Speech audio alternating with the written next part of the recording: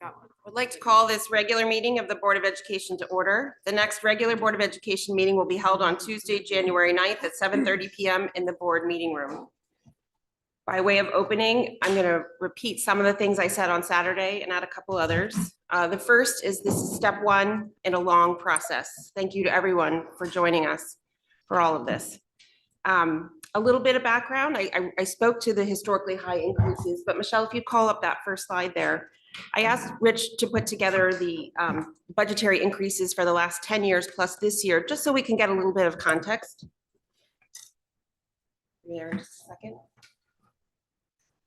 A similar table is in the budgetary packet, but this actually also has the percentage increases. So we can see that this year, it's not the only year that's an outlier, but this year is a high budget increase relative to previous years. Michelle, if you just show the next slide, it's just a bar graph form, just so we can see why these conversations are a little bit different and why they're just going to be a little bit tougher. Again, not because we want it to be, but because it is. We talked last time, I mentioned last time that there are several budgetary drivers. Michelle, the next slide. Over 70% of the budgetary increase is salary and benefits for staff. That's important. We're a people business. It's over 4% of the total budget increase. There are going to be people as we go through this process that tell us our budget number is too high, and there are going to be people who tell us that it's too low. They're both right, depending on what you're solving for. So we ask you to bear with us as we go through it. A reminder that some of the things, and Michelle, you can take that down. Thank you. Some of the board goals that you'll see inside of our budget. The first is safety and wellness or mental health. That will be throughout the budget, either as new initiatives or as things that are repeating from previous years. The second is recruitment and retention. We'll be talking a lot about that. That's in terms of pay, that's in terms of levels of support that we provide to staff and teachers, and that's in terms of internal opportunities for staff. The third thing is facilities. That doesn't show up so much in this budget. I was asked the other day, is the increased appropriation for HHR affecting this budget? Whether or not that appropriation goes through, it affects the tax bill, but it doesn't affect this actual budget. Those capital numbers are handled outside of the school's operating and capital budget. In a similar vein, Great Island is also held outside of the school's operating and capital budget. So none of that is affecting the reasons that we're talking here today.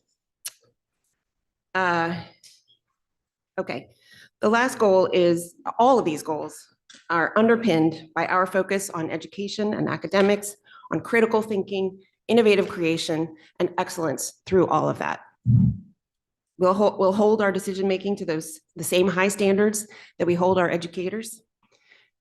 We're looking to, as I said, be excellent, to align with the district mission and vision. And when we say excellence, we mean as measured and as experienced by our students and our staff. We will be optimizing how we use our resources in each of our schools. We care deeply about each of them, and for all of our students, we care deeply about each of them. A little bit about moving forward. As I said on Thursday, I ask that we all listen, that we seek to understand whether or not we agree, that we ask questions, that we speak, and that we remember that we're talking about people, be it students, staff, teachers, parents, BOE members, fellow government officials, neighbors, friends, and children. A few logistics for today. We will, as we always do, go RC by RC. We will have a question and answer process for the board at the end of every RC. After that, I will open it for public comment. In the years past, the chair called for each organization one by one. I'm not going to call by organization. If your organization, your committee, your group has a question, or you as an individual have a question, please come up to the podium or raise your hand on Zoom.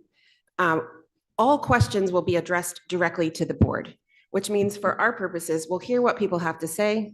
At the end of the public comment period, we'll take a moment to talk about whether or not there are specific questions that the board would like to take up.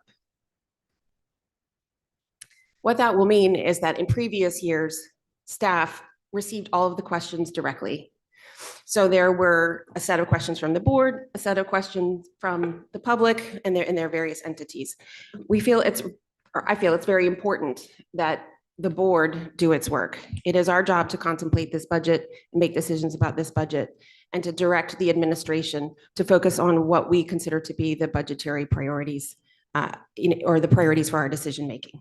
If there are questions, you may find that there are questions that don't fall inside, that the board does not choose to take up, either because they've decided it's not relevant to the budget, or perhaps it's something we don't understand the implications of. Feel free to continue to ask us at other points in time. There'll be plenty of times to interact with the public throughout this.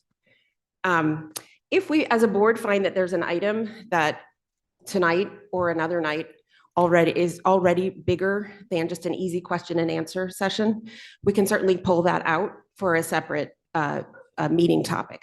Alan, are we doing scheduling on Tuesday? Scheduling's already been asked for on Thursday night. Do we have a date for that? Is that on Tuesday? Yes. Good morning. That is on the Tuesday agenda, yes. Okay, thank you. When you say scheduling, it's the middle school schedule Yes, the Correct. elementary and middle school, yes. and the staffing around. Yes, elementary and middle school staffing, that scheduling analysis that was done as an input to this board, it's in the appendix of this board budget book, will be in a specific agenda item on Tuesday night. Doesn't mean hold your questions tonight. We might have questions that would inform the discussion, but the majority of the pushing and pulling discussion will happen, I would recommend happen on Tuesday, this coming Tuesday. There may be other items that we feel have that level of import and we want to pull out. Our next meeting is next Tuesday. We do technically have a week off the following week. Again, if we find there are too many things that require a bit more discussion, we have the opportunity to potentially schedule a special meeting before our meeting on the 23rd, which is AdCut night. Okay. Any questions or anything else anybody else wants to add? I know Alan has a few things he wants to say before we turn to RC1. But... Well, good morning. First of all, thank you to those of you who are here in person this morning. We very much appreciate that. To our administration who are online, to those who are participating online, and also a big shout out to our board members for dedicating this whole day to this particular process. Just a couple of things. Today will be an opportunity to explore things further and in depth. Also be an opportunity, as the board chair has shared, about making connections along the way. So I just, from our last presentation on Thursday evening, I just make a couple of wee editorial comments that will come out anyway, if they have not already come out. One is just a wee clarification that the administrative review and the restructuring of that, we have not reduced teachers to make that restructure, right? We have reduced administration and the redesign of the administration structure to actually provide the 2 additional assistant principals that we are talking about in this particular budget. So I'll just make that clear to start. Also, I would be recommending those elementary and middle school efficiencies regardless. So that's just a point I'd just like to make very clear if that was not already clear. I'm excited that this budget also, by the way, does not reduce student services. I mean, student services for all students and student programming. It does not do that. In fact, I'm excited that even from the preschool elementary ELP programming that we have expanded some of the programs from preschool. Is that the one? Hello, oh, there you go. From preschool, extending those programs to the elementary schools. Let's just keep going, right? Apologies. Yeah, this is just an idea. You want mine for a minute?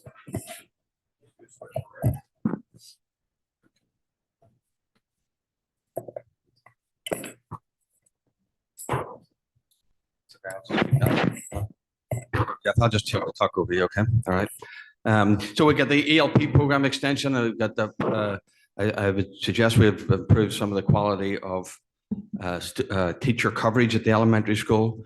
There is a focus in this budget on the middle school. I have shared that at different times throughout the year, from culture, climate, student needs, the interventions for students, special education for students, mental health. And mental health, again, I've been a wee bit repetitive by this. I'll probably say it one more time today in terms of the grant that we're looking for Teen Talk there. I want to thank the Community Fund because they are actually looking at our $90,000 grant for that. So that's much appreciated. It's not in the operating budget, but it does provide 360 services to the actual middle school. And also to our high school, where I think the same things applies in terms of the need for another administrator in terms of the assistant principal there at the high school. I'd also say here for special education services, I believe that this provides better special education services K through 12 and more coherent and inclusive processes K through 12. I will say you have to look at the whole thing in its totality and its comprehensiveness in order to come to that particular conclusion, but I'm sure that we will talk about that as we go through the actual process today. So I want to thank the community for their participation. I look forward to an engaging dialogue today. Thank you.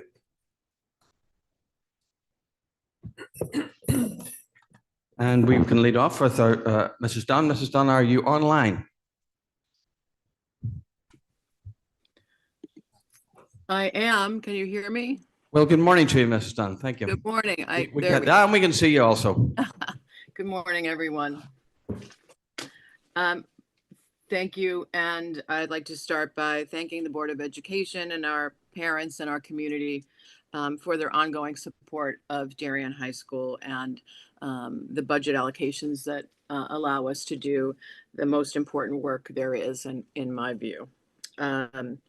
I want to thank our staff and our teachers also for the excellent work that they do. And we appreciate these budget allocations because they allow us to focus our energies as we do each day on our students. Ultimately, everything we do is about their growth, their well-being, their readiness for the future, and their growing confidence. And we are always excited to see them at graduation, ready for a future that is bright, independent, resilient, and continually curious. So thank you very much for all of your support over the many years that I have had the pleasure of working in Darien. We always begin when we look at the budget with a examination of the projected enrollment, and that report was given to the board earlier this past fall. And the overall projection for DHS is a decrease of 26 students for next year. It is the result of a smaller population, slightly in grades 9 and 10 projected, and a corresponding slight increase in grades 11 and 12. These changes distributed over disciplines and over grades will be accommodated by the current teaching FTE at the high school without any requests in that area. On the personnel side of the budget, you'll note an increase of $6,716 in account 101003, and that is our clubs and councils account. This increase is due to the contractual increase in the DAA contract and supports our students in their extracurricular programming, crossing a wide array of interests and passions. It's a very, very important part of the personalization of Darien High School. You know, when we are at over 1,400 students, clubs and activities and councils are such an important part of the well-being of our students, the joy of our students, and we celebrate that work each year and enjoy it with our students. So we thank you for that potential increase. The second change in the personnel side of the budget is, as Dr. Adley has spoken about this morning and Thursday night, is the addition of an assistant principal at Darien High School. And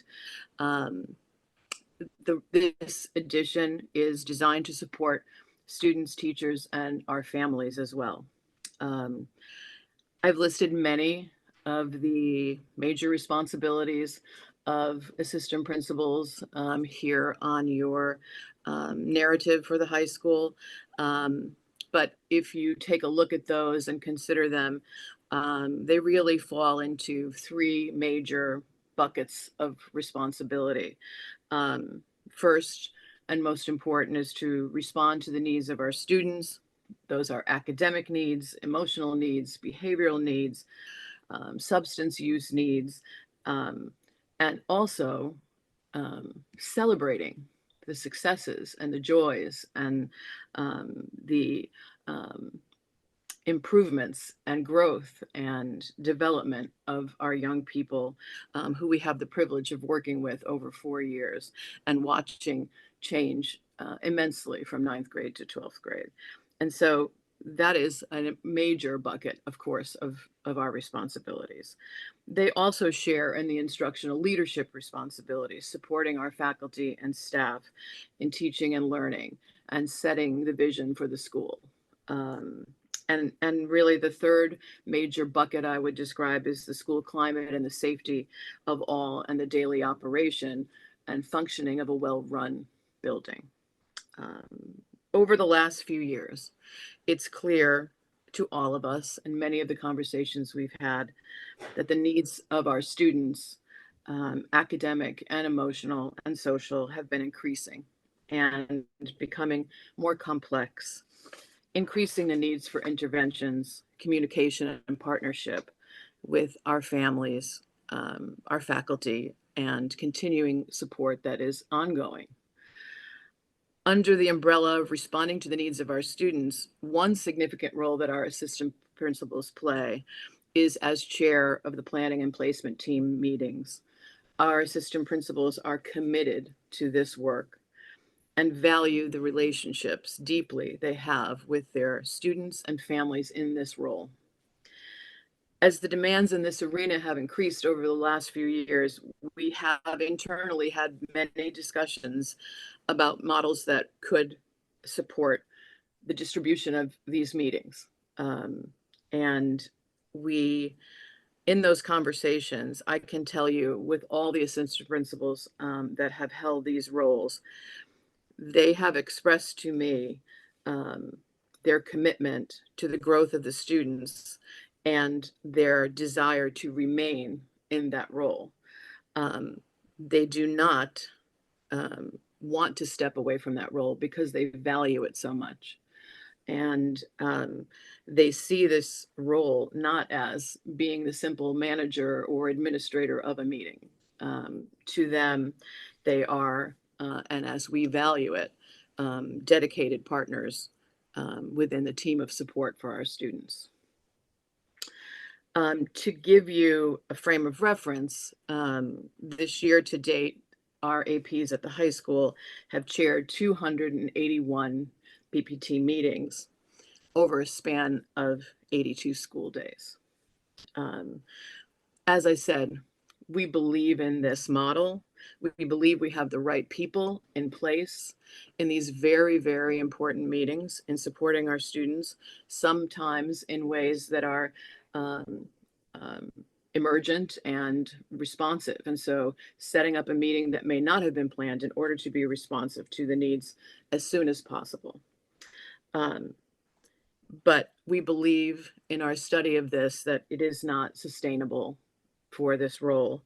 And we are seeking through this position a remedy that would allow the assistant principals to share over 4 positions this responsibility and distribute the meetings in a way that would allow for the other buckets to get the focus that we also need to have in those areas. Additionally, I would add that assistant principals take on special projects and assignments within the building. So one assistant principal will work on the master schedule. One assistant principal will lead committee work. Another assistant principal works directly with student government and student life. Aside from the things that we all share in common, those specific areas are areas of expertise for them. I would also add that the 4th assistant principal would take on an area similar to those and would recommend that that area would be in support of testing done at the high school. As you know, through many of our presentations over the last few years, Testing has dramatically increased. We, for example, administered 1,260 AP exams last May, and the Director of Guidance facilitates both all of those tests, as well as the SAT school day and the PSAT in the fall, and the NGSS next generation science testing. So I would foresee this assistant principal adding support to the Director of Guidance, so that the Director of Guidance also has a more reasonable load in terms of being able to do her work that's so important with our support staff. Ultimately, the addition of an assistant principal will create, in my view, more balance between those three areas of focus. All students will feel the support and focus of an administrative team that's responsive to their needs, celebrating their successes, and supporting their growth over 4 years at DHS. Our teachers and staff will have increased opportunity to interact with the administrative team in important teaching and learning conversations and supporting instruction in our classrooms. And all will benefit from the improved climate that will be the result of that greater accessibility, interaction, and the administrative team, both during the school day and in celebration of the work that gets done outside of the school day through our extracurricular activities that are so integral to being a school community and a Blue Wave family. So we thank you for considering this addition, and I'm sure there will be some additional conversation about the structure and so forth in a few minutes. We'll move on to things of note in the operating budget. You'll see a slight increase in account 22002. That's the textbook replacement account. There have been some large purchases over the last few years of new textbooks in many of our large courses.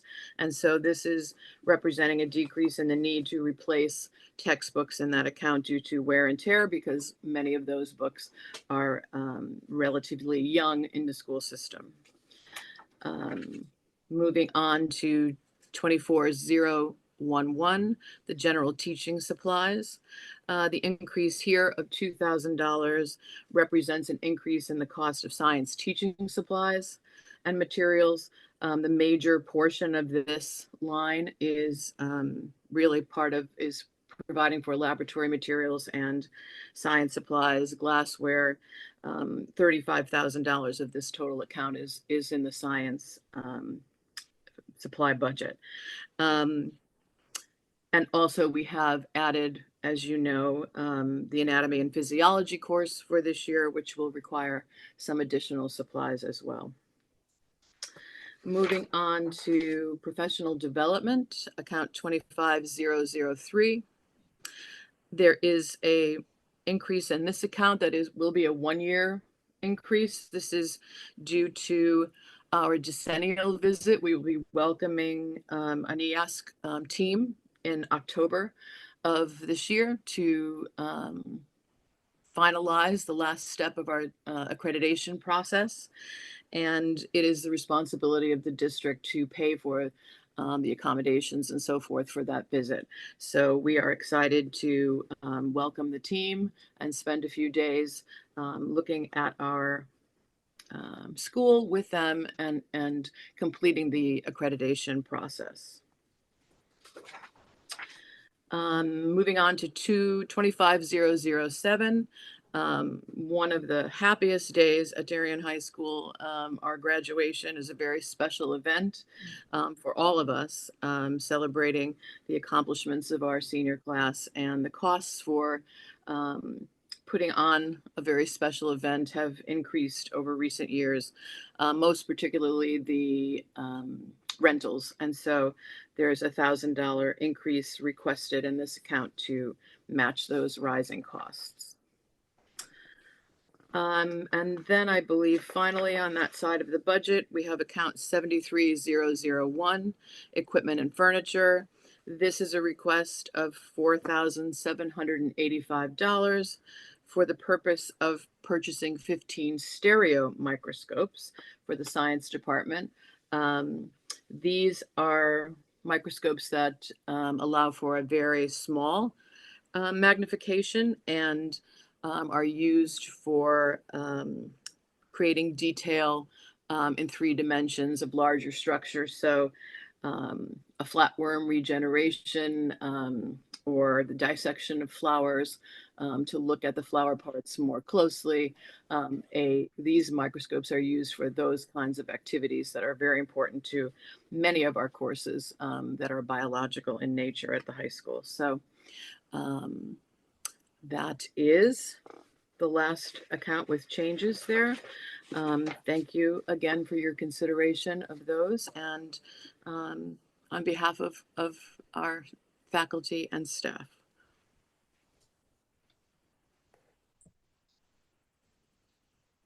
Thank you very much, Ellen.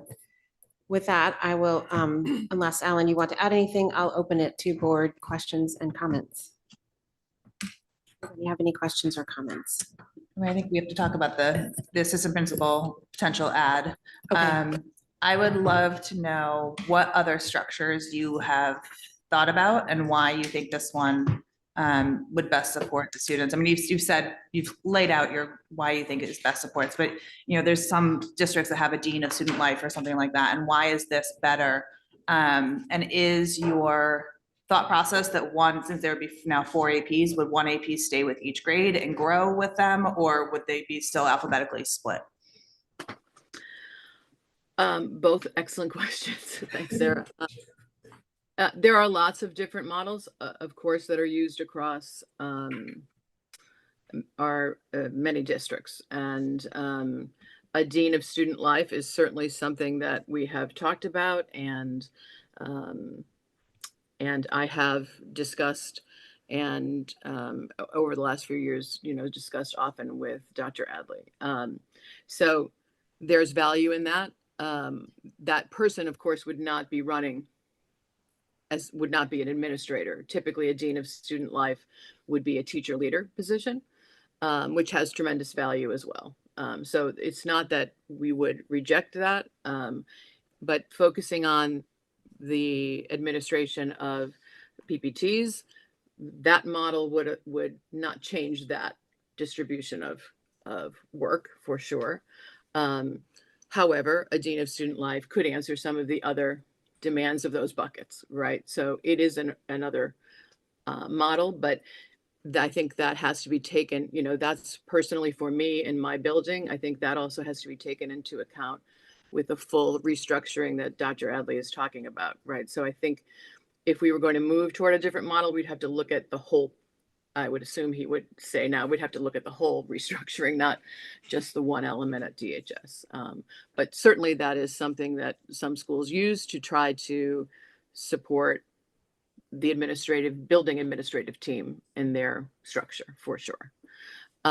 Getting back to the second question, that's an interesting discussion that we have had in these early stages, and I believe that we've landed on the idea that that our assistant principals would stay with their students and their families, not necessarily by grade level, but by alphabet, because working with families over time, there are often multiple children in a family. And so they get to know families, they get to know the interaction with parents, they're able to support the entire family, and that model works for our guidance support staff as well.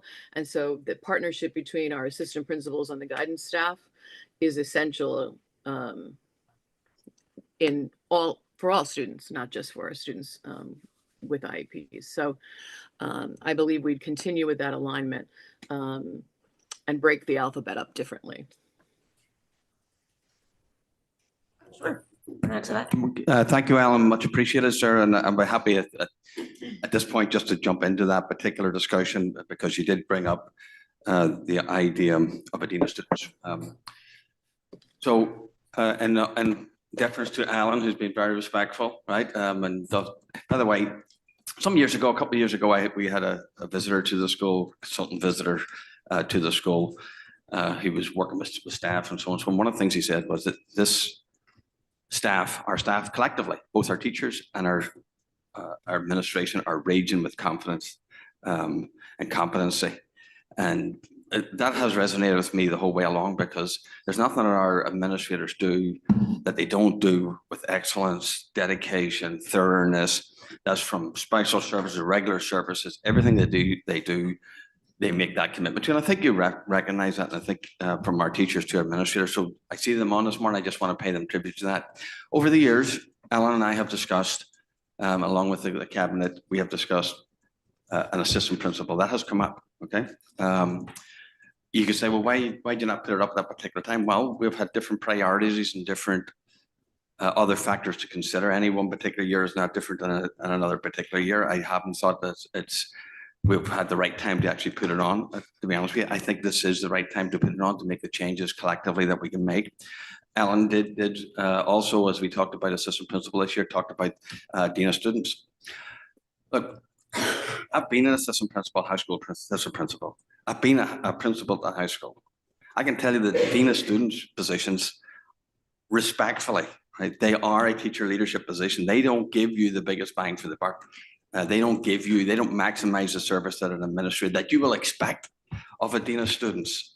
It will not address what we are trying to address through the full reorganization of the administration just there. If we're going to do it, we'll do it right. These people, look, I'll just speak, they may not like what I have to say, but I'll just share. They need to be out more working with their staff, working with their children, working with their families. And it's not because they don't want to do it all, and they do it, but I'll just say professionally, you need a bigger presence in the middle school and high school. I'll just share that is my professional judgment in this.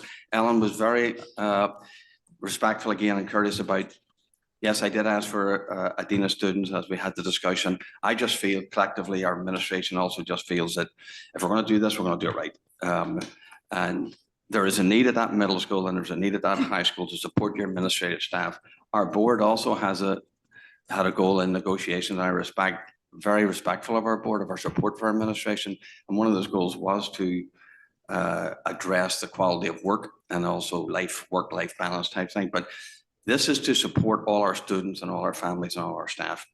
I think our staff even would like to see our administration out more in classroom, not just for observations, but ongoing teaching and learning discussions in the presence. And if you say in a high school to people, one of the biggest factors, they want to engage with their administration, creating all those relationships, helps with mental health, climate, culture, everything. So that's kind of like, well, that just kind of completes the response to the dean of students and a wee factor of why for administration.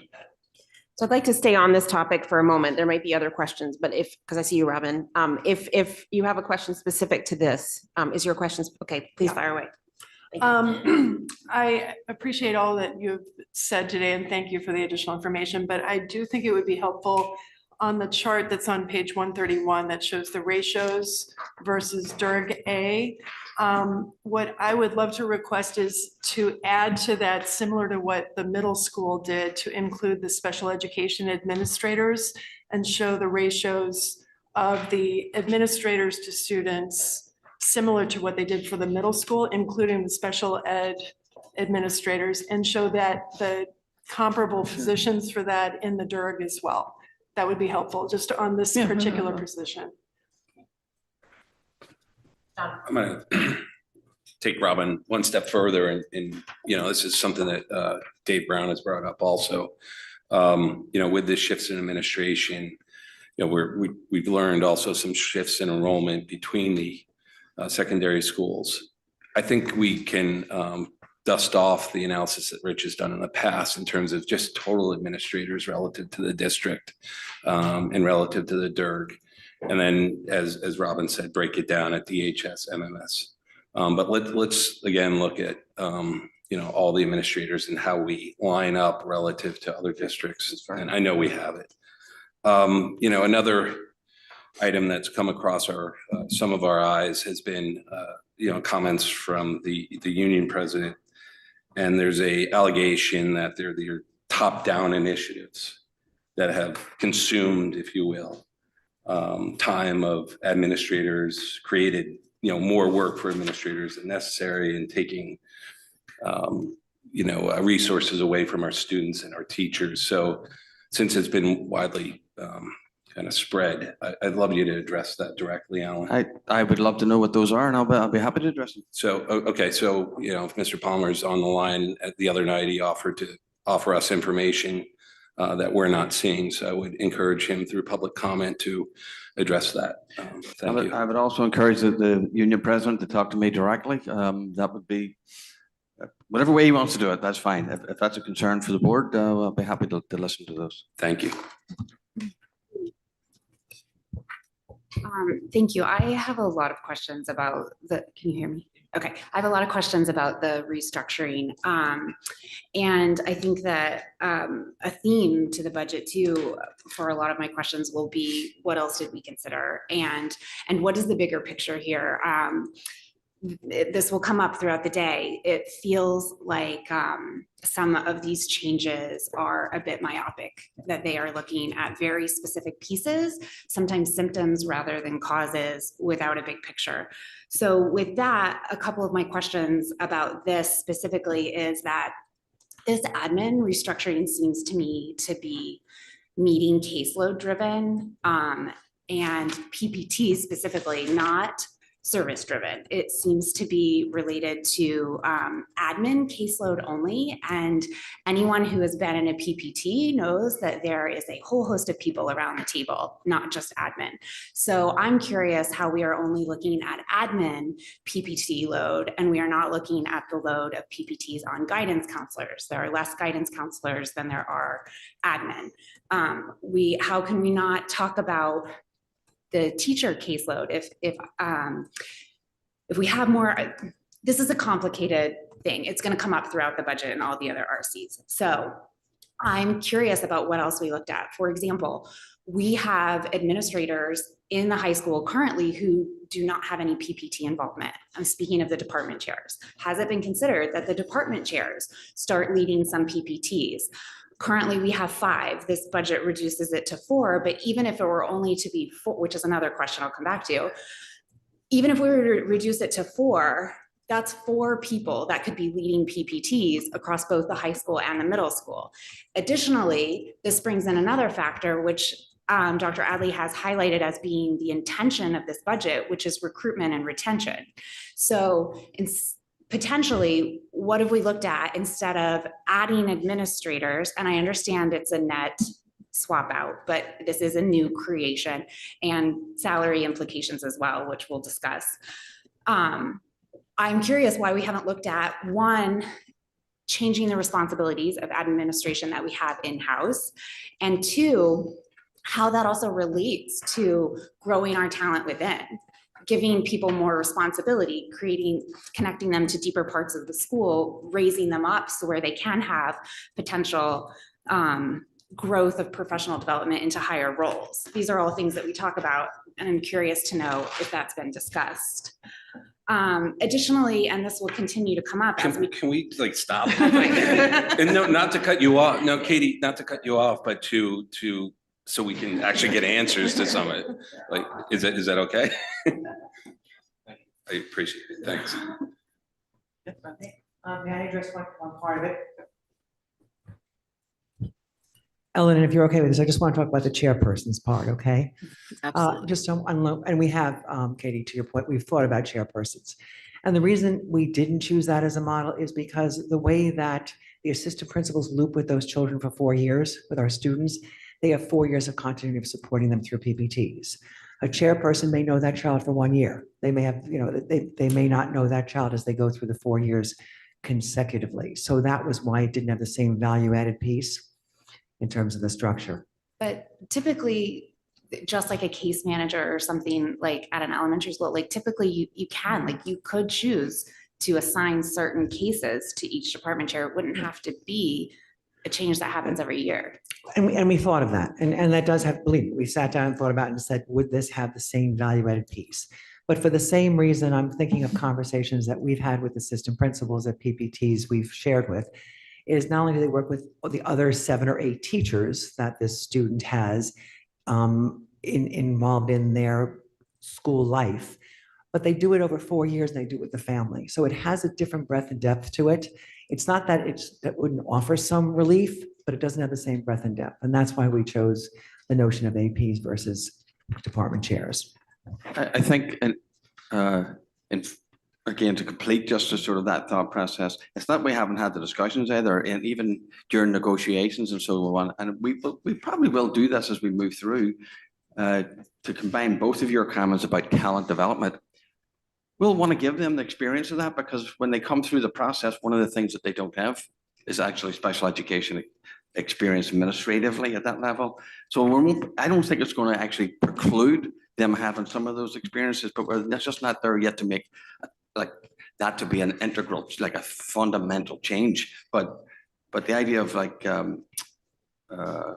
professional growth opportunities and learning opportunities to do that, I think that there's room for some of that.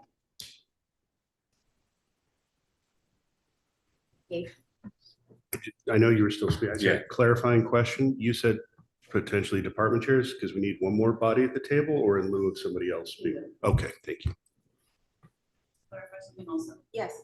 Sorry, just to clarify, we have 7 department chairs presently, right? 2 special education department chairs and 5 core curricular department chairs. And they are 6th to 12th grade, not just at the high school. So we are potentially talking about a possible 7-year loop with a student. My math is right, 3 and 4, yeah. 7. So sorry, I just want to throw that in. Do you want to speak to that, Shirley? The 7-year loop? And they're split between 2 different buildings, and they're split between 2 schools. Department chairs, sorry, the curricular department chairs are split between the 2, sort of the students for the first 3 years and then. Hey, Julie, put your mic on also. But the special ed department chairs are by building, you mean? Right. Understood. Thank you. Okay, Katie, you have a few more, but we also have some other folks with questions on this topic, correct? Yeah, okay. Why don't we, Dennis and Julie, and then you back, Katie. So Ellen, my question is twofold, I guess. One, you mentioned you had the phrase to break up the alphabet differently. Does that mean that you're going to have, I don't know what that means. So could you explain what breaking the Sure, alphabet of differently course. means? Yes, well, right now the alphabet is divided into 3 segments. And if there was a 4th assistant principal, we would divide the full alphabet into 4 equal clusters. Okay, fair enough. My question is kind of different though, is that I appreciate the point of the continuity from people leading the PPTs, but if we have a guidance counselor that is sitting with a student for 4 years, wouldn't it be interesting, fresh pair of eyes, something to have a different view every year maybe? And or if the parents don't get along with one of the members of the PPT, to have a fresh voice to be an ally with. And you have continuity from the guidance, and then you have a fresh set of eyes from an assistant principal. Was that discussed? Yes, and that happens now, right? That happens occasionally. And we would always deal with any conflicts or the need to change members of the team in order to do what's best for a student. So it doesn't mean that that one precludes that, one model precludes that from happening. Ellen, when somebody wants to make a request for change, is that by right, or is there an appeals process, or how would that actually go down? It depends on what part of the change, Dave, it would apply to. So if it was a change for the school administrator, then that would be made to me. If it was a change for the school counselor, it would be made to Kathy Oster and so forth. It depends on the team. Right. I guess I was thinking of Dennis's scenario where there's just not a good fit between admin and family, and so how that would occur. Thank you. You're welcome. Julie? So continuing in sort of the same vein, kind of broader than just the high school, on the administrative restructuring. So I understand that from a head count standpoint, we're at a net zero, but I think from a dollar standpoint, we are not. So I would love an understanding as we move through the process of what the dollar changes are with this administrative So proposal. it's a reduction overall in dollars as well. Okay. So that's highlighted in the chart that's shown in the superintendent's narrative where it says leadership restructuring. Okay, so should I have that there? Okay. What Then, page is that, Rich? Please. Because we're all gonna wanna go look.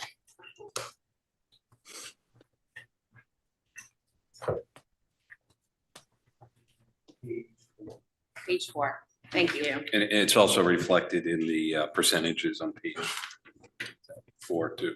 Oh, that's, you're saying percentages, not dollars? So it's a minus 0.02%. So it's not a significant dollar amount, but Okay. essentially, it's that direction versus that direction, which is helpful. I'm sorry, how much is it? around 67,000. 60 to 70,000. Okay, thank you. And then similarly, and Ellen, you spoke to this morning, so appreciate that. The other piece I'm trying to assess through this whole process is what this restructuring does to improve the service and experience we provide to students and staff, obviously. So that's sort of the grayer area. So that's a question that I'll be looking to answer as we work through all of this. The other question, it's kind of where Katie was going, but I want to understand better what we've looked at other than manipulating headcount, because it does seem that that's the answer we're going to here across the board. And I feel like this is a refrain we hear again and again, that we have so many meetings, we have so many PPTs, we have only so many hours in the day, and so we have to add people. And I know we're a people business, and I'm not trying to be too simplified in this, but are we looking at, do we have too many committees? Do we have too many initiatives? Do we have too many people on committees? Are there other efficiencies we should be looking for to free up time and resources so that we can be deploying things the best way we can? And so I want to hear more about that as we work through all of this, please. Ellen or Alan, do you have a preliminary answer to that? Though I think it will take some time to develop something more comprehensive. Yeah, I do think it's time to, the bottom line is that, and I don't think for a second that you're thinking this, Julie, that they're attending meetings that are not worthwhile or otherwise. It's part of their contractual obligations and responsibilities for the meetings that they actually are servicing. So and you know, again, what those, to use your phrase, like a top-down initiatives are and so on, I'm happy to discuss those. Many of those, well, it depends what they are. I don't want to collectively put them all together and say that they're either through the strategic plan, the board goals, or collective things that we want done or need to get done either at the building level or at the district level. So I'd be happy to look at what those are thoughtfully. Katie and then Dave. So I guess following up to Katie's point earlier and a little bit of what Julie was saying, I think we have a budget item in front of us, but it really deals on some policy and bigger issues as well that need to be addressed. So probably not in scope for the budget discussion today, but I really think we need to look at what these drivers are and look at that from a top-down sort of first principles. Why is our identification rate so much higher than our other districts, notably New Canaan? What's driving that? What are the decision matrices that drive that? What's state mandated? What is our policy versus say what the other towns in the DIRG do? And just really understanding where that difference is coming from. I think this is really sort of a triage. We're addressing the symptom, as Katie said. We need to know from why we're so different, what it is about what we do. And maybe that's great, maybe it's not, I don't know, but we need to do the analysis top down to make that decision and inform this decision as well. And just along that vein, I mean, we've been told that we, on a per student basis, have a higher number of PPTs per student relative to any other district. And I think I understood it was significantly higher. So I'd really love to understand that on a comparative basis. And again, let's not forget our history. And I don't think anybody's looking to just clamp down on things, but it's better understanding it and how we can become more effective at educating those with the IEPs and then the general student population. I do appreciate the board's reflectiveness on this, and you know, our identification rate is high, but that this is a full special education, regular education, inclusive proposal. I'll just say this once today. It would be darn well much easier not to touch the administrative restructure and not to have to deal, you know, with the discussion. I'm putting back on the table department chairs and everything else that that relative, we have closed the chapter on to some degree, and I recognize that it opens up all of those discussions. I'll just share with you that the difficulty and the complexity of that actually conveys the importance of it to some degree, and I recognize that I'm creating some of this discourse at the moment. But it wasn't without like careful, it was much easier just to walk away from that, leave those in place and add a couple of the other things. And but I recognize that I'm putting that in that, and I'll just say it once. I just want to recognize that. That's Thank you. a reflection of the importance of the request. Yeah, and I guess to echo what Jill said at the opening, I mean, maybe our rate's too high, maybe it's too low. It depends on what we're trying to solve for. But unless we start from the top, gather the data, and then are able to look at that, we can't really make an informed decision here. So hopefully we can find time to calendar this going forward through the budget cycle, outside of the budget cycle. You know what I'm saying? Outside the budget meeting to, get some information and make a better informed decision. So agreeing with you that these macro level views are very important. When you say outside of the budget cycle, I just want to clarify, are you asking post the budget? Or are you asking? So before we actually vote on whether we go Before we for it or vote. not, I'd love to have this as an agenda item in our Got regular it. meeting calendar. Okay, That's thank the you. ask. Thank you. Thank you. Katie, thank you. I actually was going to bring this up in a different RC, but I'll just say this because I do think that these are very connected. Another thing that struck me about this budget is that a lot of this is driven by special education, and yet there's not anything in this budget that actually addresses special education services. So we can come back to that discussion, but I would say in the conversation that we're having here too, that I think that we do need to look at inefficiencies, not just from staffing, but how are things actually working from a functional standpoint in our schools? Because I can tell you that what leads to concise and less frequent PPTs are the level of services students are receiving. So we will not have as many parents feeling the need to have repetitive PPTs if they feel that their students are getting what they need and they have good communication. So again, this treating the symptom versus looking at the root cause is something that I think we need to discuss throughout. Coming back to the APs specifically, I did want to ask a question regarding the salary that is budgeted. Looking at what has been budgeted for this current school year, it seems that the average salary is around 196, and this is budgeting for an additional 222. So if someone can speak to that disparity. So the salary for a high school assistant principal by contract is 203,000. So when you look at the account and you see that it's up 222, that includes the contractual increases for the existing 3 assistant principals. So the salary for the new one is 203 along with the existing. Thank you. Katie, I just want to clarify, there's 2.33 percentage points in this increase related to special education. So you said there's no real, we're not talking about What did you it. mean? Yeah, what did you mean by that? So what I think it's probably better in other RCs, but I don't see material changes in here to address increasing student need. I don't see addition of special education teachers. I see the focus of this budget as being the reduction of PPT load for administrators. That was my big takeaway from this budget.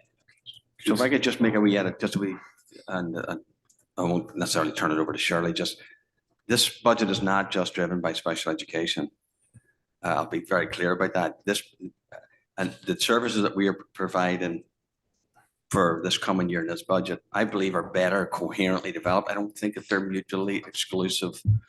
Same way as I talk to teachers, I don't think it's mutually exclusive that if you reduce a special education service member in some capacity, that means that our services, just the same way as you say, if you add it, doesn't mean to say it's going to make it better. If you would make a reduction somewhere, I don't think it automatically is mutually exclusive. That means it's less of a service. I actually think that the services that you're providing, I'll just say for the budget that we have that's before us, provides better services, coherent services for all students, a more inclusive process for all students. When you look at all the parts and all the components that have been added, including the assistant principals who will be participating in that particular process. David and then John. So just following up on Katie's question, one of the things, and Rich, I'm just tipping off this is coming, not today, but following up on John's question about sort of looking at a top down where we are in administrators. One of the things in this budget is the way it's divided by RC. There were a lot of actual functions that seem redundant, divided amongst RCs.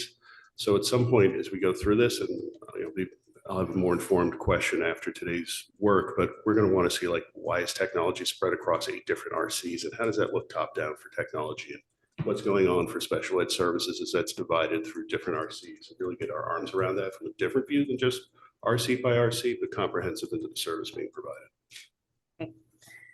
John. I'm just going to put a preamble. I think what we see in the first RC is some of the overriding themes Yes, get injected in the yes, discussion. right. Jill and I discussed maybe carving out like a moment where we could each have a missive. Maybe we'll do that next year in terms of kind of the overall top-down view. But, you know, one of the top-down views that you first see is personnel increases in the, like page 133 of a 4.53 proposed increase in personnel. And I just wanted to take the opportunity to call out, you know, this is by design based on what's been reflected on in terms of retention and recruitment.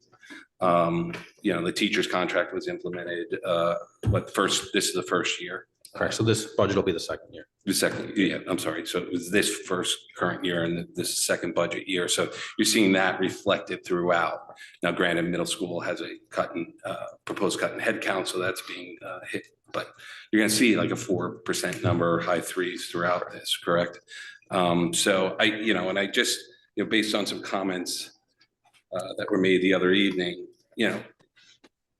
everybody acknowledged, both sides of that contract negotiation, that this was, recognizing the gold standard for the level of education that we give in this town, as well as how much we appreciate it as a board and as a community. So I just want that to sink in as we go through each RC, that the big driver of this is personnel, but that is by design.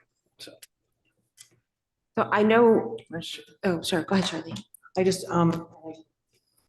and certainly when we get to RC 24, I'll elaborate more on it. But if I may just respond to Katie's question, just in general, the board has over the years made it very clear to tell you what we need. So I want you to know that we are not hesitant to ask what we need. Actually, when I look at it as Katie's was speaking, I realize over the last several years, we've asked for an additional, well, as recently last year, an additional special education teacher and 2 SLPs. Over the last several years, we've asked for an additional 8 school psychologists, just to give you an idea, and came to the board and said, we need that. We've asked for an additional last year 2 SLPs because we need it, and our programs again warranted based on student need. So I do want you to know with confidence, we come with what's based on student need when we ask for personnel. We will not hesitate to do that. Just recently, we came and asked for a 0.4 to help remedy some of the missed sessions. We will not hesitate to ask for more staffing when it's indicated, and we've also asked for 5 assistant principals over the last several years to support the elementary program. So I want you to know we're not hesitant to ask for that.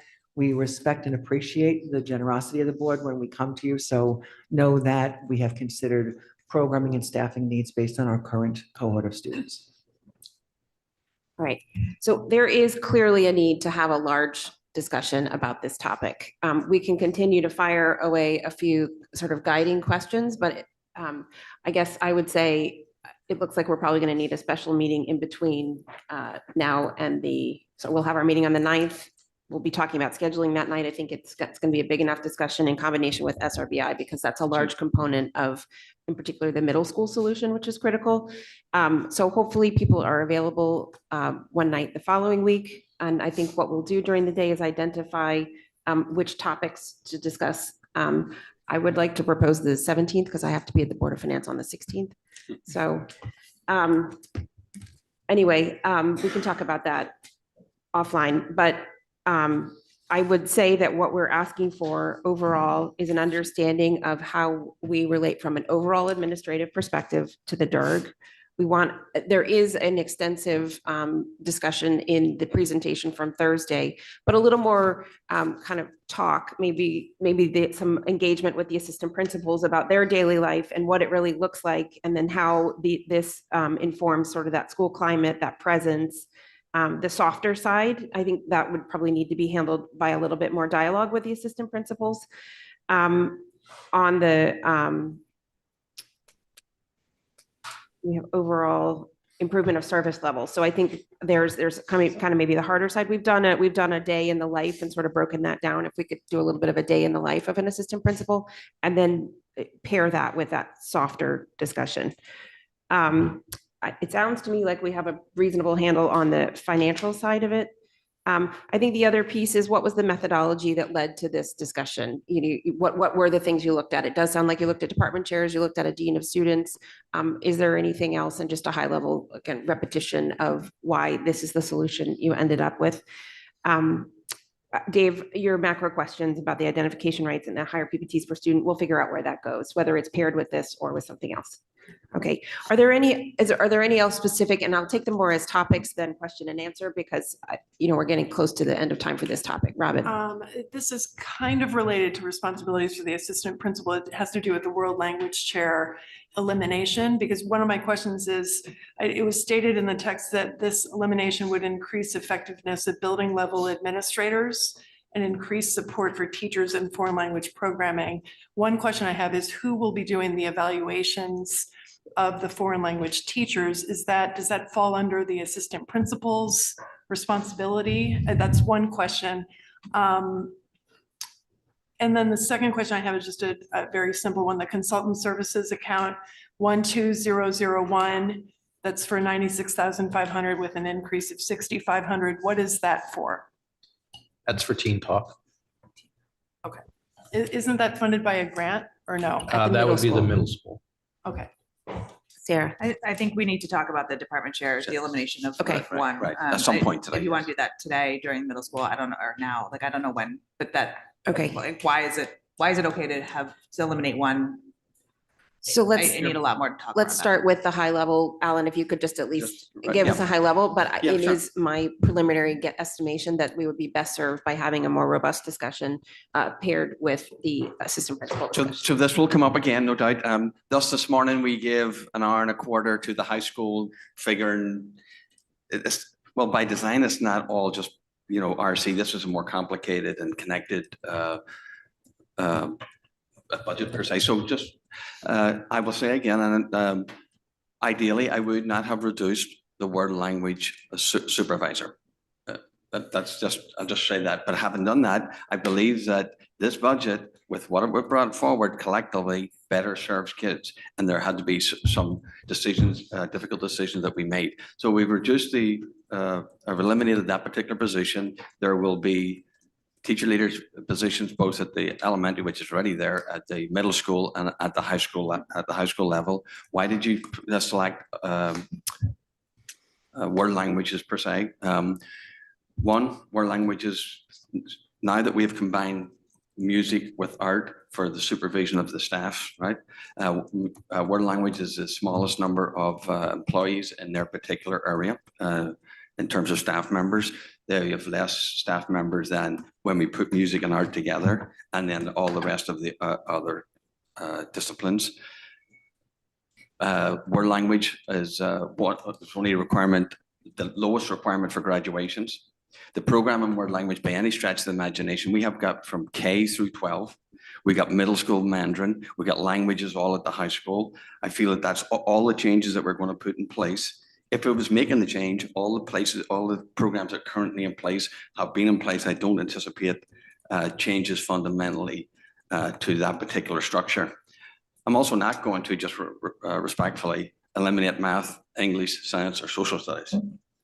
So if I have to make a reduction, I feel as if I do have to make a reduction in that particular area, then those would be the reasons that I would point specifically to the world language. We also have the high school for particular oversight. The assistant principals we're talking about, and the new assistant principal, they would having to take on the role of supervising the teachers. That is for sure. We also have currently, now this is just the current status of things. It's not a reason for a long-term decision in this. For continued oversight, we have our assistant superintendent for curriculum. Her background and certification is in world languages. The middle school principal, her certification as a teacher is in world language. So we also currently have another level of expertise that could be brought to the table. But the basic answer is yes, the assistant principals will be doing the supervision, and those are the reasons for world language. Okay. I think I would like to also know, my biggest concern is student facing. What would the student, how does the student experience change without the world language department chair? So we'll leave that one for Yeah. further, if you don't Yeah. mind. Thanks. Julie. Thank you. What I'd like to know further on that, and it might be something I need to see in an org chart, but I'm having trouble following how the teacher leaders report to the assistant superintendent for instruction and curriculum, and the assistant principals are taking on increased responsibility in the area of instructional leadership. Where do those things come together and move apart? I need to see where the dotted lines and the straight lines are. I think an org chart for both, yeah, for the department chair and the department, the overall administrative restructuring. then would be helpful also- graphically. An additional responsibility that the current department chair has taken on is travel, experiences for our students, and where does that land? Right. Can I just address that one? Yeah. Because no one's going to be a bigger advocate for international travel than I have been. And I will say to our department chair, I've been absolutely she has stepped to the plate in this particular area and has led in this particular area. Her herself not being in that position doesn't preclude international travel to occur. But I understand the leadership that she has raised that level of participation for our young people, right? And it's very much appreciated. But again, I don't think it means it's the end of the travel. It shouldn't, but I understand. But I guess the question is who would take over that role, and could that be a stipend to add to, I would think it's a big chunk of her time. Yeah, well, you also have other departments, languages or True. language arts and stuff that are stepping up and good. But yes, the point is well taken and respectfully taken, yes. Okay, and you'll consider it for, Yeah. okay. Katie. One other question about that would be, one of the positives of the department chair model was in terms of evaluations with subject matter expertise. So I'm curious as to how that factors into not having necessarily subject matter expertise. Dennis? Yeah, speaking of international travel, I don't see anything in here about a China exchange program and/or a different kind of exchange program that we had discussed, since China may be difficult to exchange with. So has there thoughts, or do we have any dialogue about that? I'll let Ellen just talk at the school level. We met, Dennis, at the beginning of the year, to talk about China exchange. We have not given up on the program, in the hopes that we will one day be able to re-engage with our sister schools in China. But the decision was made that the safety and difficulties with the exchange right now still would not be part of our budget for next year. I think there hasn't been a department moving forward with another full exchange program, but we value very much the international travel programs that are expanding even beyond the world language department. There's a trip that the English department, for example, is planning for the spring as well. So those are exciting opportunities for our students. Granted, they're not full exchange programs, and we continue to investigate that with the hopes that our China exchange program can come back online at some point. Julie? Thank you. I think this is a real quick one. Can you, Ellen, remind us or Rich, other student activities, what that line includes? It's 11,000. Other student activities is really mostly activities like freshman orientation and senior events, 100-day dinner, the kinds of things, bringing in a speaker for the whole school. They're the activities that take place school-wide. Thank you. Sarah, another quick question. And I should know the answer to this. Where do these swept funds from the student activities fund end up? So at the end of the year, we'll sweep the funds and they go into a district-wide student activity account. And they typically fund things like scholarships, or if we have a free and reduced lunch student who needs a waiver of different fees. Robin? Just following up on that, and this is a little bit getting into the clubs and activities And I don't even know when we would discuss that since it's the object detail, but it would be very helpful to see a breakdown, not just by school, but similar to what you had done with each of the clubs in terms of what they're paying in stipends and programs, et cetera, and what falls into the 24-25 budget, just so that we can see what clubs are being paid for versus not.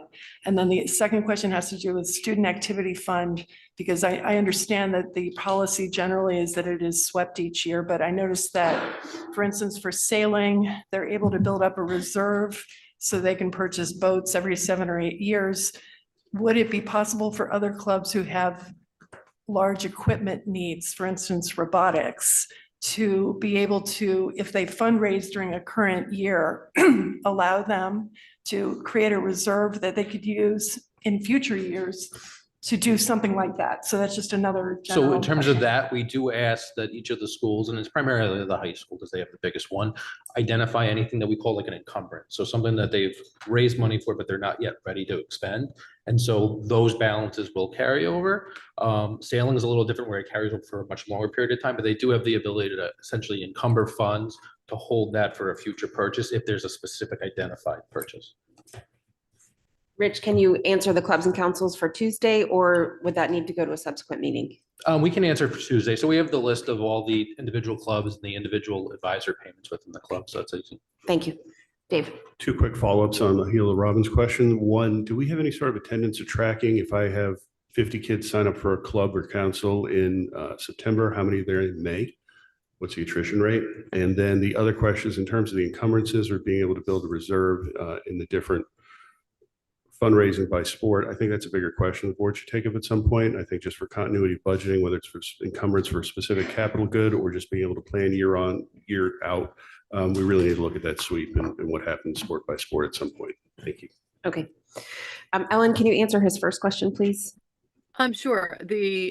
As you know, the policy that we followed is that our club advisors are not paid in the first 2 years of a club's initiation. And by the 3rd year, and when we are moving forward with a stipend, we are enjoying a pretty robust group of students that are participating in that club. Should that group of students graduate and move on and the interest changes, that club goes away, and there are always other clubs that are being born within that process over 4 years. So as a club is active, there are attendance reports that are given to the assistant principal as well over the course of the year. And clubs are, as I said, will be eliminated because of interest. And then there are always students applying for new clubs and new interests that. Would it be possible to share out that attendance tracking report? Sure. Thank you. We have that for Tuesday. I believe we could. Thank you. Julie? Thanks. Just to follow up on Sarah's question, Rich, where would that be in here, the swept funds, the district? Not. So it's not. So student activities can't be part of an operating budget. Okay. So they are separate accounts that we have for each of the schools. And they have individual accounts that we use My School Bucks for. And then we have that district account. Okay, so the clubs and councils, So what you see here for clubs and councils are strictly the advisor payments. okay, that's it doesn't track any of the like chorus students paid their So money that's through whatever to go on their trip to So Orlando. that's tracked in the student activity accounts through My School Bucks. And it won't be in here. Thank So you. Sarah, we'll take a note that a student, and John and Alan, a student activity account discussion, I'd say post the budget Yeah. period, we'll put on the agenda. Okay. Okay, Just to follow up on something that Ellen said, and I've never, ever understood this, and I would love to understand the rationale. Why does a teacher not get paid until year 3 when they're putting their time into clubs and councils? I wish that I That's- could answer that question, Sarah. I would love for a teacher to be paid right away. So if that's what, it's part of, I would say it's part of the dedication of our staff. And Yeah, I want mean, it doesn't make sense to me, but if you can explain to me. So it's very common for teachers in other districts other than Darien to volunteer at least for 1 year so that we can prove that there's sufficient enrollment and interest. Darien is 2 years, and during negotiations, there was discussion about, the fairness of that. The problem is all the people who volunteered for 2 years are looking at why are people now going to get paid after 1 year? And, 2 years just gives us more of a track record as well. But I understand the appearance, but it's not uncommon. Robin? This is kind of a follow-up on that. So again, with the robotics program, which was funded by a grant for the first 2 years where they were paid, but now as we'll see in the tech ed RC, is a part of an extracurricular program to promote STEM. And I guess that's one of my questions. Are we paying advisory fees, continued basis fees? That's a K through 12 program. So that's part of the reason I wanted to see detail. Okay, and that'll be answered in your, go ahead. So for robotics, the advisor fees are paid in the board's budget, just like they are for everything else. The one thing that's in the board's budget that you don't see for like other clubs is that $30,000 of supplies that's in tech ed. Thank you. Okay. Dennis, then John? Yeah, I think Dave first off, I just want to make two comments. One, Kate, thanks for joining with your kids. That's really adorable. Second, Katie, I loved your myopic point. I think that's an overriding theme of the day. And third, I think Mr. Brown touched on this, but I'm not sure. What I don't understand in this is why we have the APs, which to Katie's point, I think is partly driven by special education in RC1, but psychology interns, which are going to serve general education in RC 24. I don't understand why we put people in certain places and others in other places. We talked about that a few years ago, moving the psychologist around, and we decided not to, but it's been a point that's been raised on and off through the years. So we certainly have the right as a board to move that line item to a different RC. So Robin. just one question on that. In terms of the org chart that has been requested, I think it would be helpful to also see where the psychologists and the psychologist interns report into. Do they report into the director of mental health, or do they report into special ed? Because it was kind of unclear to me where Okay. those fall. Okay, so we can have that for Tuesday. Yeah, great. I think also graphically would be helpful on that too. Thank you. John, sorry. No, you got it. I just want to remind everybody, the capital budget includes some items at the high school as well. So we're talking about desks, library furniture, which aren't being reflected in the equipment and furniture budget. Rich, just talk 2 seconds why you chose to do capital items versus. Sure. So typically, if you're going to replace a few desks or like one room, it would be an operating expense. Like if you have a couple broken chairs or a couple broken desks, you would put it in an operating budget. The request here is for about 1,000 desks, which is really like the equivalent of having FF&E for a capital project, whether it's Oxbridge or HHR. So the reason being it's in the capital budget, it's really the volume of the purchase. If we were to put 1,000 desks in the operating budget, it probably would never actually get replaced. And if you were to do it over a cycle of, let's say, one classroom every year, it would take many, many, many years before you'd actually get to the point of actually having that furniture. Are we developing a schedule going forward though? So it's a little more. Yep. So we started with the high school because that's where the biggest need is. And obviously Oxford just got brand new furniture, so they're not going to be seen, but we're looking at the middle school kind of next and then going forward. Middle school, and then the HHR is only a partial replacement of furniture, so that those elementary schools follow the middle school. All right, anything else for this RC? Greg, we're on RC1 still. Well, They this haven't was cleaned it annoying. yet. Okay, with that, I'll open it up to public comment. Michelle, please. Good morning. If anyone in person would like to participate, please come up to the podium. You'll have up to 3 minutes. Please state your name and address. If you are speaking in representation of an organization, we ask that you please identify the organization by name. And please note the timer. Hi, Joanna Walsh, 17 Pleasant Street, co-chair of CDSP. With the elimination of the world language chair, where do parents go when they have questions about the courses specific, not just to, to all the elements that the department chairs take over, like progression of language, what's right, what's not appropriate, that kind of thing. And please forgive me, I think I caught everything, but if you did not talk about 21220, which is curriculum supervision, what is that? Because I know that the teacher leader grants are in the curriculum, you know, for the, or in the curriculum, RC. Thank you. Is that a point of information you want to clarify? So with the curriculum supervision is the release time for the tech ed teacher leader, as well as some stipends associated with testing, the SST coordinator, and a guidance coordinator. Go ahead, Al. I don't know if you want me to address some of them that we can quickly or just move. Point on. of information only. Otherwise, Yeah, I no, think, that's fine. are Yep. there questions? I think when we get to the end Yes, of public that's comment, fine. I'll harvest any questions from the Board of Ed that we want to contemplate in a deeper manner. Okay. Any other public comment? Anyone else in person? Online, we have Barry Palmer. You are unmuted and recognized. We can hear you. Thank you. Barry, sorry, I'm in a hotel room. I'm at a conference. Barry Palmer, I'm the DEA president, Danbury, Connecticut.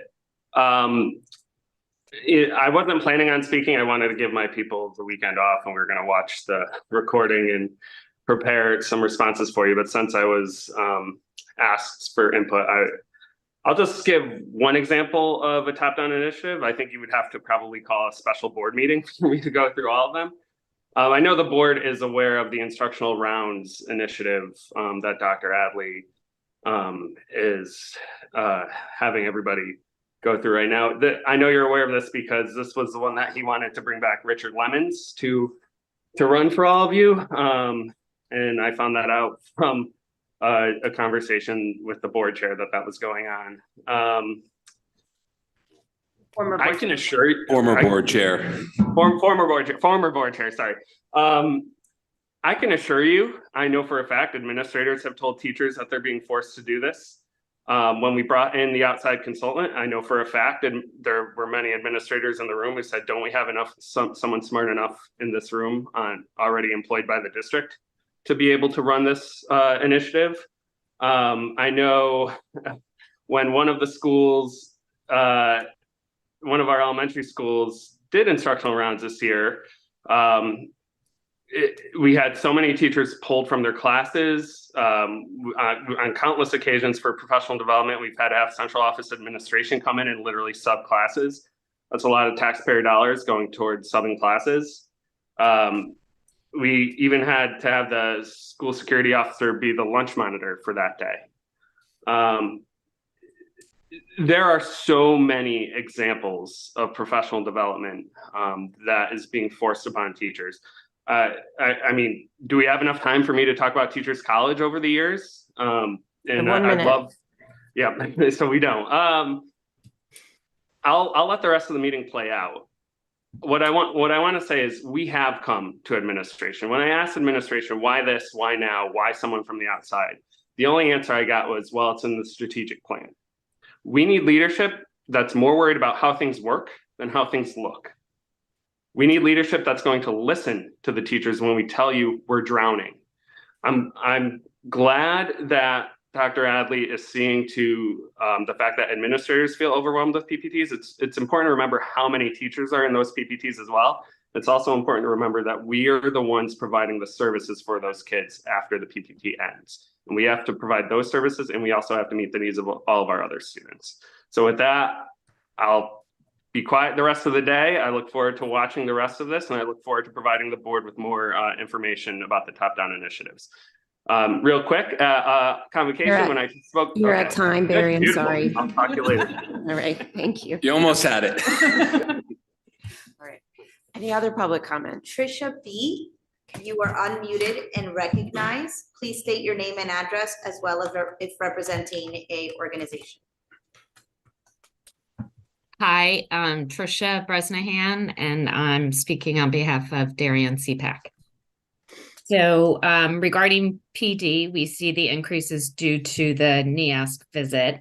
We're hoping that some professional PD will be provided, hopefully not too much, sorry to the rep, for co-taught teams, as the district consultant who provided this service hasn't been available for a number of years now. as the teacher union rep said the other night, all students with IEPs are in all classrooms, and the teachers need some support to deliver differentiated instruction and universal design for learning. As Katie pointed out, and now the union rep pointed out, there are a lot of staff in those PPT meetings that everyone's talking about. And when a special education teacher is in a meeting, they're most likely missing direct instruction with a student. So it would be good, as we're talking about this increase in PPTs, to also talk about the breakdowns of caseloads of special education teachers. And one point not brought up regarding APs, and we don't know this for sure, but assuming it's not only PPTs, but a lot of meetings about discipline and bullying that is happening in the school that is taking up their time. And the psychologists, we've brought this up many years, that we don't see a psychologist line, and psychologists do see students without IEPs at the high school as well as all of the schools. Thank you. Thank you. There are no more raised hands at this time. Right. Okay, board members, are there specific questions that anybody heard tonight that this morning, excuse me, Dave? So I guess following up to Barry's discussion earlier, I don't know what this long laundry list or supposed long laundry list is. If the DA would like to provide that to the board, I'd be happy to see it in some detail, you know, what it is, what the time commitment is, how many people, how many man hours, get some sort of overview from their point of view. Would love to be able to contrast that with the administration, be able to see that. And based on that information, if it's thorough and complete and compelling, I'm more than willing to commit time to a special meeting of the board to have a discussion on that. So I don't know what the consensus is, but I would certainly be willing to go down that road. Marge, can you follow up with Barry and see if he's willing to provide a list, or Alan, but No, one of sure. you two. Yes, thank you. Okay, thank you, Dave. Julie?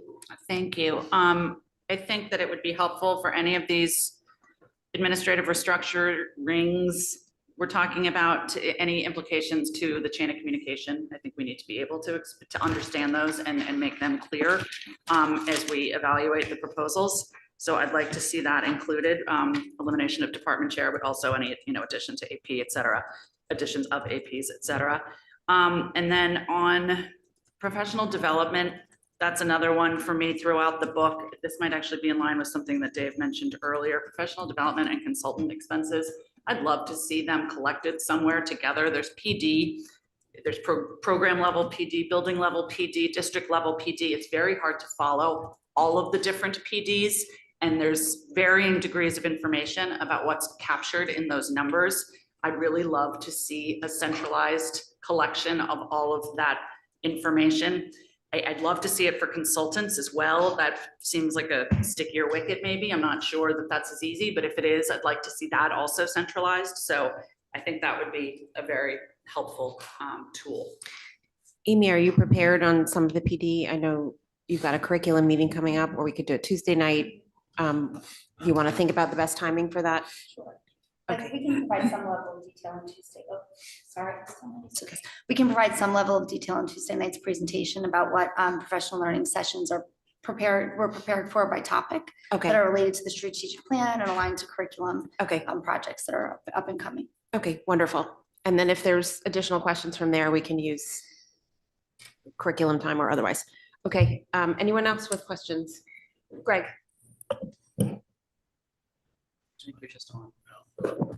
There's been a lot of reference to the strategic plan and I think from Barry, from others, in terms of like time utilization and what we're focused on, just like understanding like specifically what within the strategic plan is all this time being spent on. I think that would be really helpful to understand, because how we're allocating those resources within the strategic plan is, I think, important to the board and important to everyone else who's listening.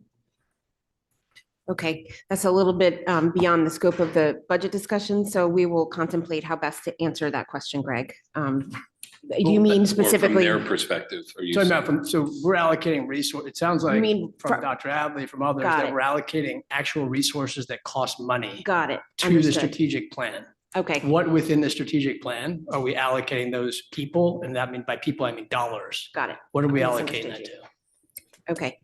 Okay, we can take a look. Go ahead. You want to say something? We'll answer that as best we can, yes. Okay.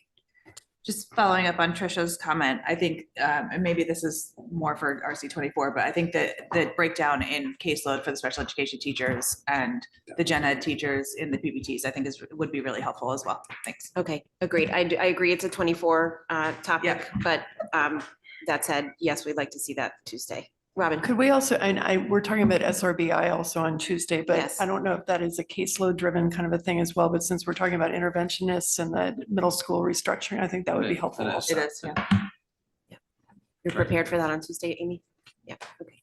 David? Real quick follow-up to Greg and a point earlier. So I think, and so and Julie said, so I think, Rich, we're kind of hearing, we have a cut by RCs, we have a cut by service. We may have a cut by, what the tieback is, the strategic plan. So sounds like we have 3 so far. We'll see how many we have by the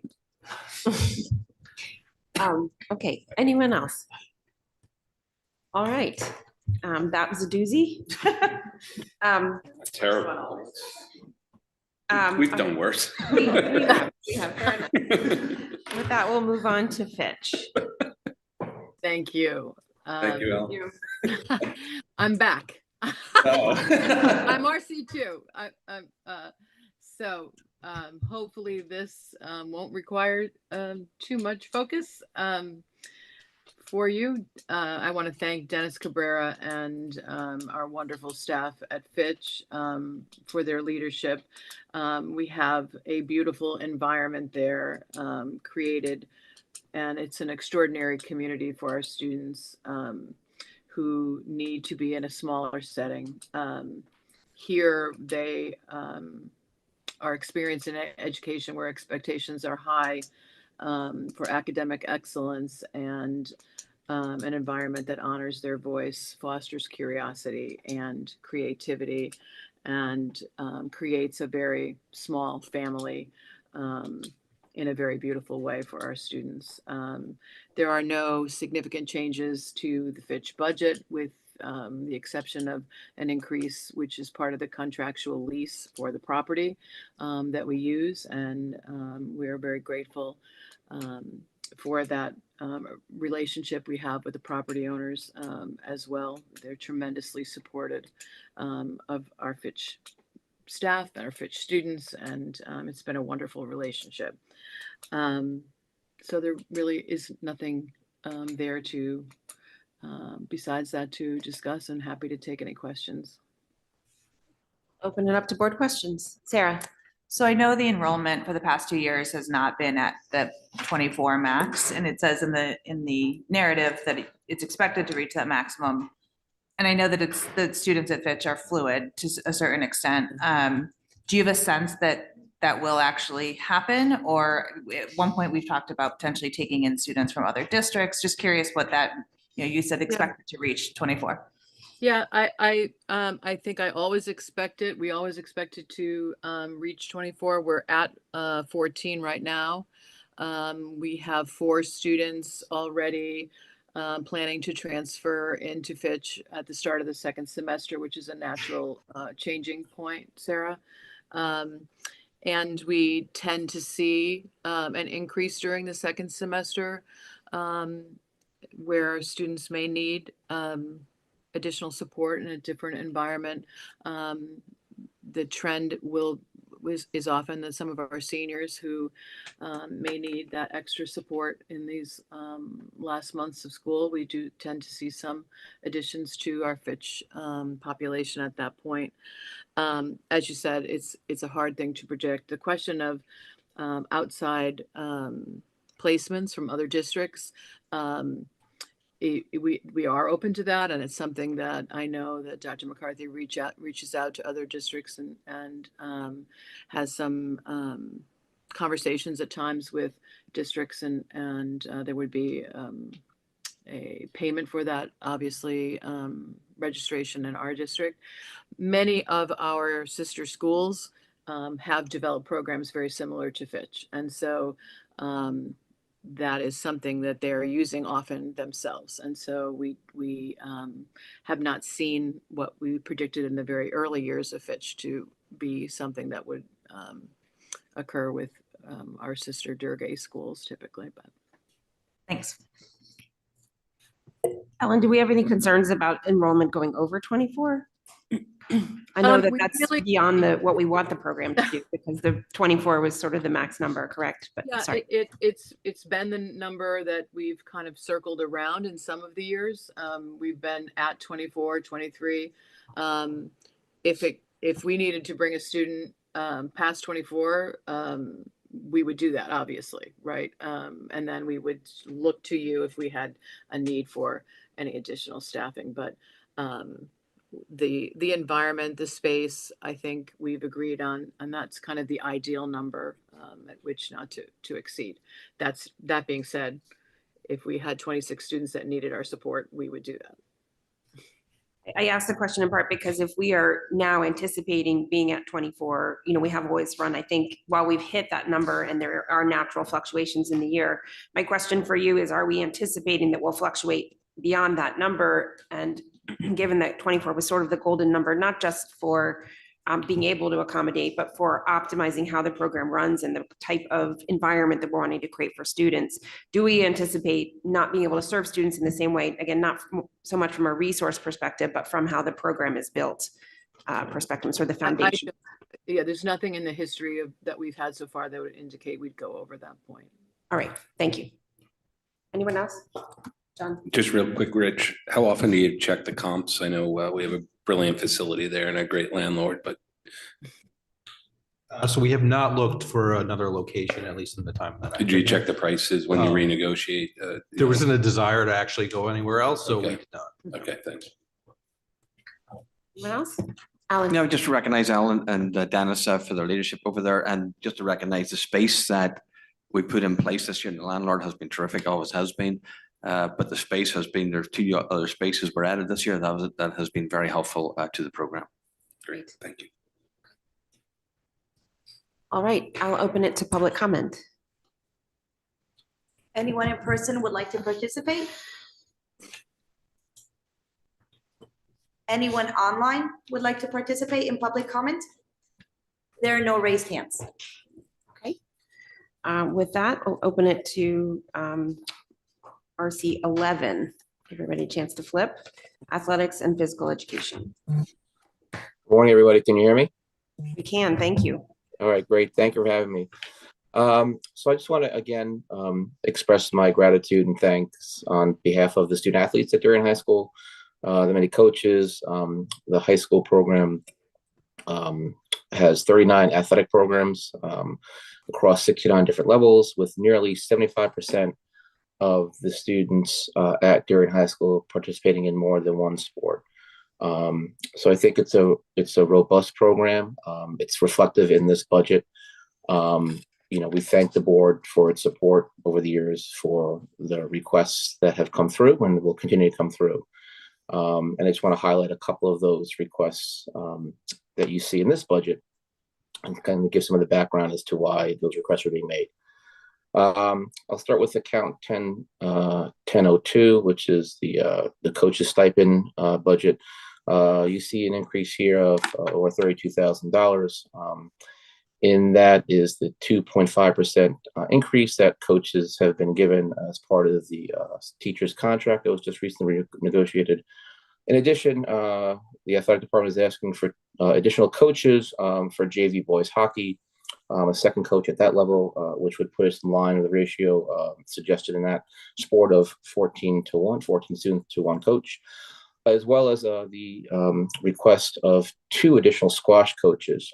We've seen that program continue to grow over the years. We're currently, the numbers you have in the budget book are based on the 22-23 school year. Those numbers have grown again this year. We currently have, on this current winter's program, have 20 boys participating on the boys squash team, with 24 girls participating on the girls squash team, and we anticipate those numbers to increase based on the enrollment numbers at the youth level. Moving over to accounts, so that accounts for over $15,000 in new coaches, as well as a 2.5% increase in the DEA contract. Account 52008, which is transportation budget, which has an increase of over $44,000 in it. It's been no secret, the shortage of drivers has impacted athletics, which is the reason why you see the increase in this line item. We've had to contract out for more coach buses because of the lack of school bus drivers, which is the driver essentially for the increase in this line item. Next account I'd like to highlight is account 10-2004, which is the officials account. That has an increase of over $29,000 for next year. The drivers for this is a 3% increase for officials that takes place from year to year for all the multiple sports that require certified patch officials to cover those events. The Turkey Bowl is back at Darien High School next year.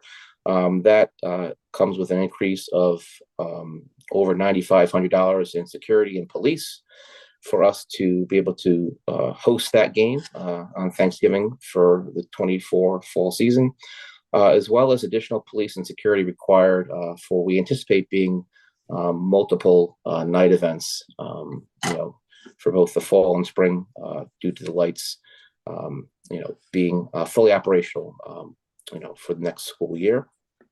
The last account I'd like to highlight is account 10-2001, which you see the biggest increase in. That's the main equipment, kind of catch-all for supplies, uniforms, rentals. The reason for the large increase in that account, if you remember last, I think, winter or spring, some money was taken out of the 23-24 budget to pre-purchase some uniforms for this current fall season.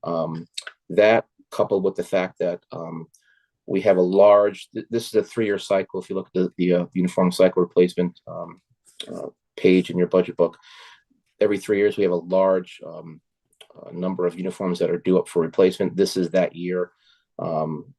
So that it accounts for most of or a lot of this large increases, those uniforms that are on the replacement cycle to be purchased for next year. In addition to that, we have nearly $19,000 in expenses, again, anticipated for the Turkey Bowl, which we're hosting as again, the fall of 2024, as well as a large increase in the rentals. We've seen the rentals increase in ice time, skiing, as well as squash, which are reflective in this line item as well, which is why you see the larger than expected, increase in account 10-2001. With that, those are the highlights I wanted to touch on for this budget and why the increases are as they are. I'd be happy to take questions, as I'm sure there will be, for anything including in RC 11. Thank you, Chris. I'll open it to board questions. Katie. Thank you. On that last line item that you were just talking about, Chris, I'd love to see a breakout of that. It is a significant jump, and I'm just curious about what portion of that is uniforms. And so that would be helpful. Thank you. Sure. Can I have that for Tuesday, Rich? Yeah, we can just run it out of meetings. Yeah, we can, yes. Okay. I have a couple questions, and this is on that same 2001 account. There was a $28,000 increase in football supplies, but they're not scheduled for a uniform replacement. So that's just one question of what that was. 9,300 in FCAC supplies. I was just curious what that was. So let's just slow down and do it one at a time. Yep. Okay, what's the football supplies? Yeah, that's to support the team in terms of helmets and shoulder pads that need to be upgraded. Okay. Okay, do you need additional information? The FCAC supplies, that's like $9,300. Yeah, that's the yearly fee that the school pays to be a member of the FCAC. So every school that's a member of the league is required to pay a dues or fees to participate in the league. Okay, and then the Turkey Bowl had about what you mentioned, the $19,000 roughly of supplies. What is that for? Are they getting new uniforms just for the game, or is this? No. That is for coverage of the game. It'll be Port Johns. Most of it is for to bring in the portable bleachers that we use for the anticipated larger crowd. So we get it's 4 or 5 sections of portable bleachers that we put on both sides of the stadium for the larger crowd that we have for that game. Okay, and then I had one more question with gate receipts, the 2013 revenue line. My question is, given the increased security and police staffing costs that we are experiencing across the board, especially with the increase in night games, would it be possible for us to consider an increase in the price that we charge for tickets to our games? Because the cost for the security and pricing has increased 16%. I understand that that includes Turkey Bowl as well, but just given the increased cost for us to actually be able to host all of those events and the need for additional security, I think it would be appropriate to consider that. I mean, that's something we can certainly discuss, and I can discuss with Rich in central office if that's a direction we want to head towards. Thank you. Any more discussion on that topic? Yeah, I mean. I would like to share that, yeah. One is a policy, I'm sorry, did you point to me? You and then Sarah. Okay, sorry. Is the policy that students get in free? That's the policy we currently stand by. Our Darien school students with a student ID gets into our games for free. And same with seniors, I believe, right? As in people. And seniors.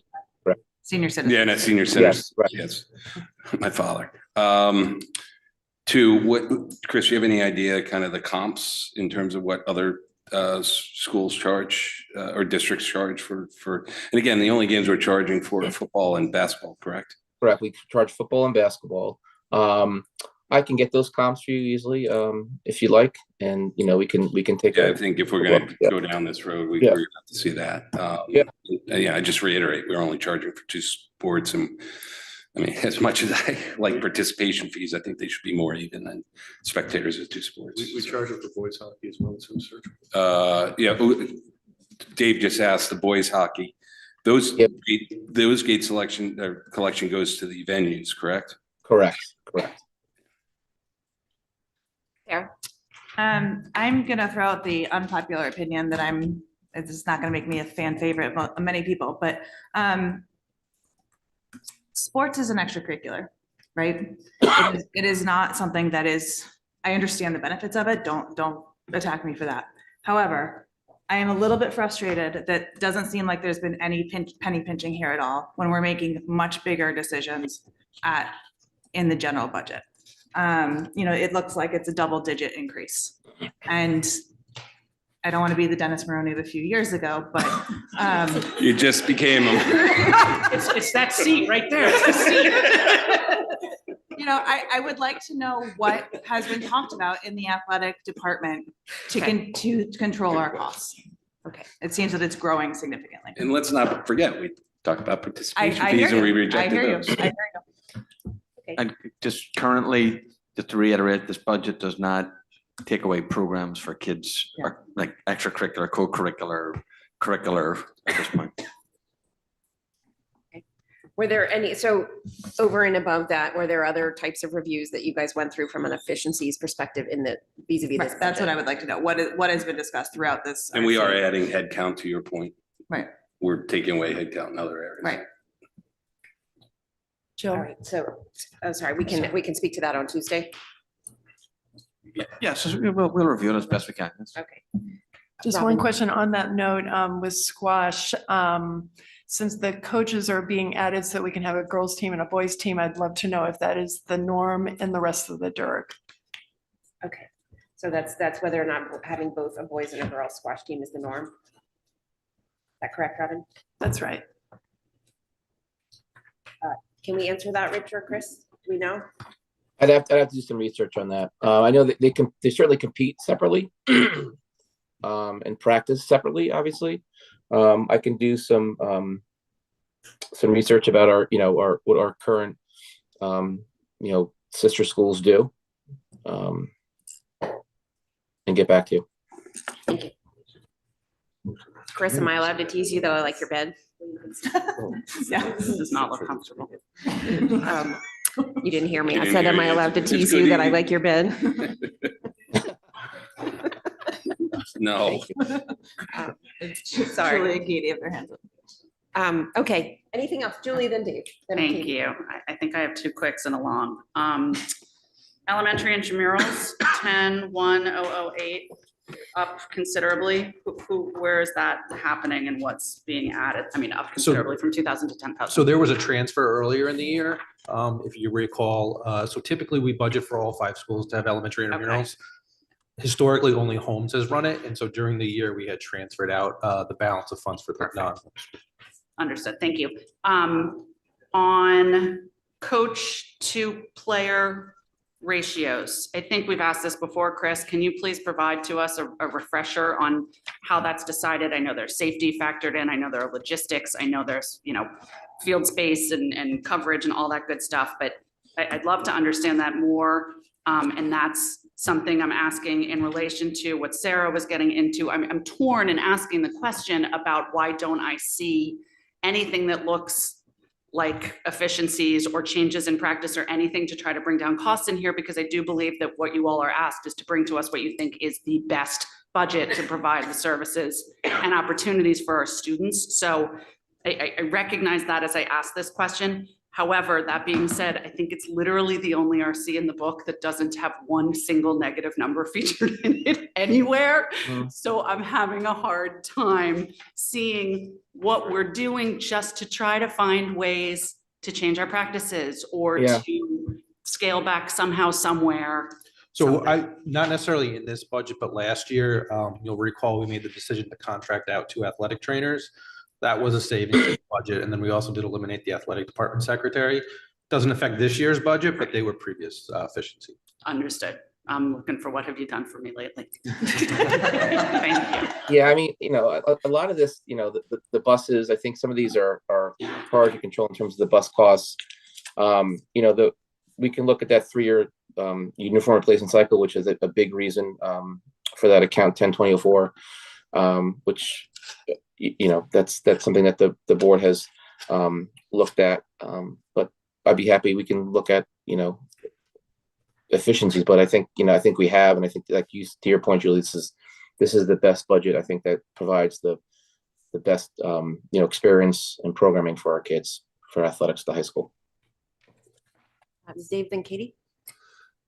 I guess following up a little bit on Sarah, but not to pick on Danny. Not following up in that way. The point I made earlier about looking at sort of the sweep. I remember we were sitting here as a board a few years ago. We had a team showed up. We had every team member tell us why we had to buy them gear, why we had to buy them gear. We have other teams who go out and wash a lot of cars, do a lot of events, have a lot of actually involved parents. They are able to raise a lot of money. I think it's a great lesson in sports that we should follow through to our policy. You work hard, you commit, and you own your destiny going forward and what the result is. So in my mind, it's most equitable if we have teams that are able to do hard work, build up a reserve, build up something to support that team going forward. That's a great result. And that's when we look at these budget numbers and where things are. But by having the sweep, we create a disincentive. And so, yes, some teams do earn more money than others. That's fantastic. That's a result of hard work, donors, and a great commitment from our community. I think we should celebrate that. And I think it is equitable that each team that's able to earn should earn that. They should control their destiny. They should be able to contribute in a meaningful way here. So, I mean, I think we need transparency around that. I think we need some visibility to who's doing what.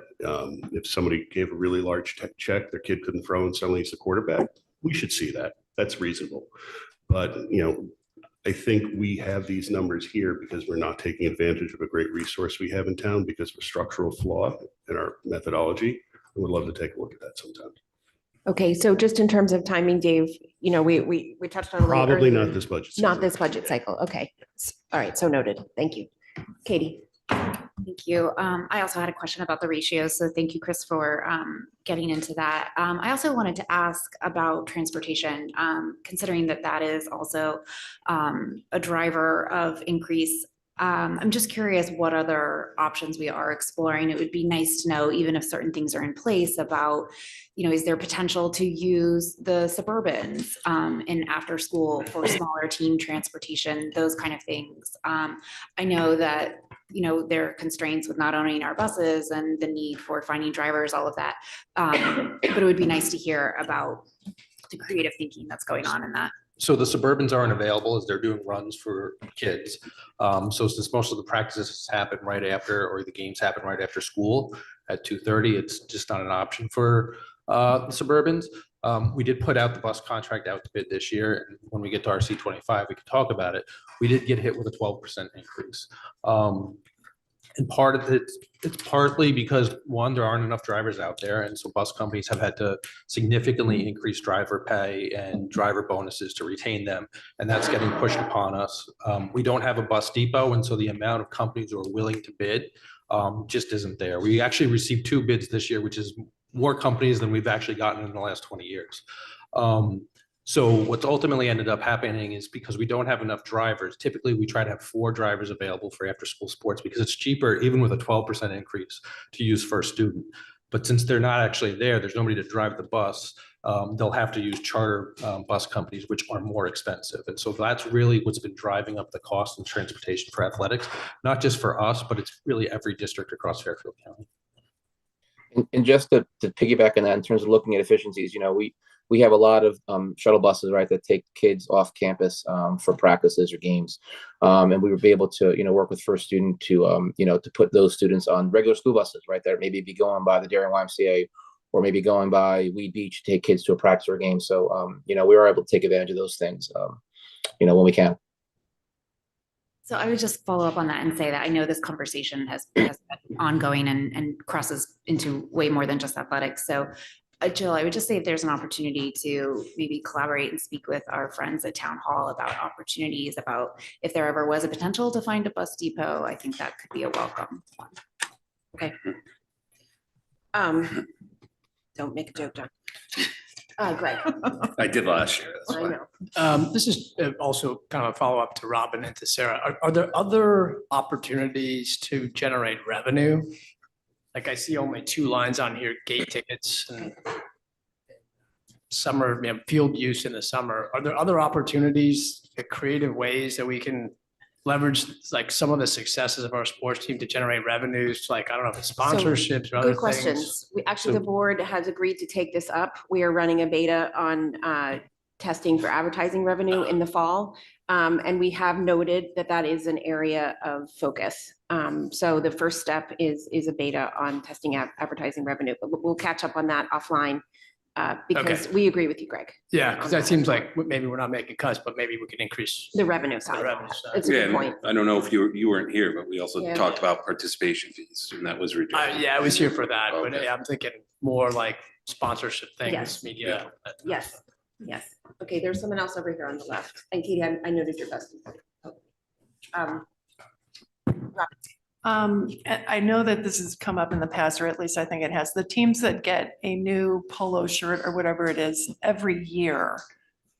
My question is that needed? Are they worn to the extent that they need a replacement each year? Because there are many teams that give their uniforms back at the end of the season, including lacrosse, and they get washed or whatever happens. And so I guess that's my point, because I think Which there are a team? number of teams. This is tennis, golf,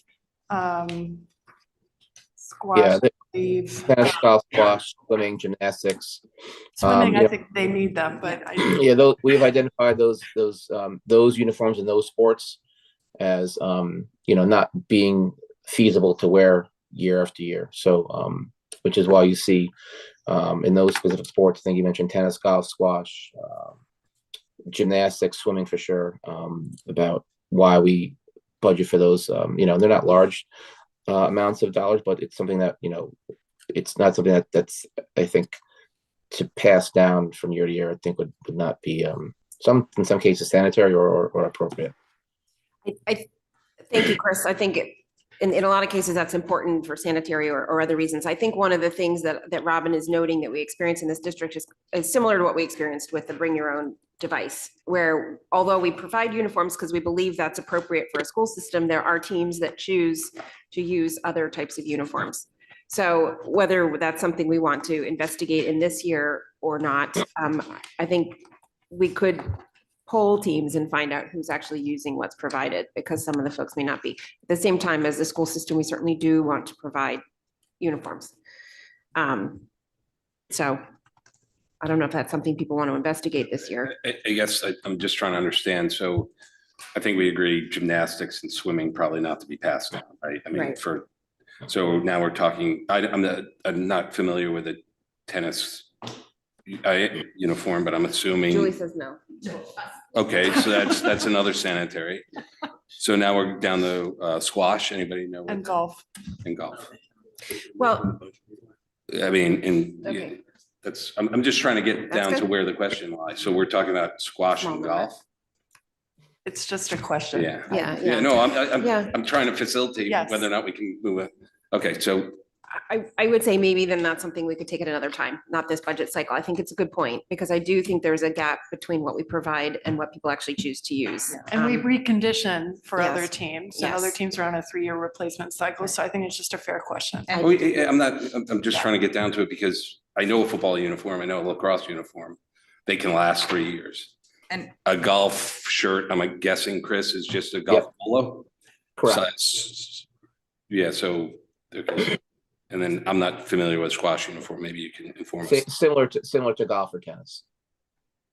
Sarah? Can you just clarify, and you said that there's a team getting new helmets and pads. That was football? Not new replacement. Yeah, some replacement, some of the previous, Okay. you know. And is that a necessity, or is that a need to have or a want to have? No, that's a necessity. So we'll get all that breakdown for Tuesday. All right. Any other questions on this budget? Julie? I just wanted to thank you for the backup information, Chris. I think a lot of years we've been asking you for more and more backup, and I thought there was a nice amount of backup provided today. So thank you very much. I see multiple board members giving you thumbs up over here, Chris, for the backup. That's why we're done So. Yes, thank you. Thank you for that, and for your Saturday morning.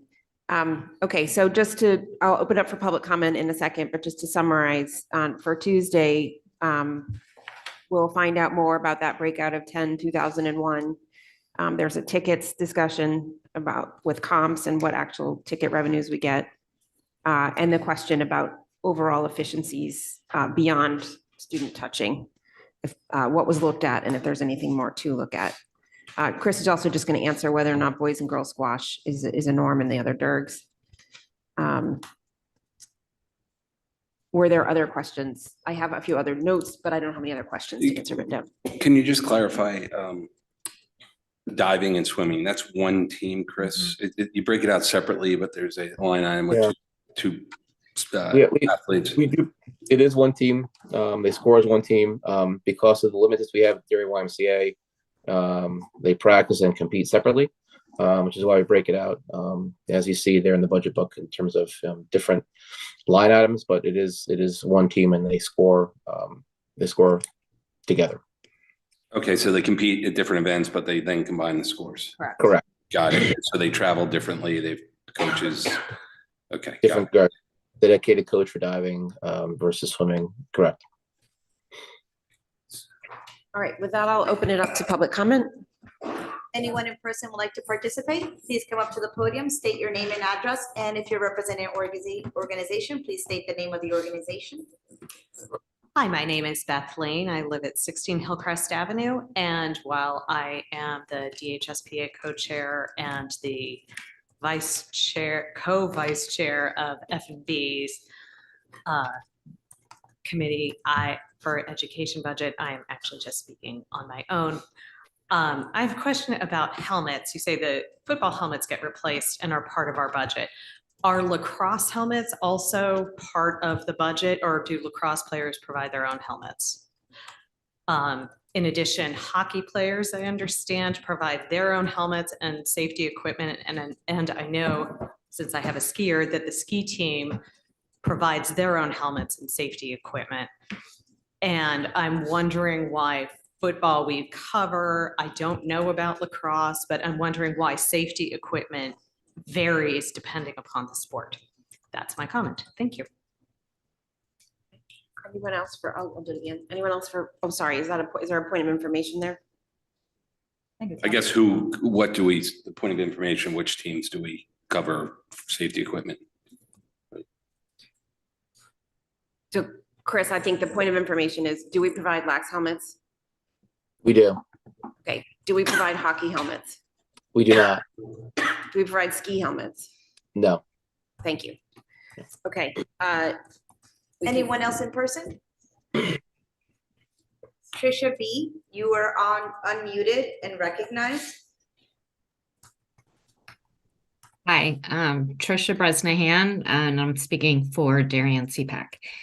We want to thank you, Chris, and the athletic department and the unified coaches and anyone else involved for listening to parents regarding making unified sports more equitable in line with other sports. The added practice day and the lengthened season, making it more in line with other sports has really helped out all the students for consistency and for planning purposes so that they know which days now that practices will be held on in advance.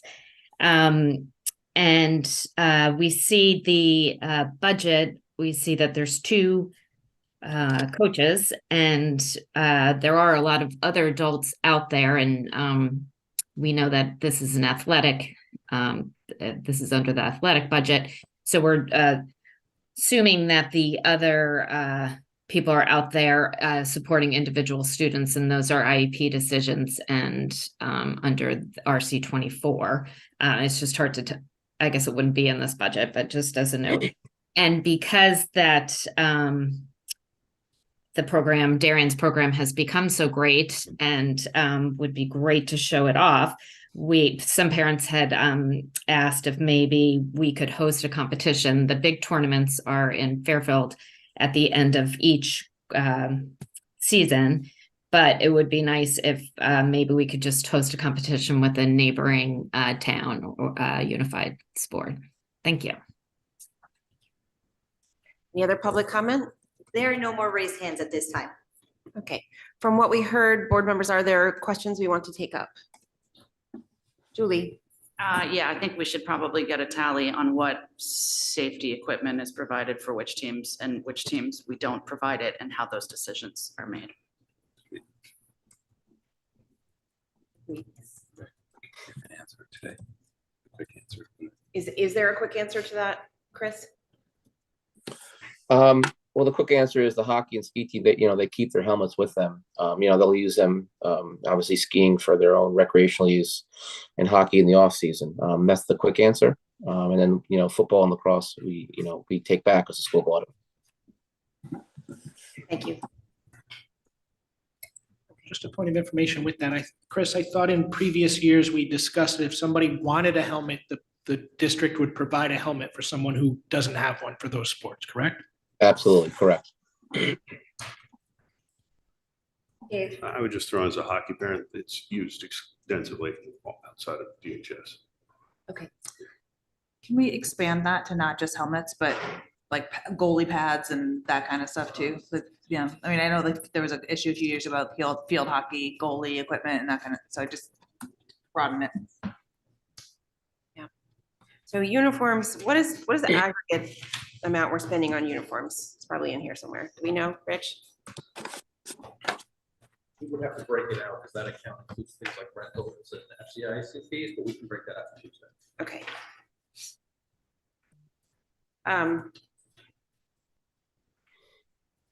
So what is I just want to clarify the question we're asking around sort of safety equipment. Do we have a concise question that we're asking? I got my answer. Okay, anyone else? My only follow-up would be to that I would just encourage the athletic department to make that policy that Dennis just highlighted clear to players so that they know that that's available to them. Even if it's standard that most kids bring their own, I would like our students to know that if that's something prohibiting them from joining a team, that the district will enable them. Okay. That's fair. I don't know whether Ellen is listening, but if that could be reinforced to her, certainly Chris is, please. Thank you. All right, so we don't have an overall question on safety and uniforms at this stage. Other than if Robin still has. Or Sarah, I think it was. Well, I just think it would be good to know what is, I don't know if you can make this distinction, like the pretty uniform versus the safety uniform, like right. I don't know if you can make that distinction. One question would be, for the polo shirts, it would be interesting to know what the Durg A schools provide. Are they also providing polo shirts for those teams? Because I think we would want to do something that's similar to what the other schools are doing. My guess is in terms of overall budget drivers, we're at a fairly small number. So I would suggest that we may want to have a uniform discussion at a separate time. If board members are comfortable with that. Okay.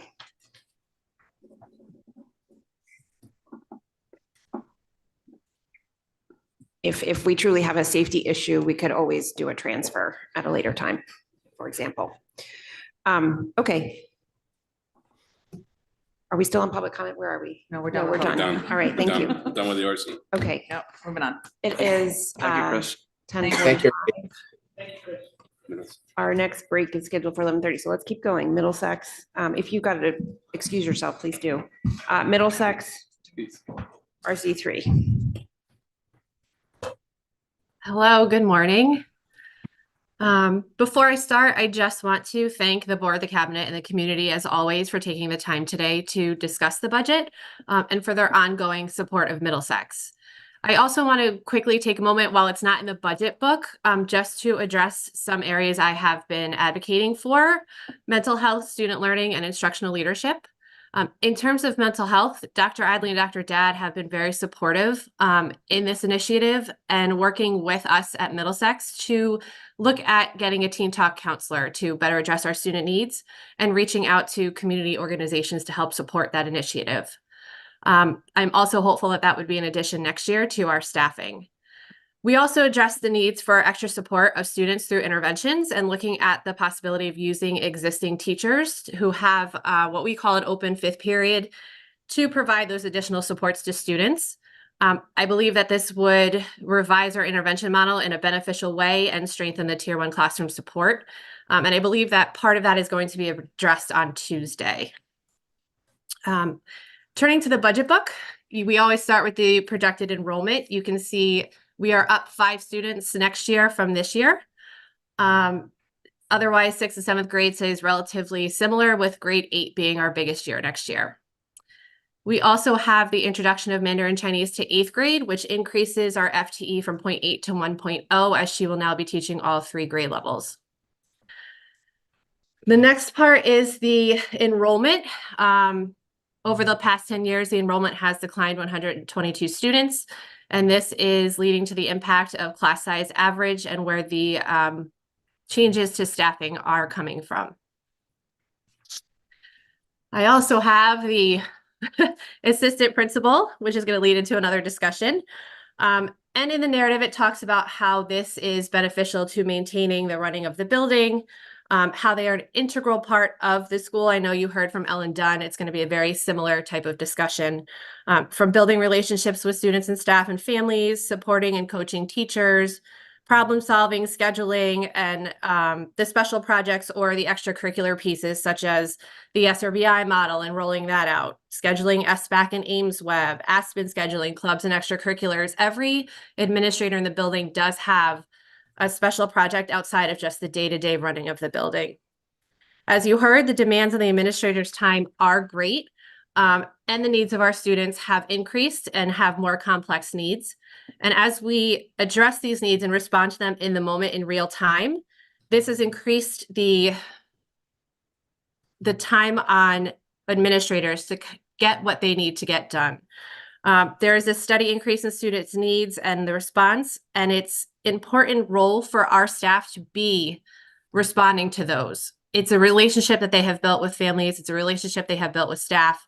And we think that that is something that's very important for them to keep. It's, however, leading to difficulty in addressing other building needs. There is a chart in here later that you can see, right, or actually in front of you, that if you look at the DERG as well, we are one of the largest middle schools in the state, but we have the lowest number of administrators.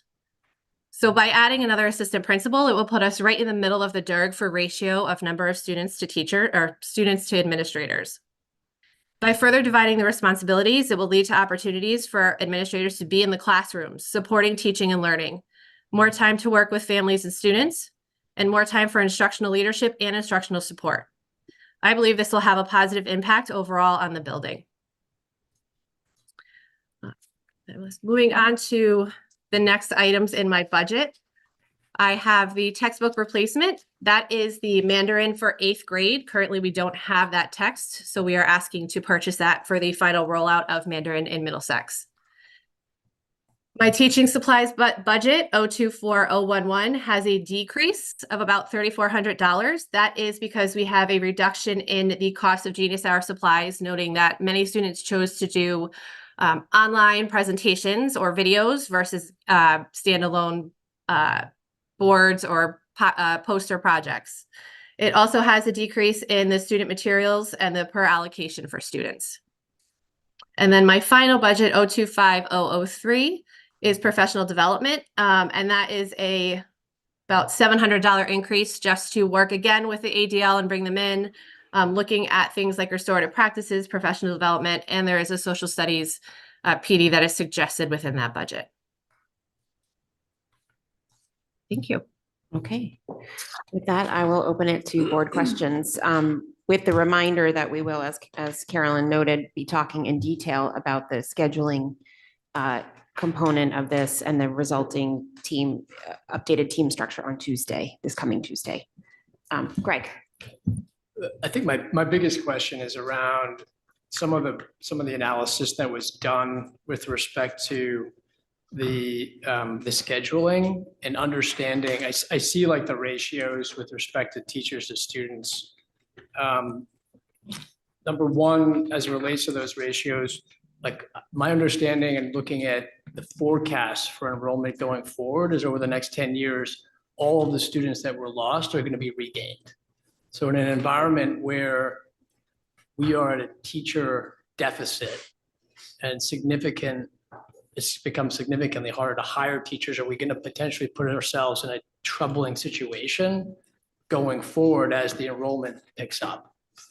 So just understanding how we think about those ratios going forward, I think would be really helpful in the context of this. The other things that there's been comparisons with respect to like the teacher to student ratio for the middle school versus the elementary school. How does that take into effect some of the like the IEPs that are in place? So like, for example, my son's in a 4th grade class. There's 5 teachers in that class. There's 24 students. Does that count as 24-1? Or is that 20-1? Or is that 6-1? And how does that compare versus the middle school and how we're thinking about the ratios? Okay. So you're looking for basically persistence over time. So comparing enrollment to this new model so we can understand the impact over time. I think also an understanding of the thresholds because there's a team model. So your triggers are tripped differently. And then ratios of I think teachers to students. So even with pending increasing enrollment at the middle school, we're still within those guidelines as you go forward during the year. If you look at what the projected class size is, we're at English is at 20, where language is about 19. They're still below what the actual enrollment was in fiscal year 20, about 5 or 6 years ago when you had those additional students. So if you were to revert back to where you were and you add those students back in, you would still be within that 18-24 ratio. So if you actually you've done that, you've taken all our enrollment for the next how many years? 5 So to 8? if you look at fiscal year 20 as an example, we had a little over 1,100 students. Yes. And the average class size ranged anywhere between 20 and 22. Right. Right. So we have about 100 less students now, and so the proposal would get you enrollment between 19 and 20. So when if you go forward and those larger elementary cohorts start moving into the middle school, you'll go essentially back to that 22 ratio, which is still below the board's guidelines of 18-24. Okay, thank you. Robin, and we'll go through that in more detail on Tuesday. Robin. I know we'll go for, this also has to do with the future enrollment because the middle school had an addition of 61 students from in-migration this past year. And it was a little unclear to me that the middle projection for enrollments is assuming that in-migration will be 0.9%, which is less than what the past 5-year average was. And if we continue to have increased in-migration, particularly at the middle school level, my question is, if we're reducing by 1 team, will that put us in a bad position in terms of teachers given teacher shortages? Okay, so you'll take a look at that, the impact of in-migration. Sarah? So I know this is probably more for Tuesday night, but I'm just gonna say flat out, I am not in support of dropping a team. I don't think that makes any sense to have four at one, three at the other and go back to four. Like that does not make sense to me whatsoever.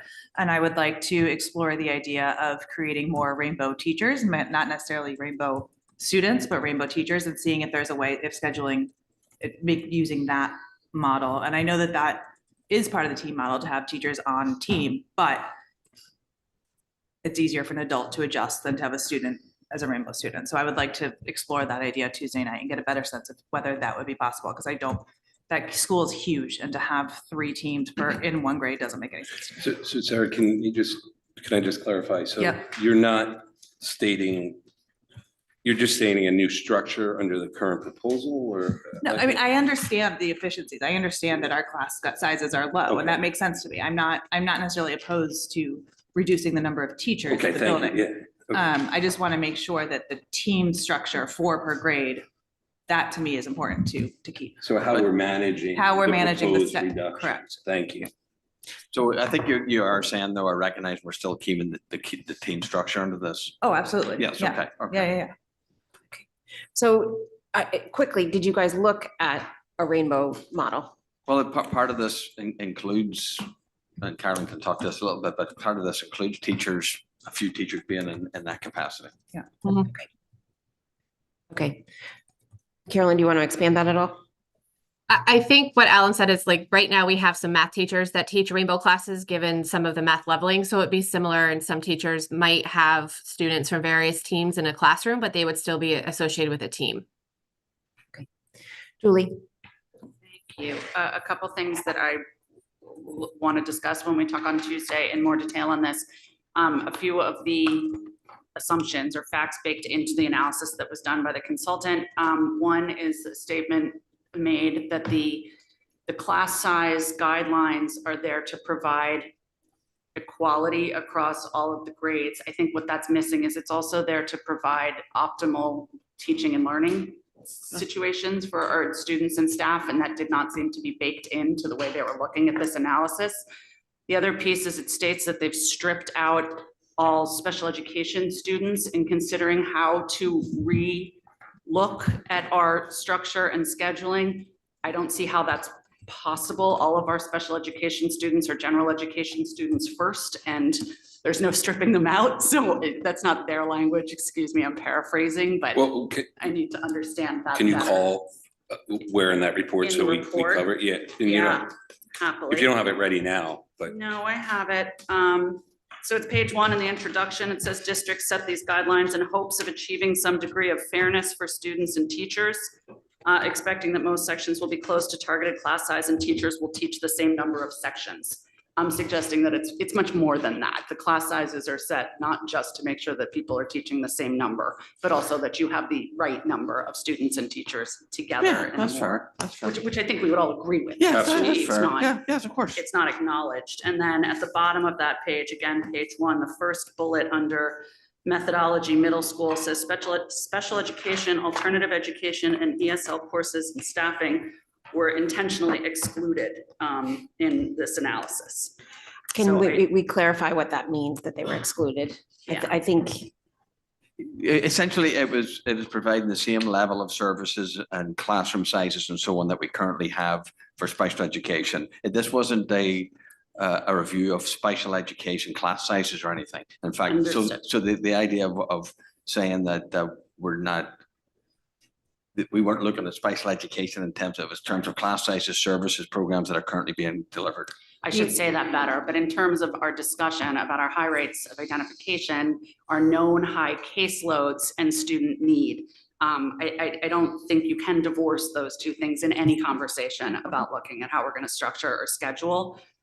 So I feel like that's something that we need to discuss further, because a strict numbers analysis to me doesn't get there. But I will say this, right? The board guidelines are guidelines for all students. The board guidelines that we set address the needs of all students, special education students, regular education students. We're not setting class sizes for one particular one or the other. It's an inclusive environment for these classes. And when the class sizes are set and the guidelines are set, it's assuming that we're setting those, knowing that these are the ones that address and support the programming that we're providing for all students. Understood. So we're not compromising that through the process. So Shirley, can you clarify from a special ed perspective, please?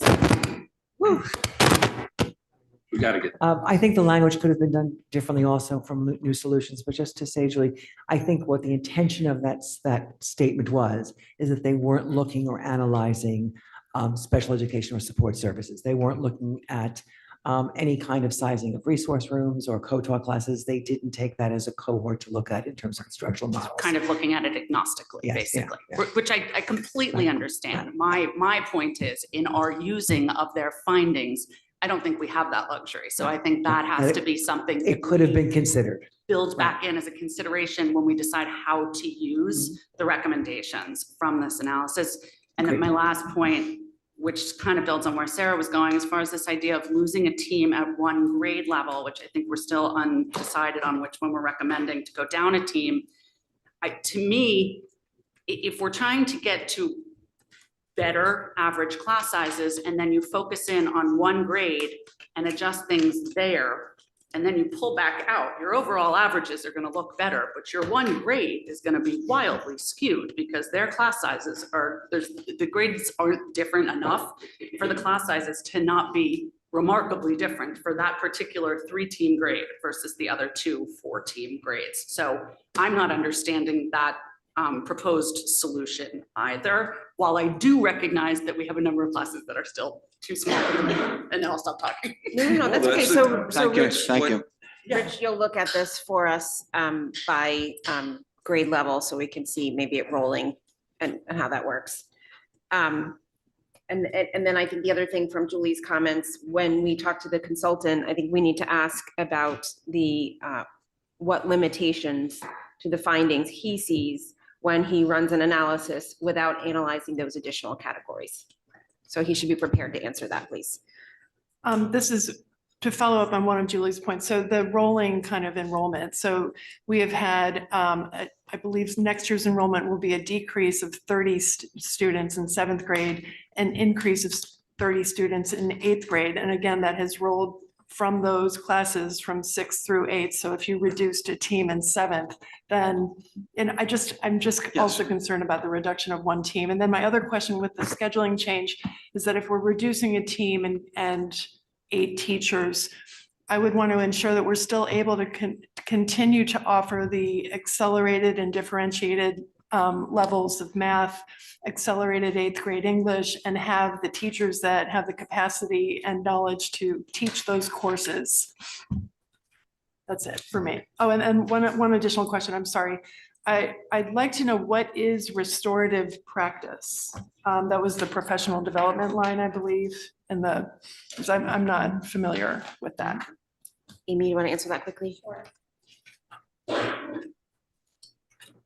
So thank you for the question. Restorative practice is, I wouldn't say an alternative to discipline, but it's an approach where when there has been a harm to either a student or a staff member or a community or something within the environment, it provides a teachable moment for students and those affected to work through that together. Okay, thank you. You're welcome. But as a note for the further discussion, thank you for the answer. We'll also take a look at any potential impact to accelerated classes or other forms of differentiation. Noted. Thank you. Dave. So I'm going to have some other questions, but I wanted to follow up to Amy's point on restorative and what that means, what drives that, what the contours are, but it probably just blowing the budget. But I think that's something we should know about. I've heard comments from a lot of parents at various levels that are very dissatisfied with this approach. So I think it's something the board should look at sometime, but not in scope of budget. So we are planning sometime in late winter, early spring to talk about we're getting new guidelines on bullying. So coming down from the state. So there's probably an opportunity to wrap an overall discussion that includes that as well. Great. Okay. Katie, thank you. Thank you. I have several questions. First, in line with questions about the analysis done, I'd like to discuss this note that's at the bottom of the page about the policy of Darien.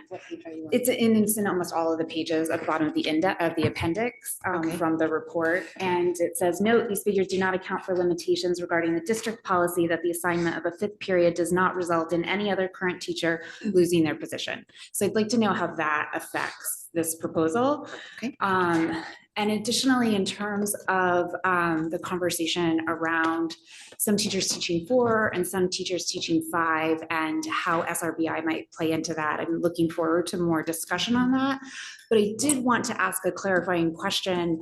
My understanding is that there are quite a few teachers who teach 4.5 and that's a flex period. And I know that there was some language in this report as well. And Jill, I very much appreciate your comment about limitations because it would be nice to have those highlighted. I think that they might have only been looking at instructional time, but I think that's an important piece to this conversation. And again, that's the difference between looking at numbers in charts and on paper and actually running a school of students versus widgets. Because that 0.5 of flex, you know, that is coverage, that is important. That is a time where students, that's important and it should be counted. It shouldn't act as if like teachers have a free there. So I'd like a little more information on that. I think that there's, to be honest, a lot of specifics that are missing in this. I'd like to see the more detail about the classes. I know that we had referenced, I think it was an October presentation that listed out the class sizes kind of in categories, but it would be really interesting to have more detail on that. For example, if we have a small class that's say under 16, what are those classes and what are the reasonings for them? Because if it is the case that it's, you know, an accelerated math class and that it happens to be that there are 16 kids that qualify for that, then so be it. I'm in favor of supplying that class, even if we're not getting to a higher number. So I do think that there's quite a bit of nuance that's missing from this analysis that the board needs to dig into. Okay, so I have 3 notes from that in terms of follow-up. The first is the footnote. The second is the impact on instructional time. And that wraps in kind of your 4, 4.5, 5. And the third is detail on the classes that are enrolled at under 16. Okay. Oh, sorry. And I should just say, I'm also interested to know how many are over, right? Like we're talking about 22 and I think 23 is the max, but how many are 24. Thank you. How many are at or over that? So for 4.5, those aren't considered duties. What that is what a teacher will be teaching 5 one semester and then 4 the next. So it's not as if they're teaching 4, but then have a duty that counts as a half. All right, thank you. Somebody was over here, David, then Dennis. Yeah. So just a couple of background, one thing about what I'm thinking, and then I'll get to the point, and maybe you can help think about where this belongs in terms of the budget cycle or outside the meetings, because I'm a little unclear. But when I think about the enrollment numbers, as Greg mentioned, the projections, when I was in Fairfield in the 90s, they closed one of the high schools. And not long after, they had to build another middle school and reopen the high school, and it wound up being significantly more expensive. So having seen that experience, you know, it's very short-handed, short-sighted, and wound up being far more expensive. So I follow Greg's concern there of making based on short-term projections and what the actual cost will be in the long run. The other thing is I'm thinking about just operational processes. And when you have resource constraints, you wind up having bottlenecks and how much time it's going to take to resolve the bottlenecks because you're capacity constrained. And while I'm happy to have a tight staffing ratio as much as possible, I do worry because I hear the anecdotes from Barry and I hear other reports from students about how they're overworked with necessary outside projects, how they're overworked in their day in, day out skills. And sort of the first principles issue I'm looking at here when I look at this budget overall, to Sarah's point, like I want people on the front line. I want people interacting with their students. I want people very involved. I don't want middle managers sitting in their office all day pushing papers. So this budget seems very much to address, let's have more middle managers to alleviate, but we're not providing on the front line. So there's a big dichotomy in how this is approaching. What I'd really like to see from the leadership is how are we improving processes? How are we delivering technologies? How are we looking at how we deliver our mission to reduce that bottleneck, to reduce the workload and allow more people to be upfront interacting with our students day in, day out. So to me, that's the first principle that's missing in this budget is we're not reducing workload. We're not getting people in front of students where they need to be. And we're not having those key interactions. So I don't get it. It seems we're putting bodies where they have the least impact day in, day out in students' lives. And so really from a top-down level, I think this leadership approach that's been presented here is poorly construed. So David, I think there are two different components of work that I think we'll need to talk about. One is there's work that's mandated to us. You know, a lot of the work from, it was mentioned earlier, from bullying, that we've got new state guidelines coming in. Those have changed over time. They've actually changed fairly quickly. Staff have had to respond fairly quickly, and it's a fairly onerous process. Special education is another one. Part of what the difficulty is not so much, yes, our identification numbers are high, but it is the requirement from the feds and the state that necessarily to protect kids, but it's also onerous for staff to get through those requirements. So I suggest that we need to understand both buckets because there are things that are brought to us, and there are things that we are hearing where we may want to pare back that are more optional. I think that's true, but I think that's still a level down of where we need to be. And I think from the board, we want to be in a supervisory position. We want to be setting goals, managing or measuring, effectiveness. Okay. But if we're driven by the budget and, poor design here, I think we do have to reach down at an operational level and say, no, we want you focused here. No, we want you focused here. And it shouldn't be driven by the budget process. It may well be in this situation. I know that's always a battle we fight back and forth. Yeah. But Sure. given where this is going and, what seems to be a lot of dissatisfaction, we may have to reach in a little bit more operationally than we have in the past. Okay, so I think just to summarize a little bit, I hear you, what you're asking for is when we have that sort of overall administrative structure discussion, there's a component of, I understand your point. You're looking macro, not at what the solution is, but to the extent that we can look at that macro level while we're talking about the solution, we may have other things we have to identify and take on later. Clearly, but I mean, we can't start at the bottom and work our way up. We have Yeah. to start, what's our key drivers? It's I hear you. Good education, it's delivering good experiences to our students day in, day out. And that should be what drives it. When we look down from that and how we're doing that, where the focus is, I think this approach will not be very satisfactory. Okay, so we do need to understand the key drivers, and there I would say there are things that are outside of the control of the district, and it's important to understand the ramifications of those, and then there are things that are within our control. And it'd be important to understand that impact on the decision-making and on the administrators we have. Okay, Dennis. Yes, I have three points. One is, I'm agreeing with Dave and something earlier Katie was talking about is just, it feels like this is the Band-Aid to solve a problem, that we're not doing any analysis of what the root cause is. And I think Alan, on Thursday, you mentioned, and I just have in my notes, this is not the best way to run Middlesex, is the Teams program. Is that efficiency? Is that equity? Is that economical? Or what was, and I didn't, because that's just my notes. So I think you may have sketched something out differently. And to me, I think maybe that's something we need to look at is what is if there's a best way to run a middle school, what does that look like? And then how do we do that? I think Alan said it's not, it's the most expensive way to run it. Most expensive Yeah. way, Yeah, okay. go ahead, Alan. No, that's true. The commitment to the team is the most expensive way to run a middle school. I think that the vast majority of people and educators would argue that the team model is the best model. I don't know how to agree at 100%, just honestly, physics. I don't think they're separate things. The idea of the team model is very supportive of students, absolutely. But we're not taking away the team model here. There's no intention to take away the team model here. Okay, fair enough. I think just on that, it's also important to note that we are, if not the biggest middle school in the state, one of the biggest. Right. And so there are efficiencies that we're achieving by having a large building and a certain number of administrative staff with a large number of students. But we have to weigh that with how we structure it. And so we've chosen the team model to try to balance those things. I just put that out there that it's important. Those are important components when we have the discussion. And they're important components for our teachers. Yes. Support staff and everyone. So we're maintaining those. Okay. The other part that I meant to ask with the RC1 and this one, and also I guess RC, the elementary schools, is we're talking about MMS administrators spend 45% of their days in PPT or 504 meetings. Does that include preparation for meetings? Does that include debrief of meetings? Or is that just literally in the meeting? And so could we have a breakdown of and I think we've asked for this before, but maybe it's changed. The length of the meeting, how long it takes to prep, and how long an average of debrief is, and what it all entails in one particular meeting, what that looks like in a day of an administrator.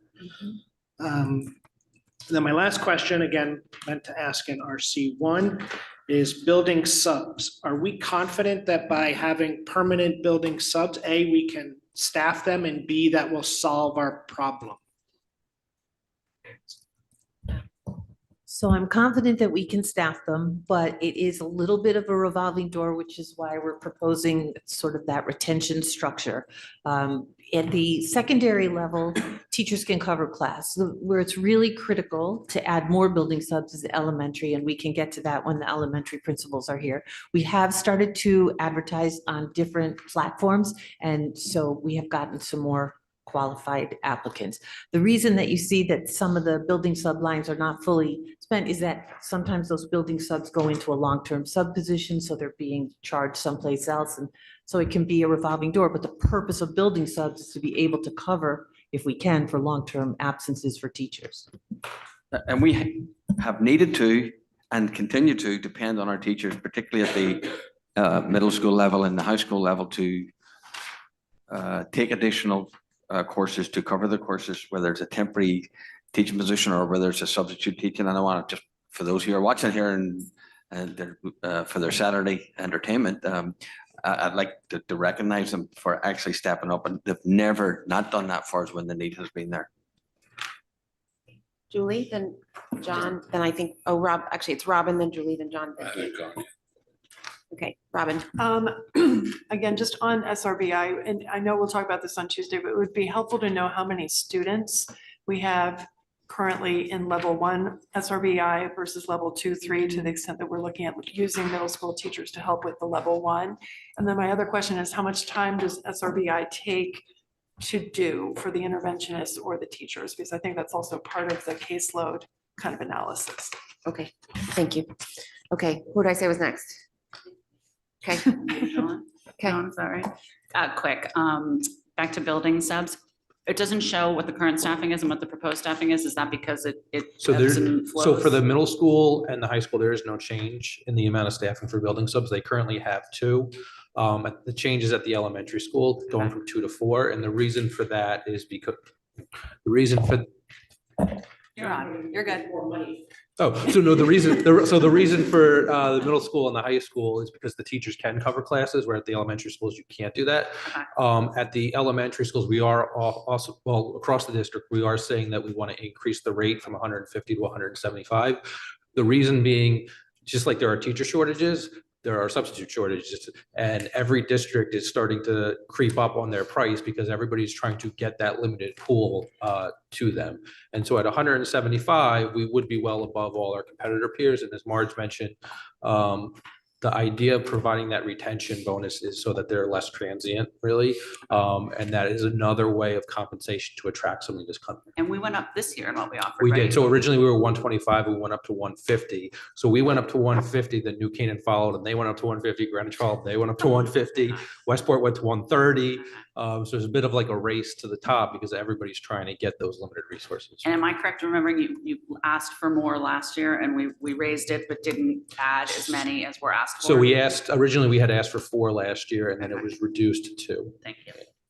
Julie, the summary is on page 21 from Thursday's presentation. Who's next, John? I guess I just wanted to highlight, which I think has gotten lost since this proposal's been offered by Dr. Adley, is every single year we match enrollment with teachers at the elementary school. And since my tenure, fiscal year 20, I think we eliminated up to 3 elementary school teachers. So what we're doing here, maybe what was radical is we didn't adjust along the way. And I realize it's a bit of a surprise by looking at the numbers, but again, if you look at the numbers and even with the projections, and as Rich pointed out, and you look at our demographic studies and kind of overlay that with the plan that's been outlined, we're outside even our recommended range. And it's not like our policy's out of date either. We went through our policy on October 11th, 2022 and revised it based on classroom sizes. And there's no asterisk about special education. To Alan's point, I think where the study was going, but misworded, you know, we account for all that in our classroom ranges. And so, you know, when we, again, we set classrooms every year and everybody understands it. I know sometimes when we get close to the upper end of the range, there is a bit of discussion. We leave it up to administration. But I just want to take a step back here. We've lost 9.8% enrollment in middle school, and made 1.65 FTE adjustments through attrition. We have inequities in terms of teachers, what they're teaching. And from a contractual level, that is an issue that needs to be addressed. There's inequities between the elementary schools and numbers of hours taught and middle school with this falling out. So it creates this complexity. I don't view it as anywhere being radical. This is normal. What's radical is we're finally catching up to the numbers. You know, we got to the low end of the range fiscal year 23 and 24. Now we're below the end of the range. So yes, let's look at the data, but let's not call it radical. This is just being smart in terms of adjusting the staff levels relative to our enrollment.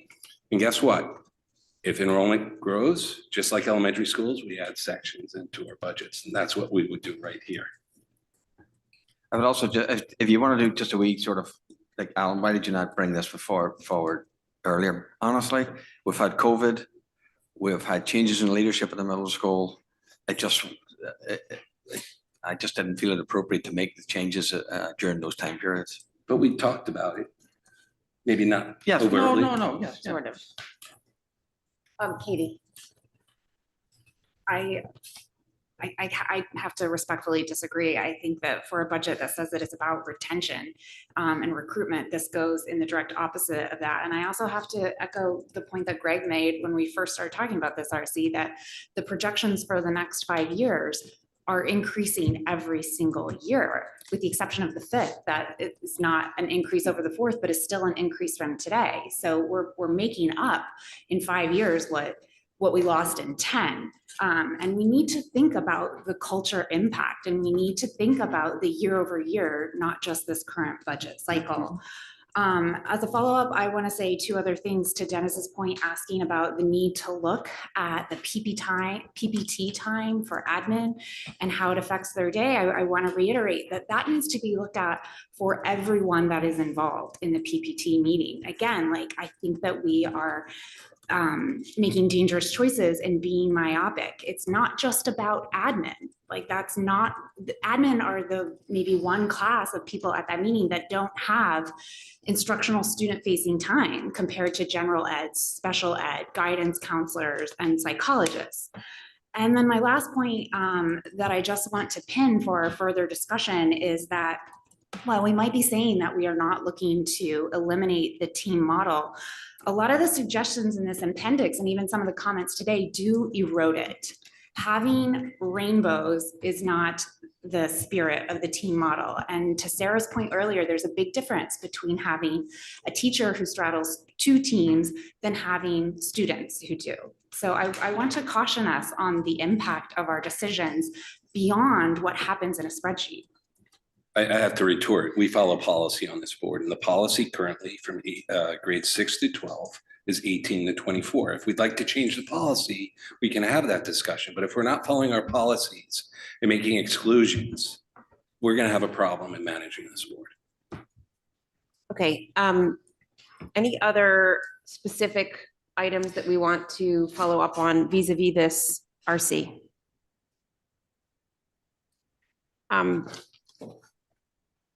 Okay, I'll just summarize by saying, you know, as I said in the beginning, we're talking about people. It's uncomfortable. It should be uncomfortable. It's okay that it's uncomfortable. You know, it's okay. It's because we care. With that, we are at 11. Oh, it's public comment. Forgive me. Public comment. Anyone in person, please state your name and address, and as well a name organization if representing them. You have up to 3 minutes to comment. Hi, Crystal Hill. I'm one of the co-chairs of CVSP. My address is 300 Brookside Road. Some of our questions are going to reiterate some of what the board has mentioned, but I think it's important that we reiterate them as well, as it's what we're hearing from our parents and our Middlesex PTO as well. We've only been provided revised class averages for the entire school, but as proposed, 2 grades will have little to no impact, with 1 grade absorbing almost the entire impact of reduced teachers. We would like to see the revised class sizes for the grade specific. That would be helpful. Also, what specific criteria will be used to determine whether the 6th or 7th grade will lose the team of teaching next year? There's only one student difference in the projected enrollment for next year. Is there going to be some sort of ratio that's defined so that in the future, these changes follow that same perspective? The consultant report mentions the opportunity for efficiencies will require the school to expand having teachers teach across teams and even grade levels. Will reducing one grade to 3 teams result in more students taking classes across teams? Is this a change going to minimize the team-based approach at MMS? It seems to have been repeated multiple times that the team model is the most expensive. So is this the beginning of an approach to reduce the team approach at Middlesex? How will reducing the numbers of teachers affect other aspects of daily life? We hear repeatedly that there are issues with passing time and bathroom time, taking teachers out of the building. How will that affect that? How will that affect the before and after school help provided to students if teachers have more students on their caseload? Were these factors any part of the analysis made by the consultant? Also, the small class sizes do seem to be centered more around the specialized and differentiated classes like math and language. So would the teacher reduction impact the ability to provide those varied math and language classes to students? Also, we feel like the comparisons to class sizes at elementary versus Middlesex are a little bit not apples to apples, as obviously there's much more varied, like the high school, much more varied in the type of classes children take. And also, how many IEPs and 504s are currently on each classroom in average? How would reducing a whole team of teachers affect that, specifically for the grade that would be impacted? Thank you. Anyone else in person? Online, we have Alex Taylor. Please state your address and name of organization you're representing.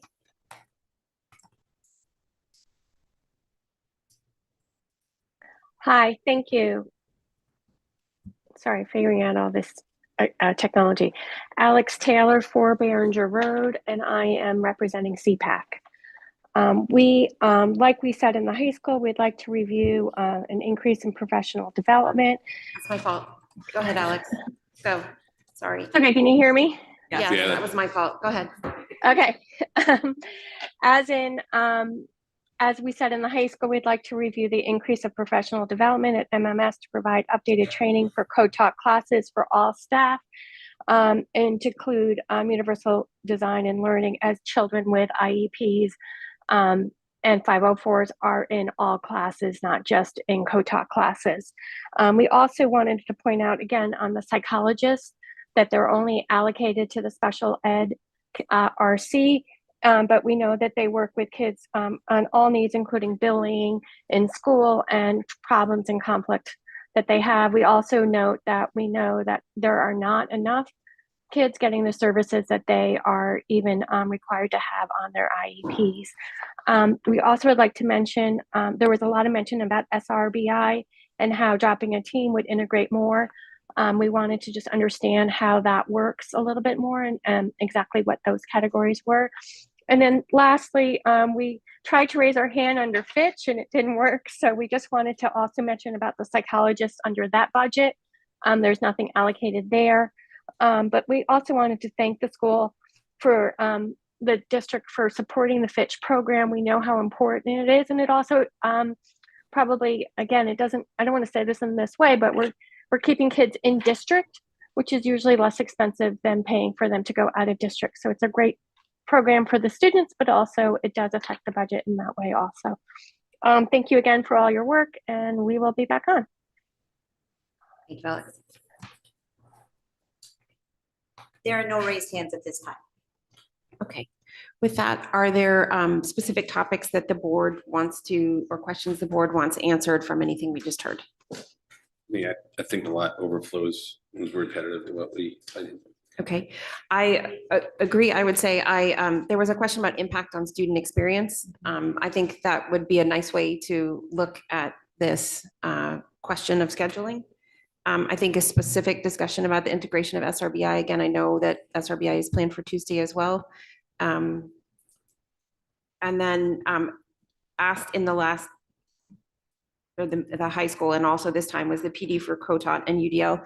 I understand that we've asked for a breakdown of PD anyway, but just reaffirming that if there's PD for COTOT and UDL, that you guys work together so we can see both, please. Special ed and general ed PD, or ideally where they both cross. Anything else? Robin. Jill. Robin, thank you. One comment that was made, the idea of seeing the number of IEPs and 504s currently in the Middlesex classrooms, I believe that was one of the requests. If that's by class or by grade, I don't know what would be the most effective, but just for scheduling purposes and the analysis, I think that's important. Okay, If that's so understanding, available, or maybe understanding sort of the identification rate at each grade. And I don't know, I'm that was the request. Yeah, that was no, I'm made. saying, I'm thinking that the spirit of the question really was more about what is the classroom makeup, right? In terms of, we heard a comment from the other night about, what is it, again, not just like a table, but like, what is the experience that our teachers have, and what is, so I think that was the question, right? Like, and I know that there are thresholds, right? That there's a certain level where when you have identified students, then it becomes a COTOT and you have to bring in a teacher. But like, those pieces of conversation would be helpful to this. Is that right, Robin? Is that what, thank you. Yes. okay, so you have to think about how to answer that, but sort of how our classrooms are composed. That's a complicated question. Because it really varies depending on the student's level of need and what they're receiving services for. So for example, if and I'm answering for Shirley, I should stop. You answer. And we will take some time to find the best way to answer that, because the answer is you may have a student who has one co-taught class, and you may have a student that has two taught classes and a resource room and other related services. You may have students that are in one of our specialized program, like our ALC program, and spend the majority part of their day there. Right. Or you may have students that go into the AIM program one period a day, but have access to other. So it's hard to, I think, if the question is, I can tell you there's about an average of, if you look at grade, and I can tell you it's about 60 students on a grade. If you look at, including all Who are programs. identified. Yes. So it's not about the Right. student, That's right? why So you for can't- example, let's take From the the teacher Navy, let's take the Navy team, right? And let's take one math teacher. And that math teacher has 5 classes, right? Class 1 has 20 students and 5 of them have IEPs. Class 2 has, 22 students and 10 and 11 of them have IEPs, and it's COTOT. That kind of breakout, I think, is really the spirit of this. what we're talking. So I'm wondering if Look we like have to teacher. do a representative sample, because the number of children with IEPs may or may not affect the teacher's experience, because if the IEP is not relevant to math. So if I have an IEP that has to do with, for example, speech and language, or with, I'm just trying to get to the right question. So if a teacher has 5 students with IEPs, his or her day may or may not be impacted by one student's IEP, but might be impacted by 4 other students' IEPs.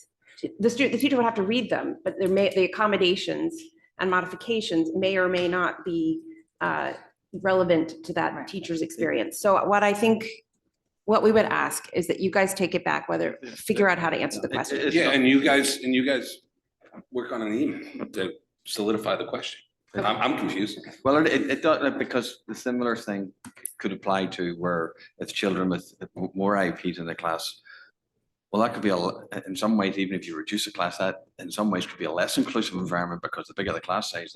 So I get the question. I think I understand. I think so. What is the teacher experience in terms of how much the identification of students impacts his or her ability to deliver a robust educational experience? And I'm not sure what the right level to cut that is, but to your point, if it's just for math, but they're in a math class, but they're impacted for reading in their IEP, well, that could impact math instruction as well. So I don't think it's completely straight for that. Correct. It depends on how the accommodations, modifications are written.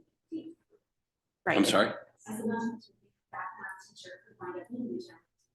In a PPT, right? Like, there still is an impact, right? Is what I'm saying. Even if that student doesn't specifically have a math goal, like maybe they have a language disability, right? So story problems are a problem. Maybe that teacher just sits in as it's a nuanced thing. So I think reducing it down to simple numbers is probably the best way. When we start to get individualized, it gets very messy.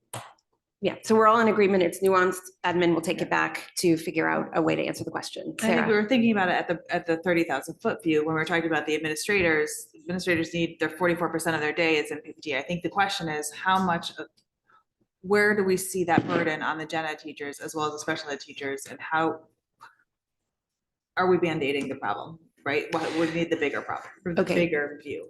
So two different questions there, Sarah, because one is I think two different questions. Somebody correct me if they disagree. One is sort of the impact of PPT meetings, and the other is the impact, I think what we're also talking about is the impact of instructional delivery when you have a appropriately an inclusive mixed classroom. Do you want to say something, Shirley, before we move on?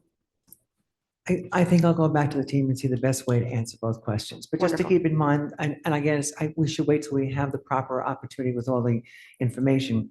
But it's hard to do a parallel between administration and attendance and special education teachers' attendance. So an administrator may have 200 students that they're addressing, and an average caseload for a teacher may be, I mean, there are some teachers in our district that may in a specialized program have 5 students, and there may be some that have 14 students. But they're not going to have 200 students or 300 they're looking at over the course of the year. So I need to just sit back and find the best way to really answer the thoughtful questions of what does it look like? Okay, and we might need to agree to talk about it a little bit over time until we get to where we feel like, and that's okay if it takes a little bit of iterating. Okay, David? Yeah, I mean, Shirley, I think that makes sense. I wouldn't be surprised to see different ratios, different job responsibilities. I mean, clearly. Just a quick follow-up to that, but the real point I want to make is I think the point I was trying to hit earlier on first principles, this is a board from top down. We're seeing this pop up in numerous places so far this morning. We're going to see more before we finish today.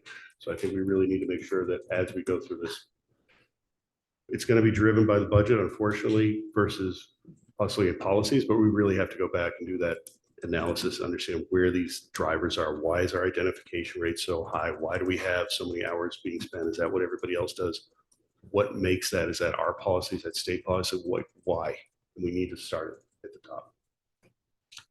And just building with that, what you asked earlier, do we want to see it based on different grade levels? And to Dave's point of this overarching view of identification rates, I would like to see that data. Are we seeing something where it's much higher in middle school than it is in elementary school? And if so, why? And do our neighboring districts experience the same? And just to build on that, to understand more data, the more robust data we can have, the better analysis we can do. Okay, is it possible to break down identification rates by elementary, secondary? What level of, okay, and let's package it please with RC 24, just for, since it's an overall, if that answers for that. And RC. just, we can certainly do that. I think we know that, well, just on an easy part of the question is that we did show in our last presentation, identification rate has gone up all over Connecticut. And if you recall, I'm sure you do, Dennis, with the numbers, we showed over the last 5 years where we are in the queue on that. I think I tried to, on an initial level, say that I really can't say why another district has a lower rate than we have. I can say that we're diligent in our referrals and listen and hear our families. I can tell you the criteria for identifying a child and for a multidisciplinary team determining eligibility. They've looked at all of the cognitive evaluations, the linguistic evaluations, the academic evaluations, and they've made a professional responsibility decision that a child is eligible for services. So I can't, and I think I said this, I can't speak to what goes on in other districts.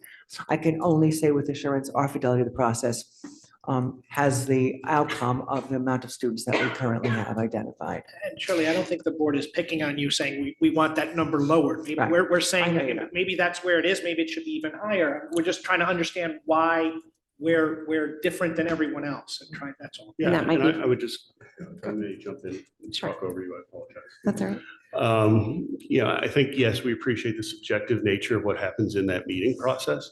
But what's sort of what are the boxes that are ticked? What's the schema? What's the criteria that goes into the decision-making that forms that? So we can't know district for district what exactly goes down. But if we can figure out, like, this is our process, this is what motivates our process, this is how we've developed this criteria, this is what, Westport does, and this is how they develop it, these are the key drivers that they follow. That we could do objectively. I appreciate that there's definitely a subjective point we can't have visibility into, but I think that would be helpful, us understanding.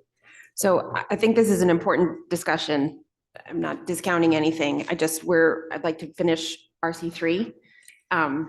Is this on RC3? Yeah, I just want to say that I think that we could shorten this conversation if we could add some of this nuance back into the special education update. There were some follow-ups, but this board did ask about within those identifications in the district, not compared, right? Are we seeing a higher base of language-based learning disabilities? Do we need to address that? Yeah. So I would just like to use this to flag that for next time, but I think Okay. some of these questions can go into that. And then just as one final thing, in terms of looking at, kind of our samples of what does a teacher's classroom make up, I think 504 should be included in that as well. Agreed, thank you. I would just say that pragmatically, the district, we meet the needs of all our children, and that's always been a commitment here. I don't think it's fair to say that people live in the town, people come to the town because of all the services that we provide. So I don't think there's a need to be defensive about it. No, I mean, it's it not, could be we're no, ahead of the no. curve. We just know, And we meet the needs. we're a community that knows how to talk about kids, and we value talking about kids. It might be that both things could be true. It might be that there's areas of work. Hopefully, if we're learning and growing, there are always areas of work. So that said, focusing back on the budget, we are finished now with 3, correct? Okay.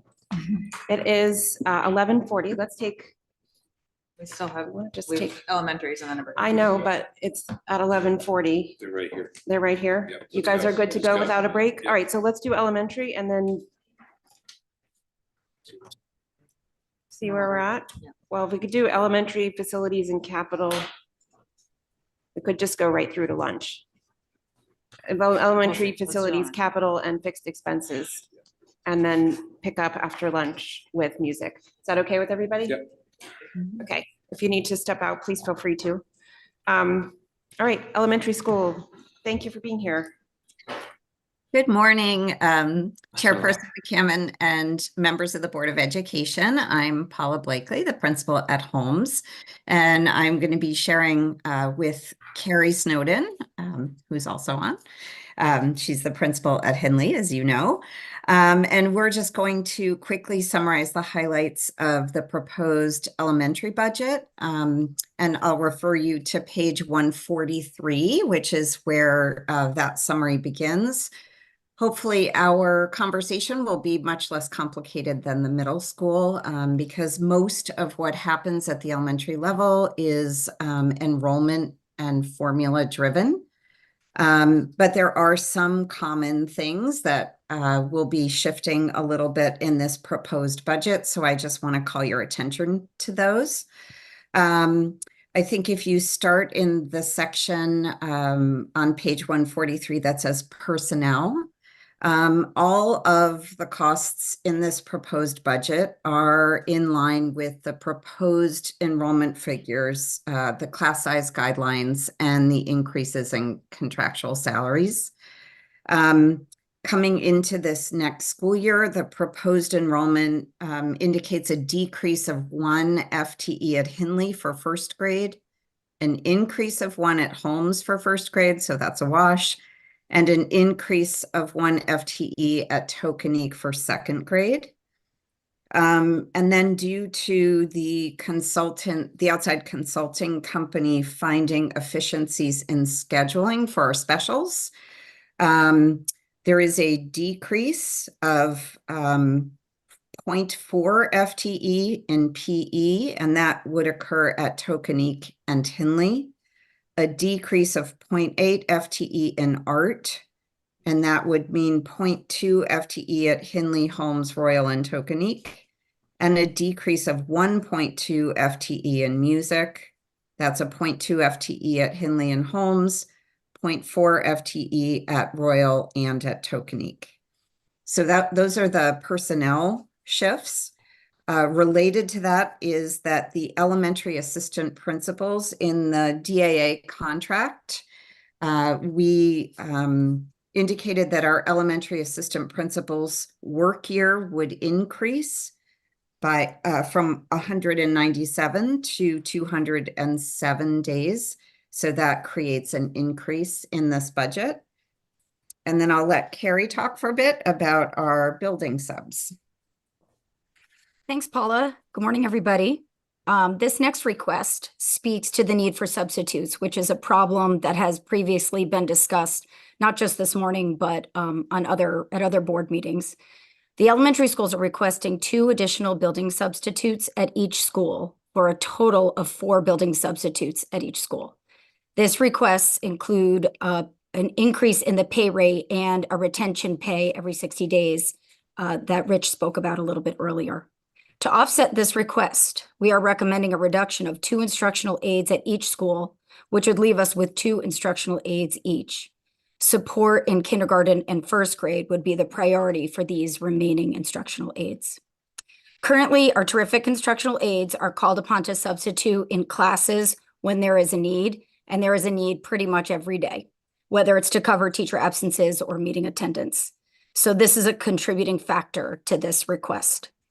And that covers both the categories called building substitutes and teacher aides. And then related to the reduction in the instructional aides is a need to add 1 lunch monitor at each of the elementary schools. And the lunch monitors work for 3 hours each day. And that increase should be able to be covered by the lunch school program. But that is something that each school will need with the reduction of 2 instructional aides.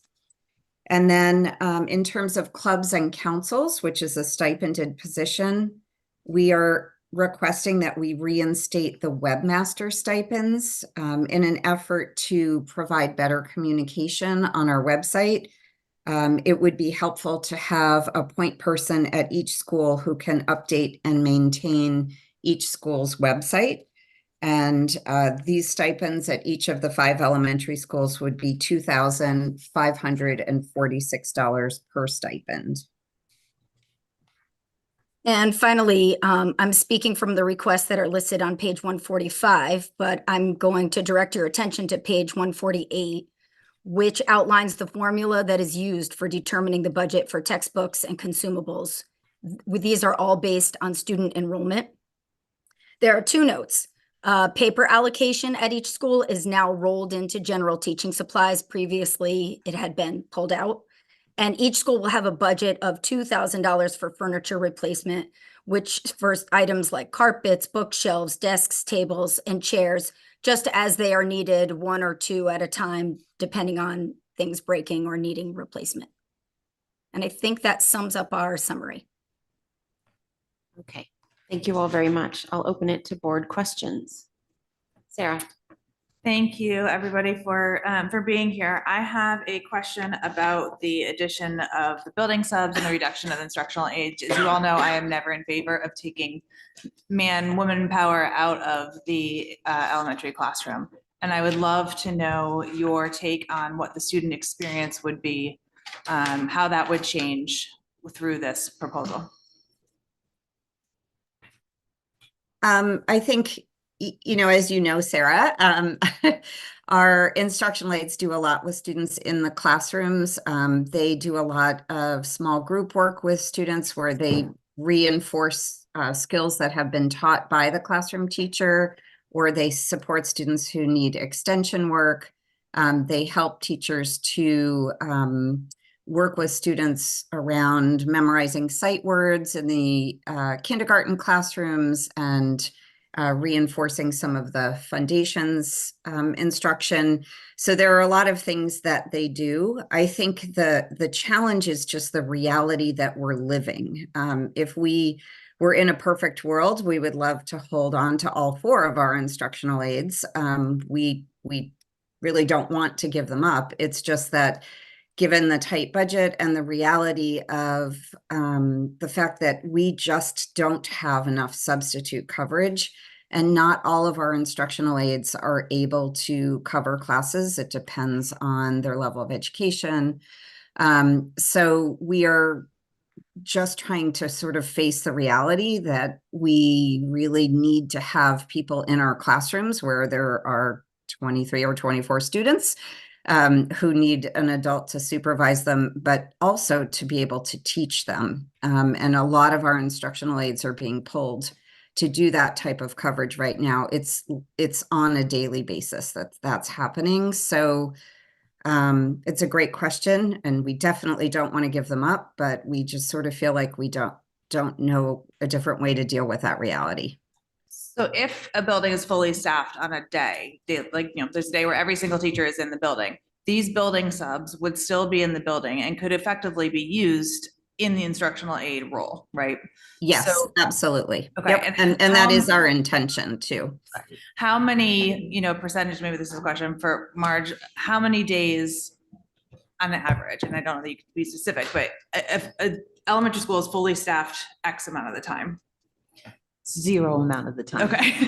So, and I just wanted, for any paraprofessionals who are listening, the building subs will not be doing paraprofessional bargaining unit work. That would be illegal. We will find something for them to do. There is such a thing called shared work that we will do that, but this is not meant to take paraprofessional bargaining unit work away. It's that they're not able to do their work because they're in class. Thank you for that distinction. Marge, while we're on this topic of instructional aides, paraprofessionals, those terms get used somewhat interchangeably. Can you please back up and define each of the terms and when they're used? So instructional aides are general education, doing general education things. Like at the high school, they're running the testing center, and at the elementary school, they're in gen ed classrooms.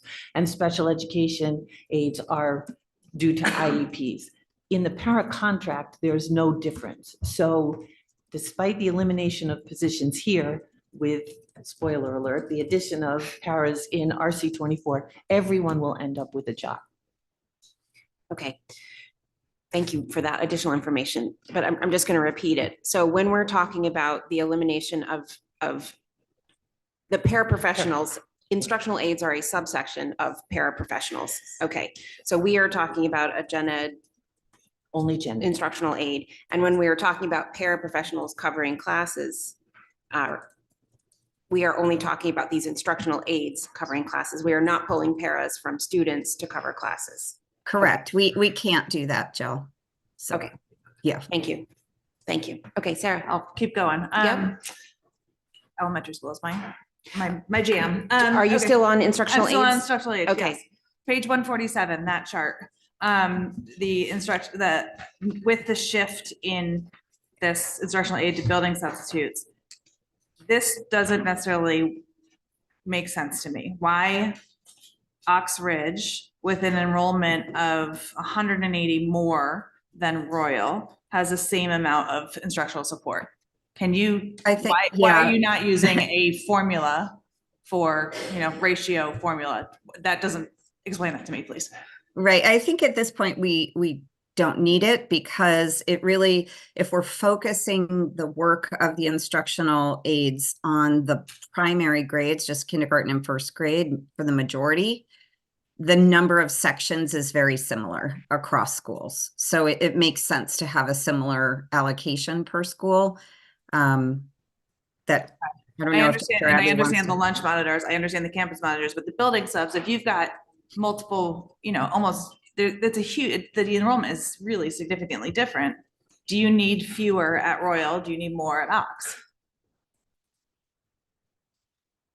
I guess I'd have to ask Marge. I can speak to Holmes.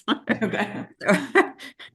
I mean, we did look, if you wanted to give Oxford something else, I would give them another building sub, because if you look at their substitute line, they have a real issue there. I mean, I'll let Harry talk to that as well, but we did what Paula said. We tried to look approximately at the number of kindergarten and first grade sections. So the ratio is to sections, not to students. Okay. Yeah. And two grades of second. To two, yes. So it's a subset of. Dave. I guess I had a similar question to Sarah, looking at Ox Ridge versus Royal.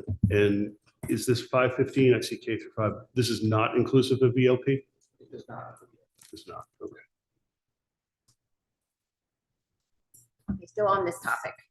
Okay, Katie. I did just want to point out that that there's an inaccuracy about the average class size at Oxbridge. There's a notation that says that it does not include ELP, but it actually does, in fact. through all the year projections. Like if you see, it'll say, you know, kindergarten 19, first grade 20, everything's in 19 and 20, and then the class average is 18. If you do the math and you take out EOP, if you add it back in, it works. What So- page are you on, Katie? So it's in the Oxbridge, so it is. It's page pages 74. 152, 153, and then also in the enrollment, yes. Page 74 in the enrollment. So it's the, yes, starting at page 70, well, actually starting before that at page 73 is this year's, which is off, and then the next 5 are as well. So would you check that? I don't think it changes like sections and things in Oxbridge, but I just wanted to mention that. I have a hard time imagining that we can equitably assign the same numbers to a building with in excess of, you know, around 630 students as one with 330. So that's a conversation that I think this board should come back to. I think, Katie, where I see that happening is in lunch monitors, building subs, and campus monitors. So that second piece versus the instructional aides. So I'd love to understand sort of how that coverage works during the day. You know, I think some of the instructional aides were probably, what's before, how does this impact before school, lunch, after school, during the day, passing in the halls? And then how does that work from a population perspective? My other question about the instructional aid, sorry, Dave, would just be that capping the instructional aid presence at first grade makes me a little nervous. You know, generally speaking, we talk about K through 2 as being learning to read and 3 through 5 as being reading to learn. So, you know, especially given that we have a focus on literacy and we are looking at areas that we need to shore up what we're teaching our students, I'm nervous about removing that from second graders. You know, anecdotally, I do hear, I'd love to hear the principals weigh in on this. You know, that third and that fourth grade year, a lot of times when we see that some of our readers maybe are having trouble that we didn't know about before, right? When you're in that learning to read, you're gaining skills. And when suddenly you need to read to learn, things are very different what we're asking of our students. So, you know, the reduction of 10 instructional aides does make me nervous. I understand the issue with building subs, but again, I want to build the budget that our students need. I just want to be clear though to the public and stuff, and I think you understand, Katie, okay, but while they provide instructional support in the sense of organizational support, they are not providing instructional support, reading that's provided by the professional in the classroom teacher. That's the most important factor that you can give a young child between grades 1 and 3. So I just want to make it clear that it's organizationally that they would be working on. And it also doesn't preclude the principal if he or she wants to make an independent decision with some flexibility around those particular grades to put someone in second grade if that was necessary. That is a good point. And I appreciate that. I just think that it brings the ratio down is what the instructors do, right? It helps to see who might needs a little more differentiation. I'd love to hear directly from the principals on that, but I think also probably by way of follow-up, you know, sort of what does that, I guess, instructional facilitation look like, and what percentage of the average instructional aid, what percentage of their day is spent in that way? So instructional aides are usually assigned depending, like sometimes kindergarten and first grade have a little bit more time. So our instructional aides spend probably an hour in those classrooms. We do the best we can to have them be there during the core subjects, reading, writing, and math, one of those core subjects usually. And then they have a schedule where they go up through the other grades, at least at Holmes. I'm looking at Natasha nodding, so I think it's similar across our schools, but they have a schedule where they spend about 40 to 50 minutes in the upper grades. So they are in the classroom doing sometimes organizational things, sometimes reinforcement, practice, with small groups of students who are one-on-one with students, depending on what the teacher has already taught and what the students need in terms of support.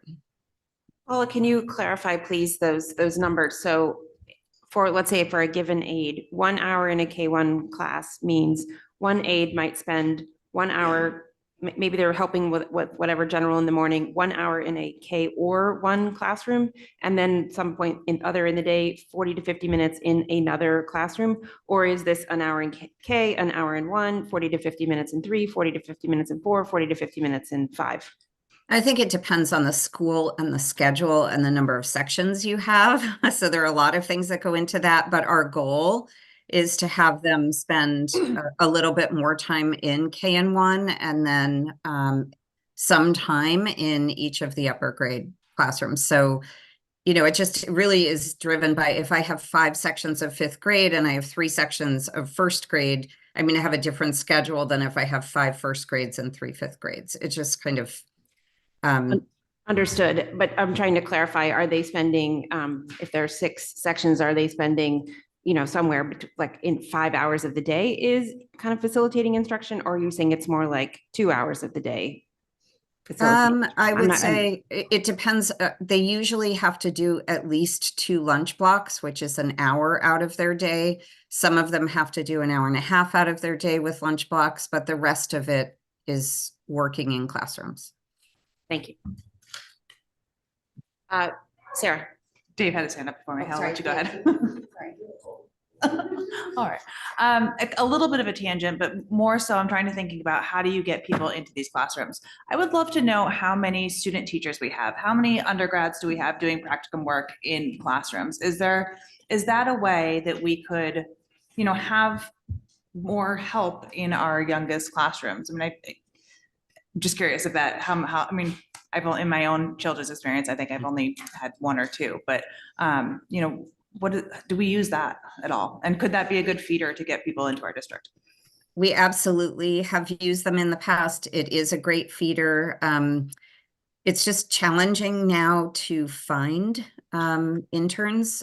I think after COVID, things shifted in education. And so the number of people coming out of Fairfield and Sacred Heart, which used to be our biggest feeders for interns and student teachers, the number of people that we can actually get to come to Darien and then be high enough quality to be here has dwindled. And so Marge can probably speak more specifically about that, but we would love to have student teachers and interns. It's just hard to get them right now.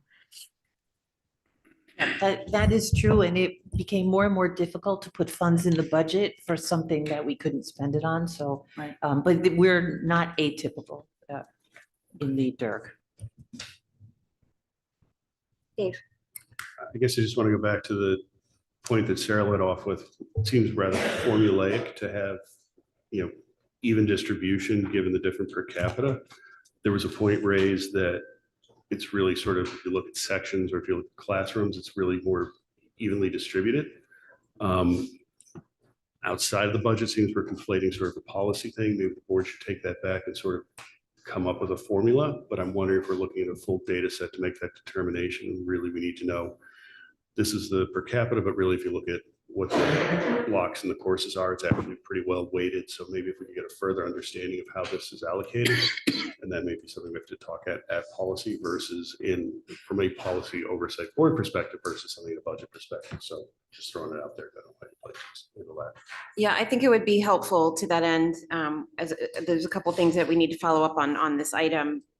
One of the pieces is historically we had a per capita ratio. So just making sure we have that data in front of us when we talk about this going forward. So because we have used per capita before. Right, and again, perhaps And that was not the freedom. right measure. Perhaps it really needed to be on blocks and classes and things like that. Yeah. Okay, so in summary, some of the things we're looking to understand would be the impact on supervision through the day, the kind of a look at Ox Ridge and how whether or not we're serving the greater size of that population correctly. I heard a question of why not 2nd grade. I think it was answered, but I think it's worth repeating. And so that for further discussion, I think we talked a little bit about how much time the instructional aides are spending in a classroom. I'd love to see sort of a day in the life so that I can see that on a piece of paper, please, because we've just talked to it. And then that resurrecting that old ratio, so we understand where we started from historically. Robin, is there something else? Yeah. I just had a couple of questions. I'm sorry. On the instructional aids, I'm just summarizing that On one instructional topic. aids, Yeah, yes. good. So on the pro forma that's on page 11, it's saying that there's savings of $430,000 from the, in the reallocation of resources line for building subs / paraprofessionals for elementary. I'm trying to figure out where that comes from, because you're basically reducing 10 and then adding 10. So, sure. So the wages for paraprofessional are much greater than a building sub. And then while our building subs are offered health insurance, only 2 of our current allocation of building subs actually elect to take health insurance, whereas the overwhelming majority of paras do take health insurance. Okay. All right. Thank you. Anything else, Robin? Not on that specifically. Great. Anything else on instructional aids? No. Okay, moving off of that instructional aids topic. I think based on what we've discussed so far, we can handle that in Tuesday night's meeting with question and answer. And if we need to take it further, we can. Okay, on the rest of the RC questions, Julie.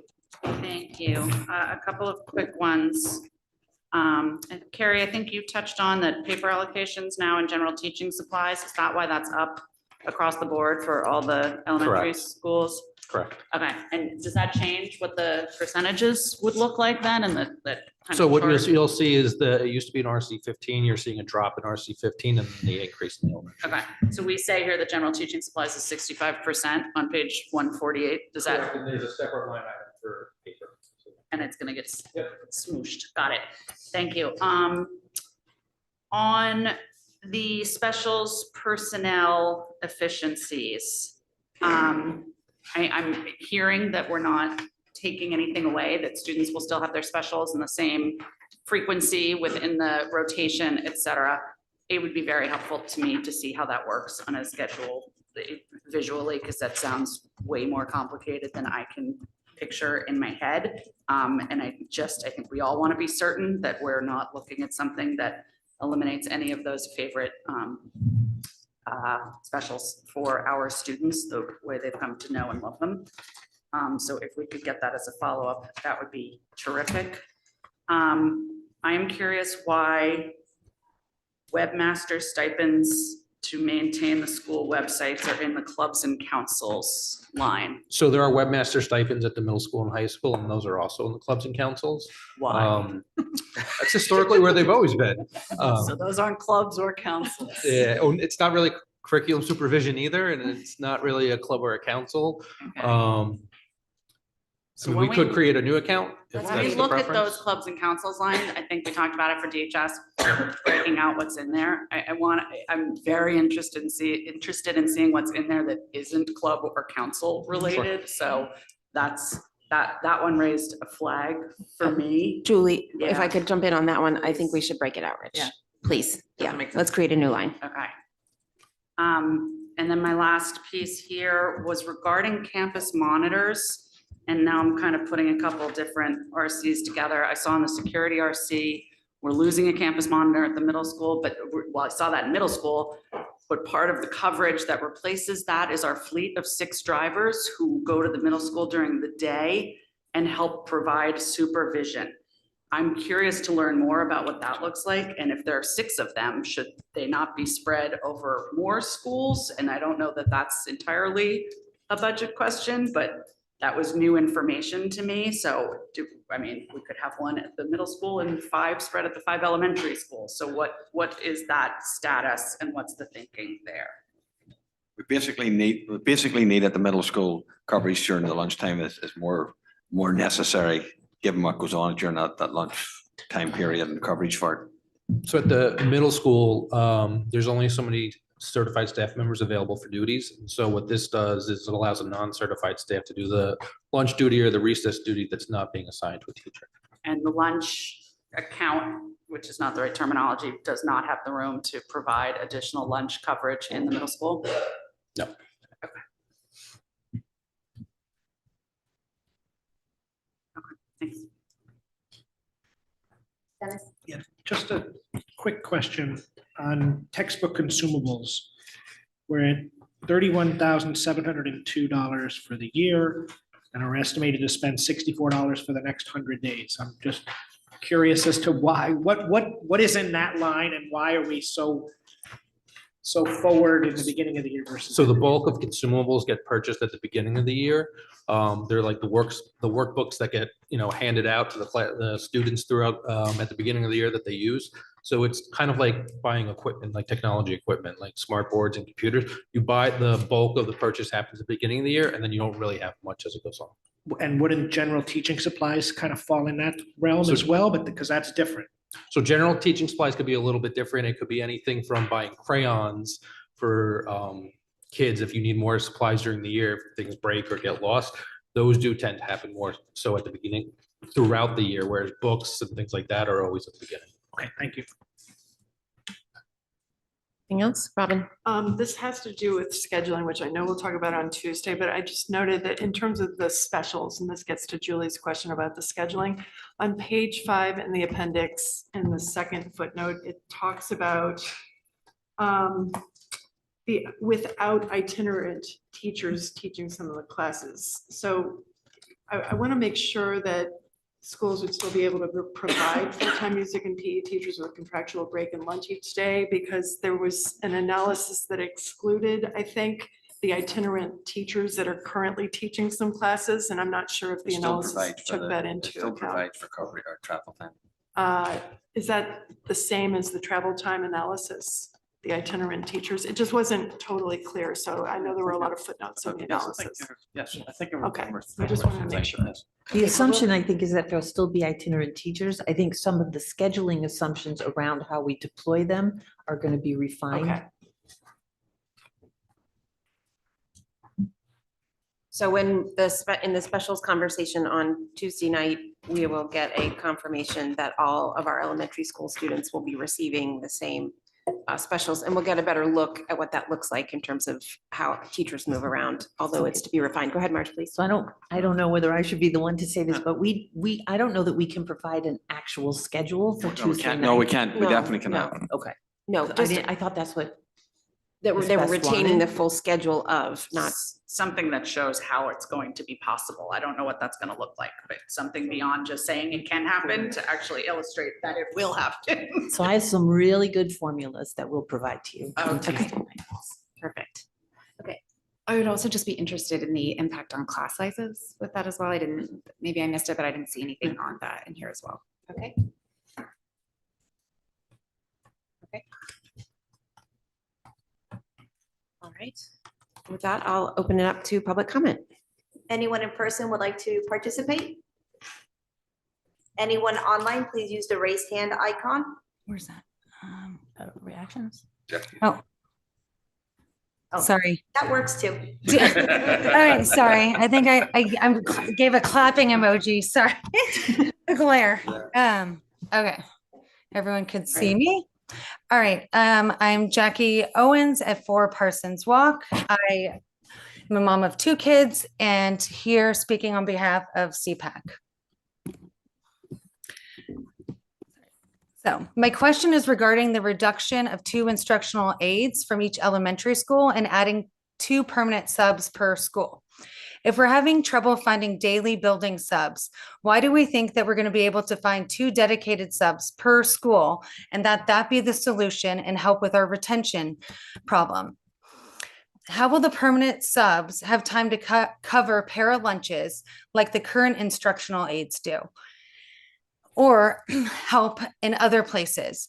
So if we reduce the number of instructional aides in the classroom, it will impact the teacher's instructional support, but also reduce the support that paras provide and perhaps put more of a burden on paras to help with classroom management and not be with the student per the IEP requirements and not being in compliance. We've also heard during recent meetings from DEA and teachers themselves that this is a very real and negative student-facing impact teachers will face.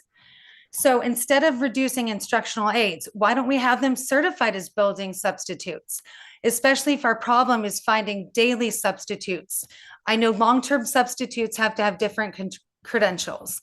And just reallocating instructional aides to primarily be with our youngest learners in kindergarten and 1st grade is not necessarily solving all issues. For example, bullying in the upper elementary grades. And teachers rely on the instructional aides for that support to manage the classroom and identify other issues going on. So I just want to then transition to the important, as it relates to like bullying, for example, and school psychologists. We mentioned at the MMS in high school adding APs because of the PPTs. Well, our school psychologists are burning themselves with taking time for testing and PPTs. Why don't we have dedicated psychologists doing testing and PPTs?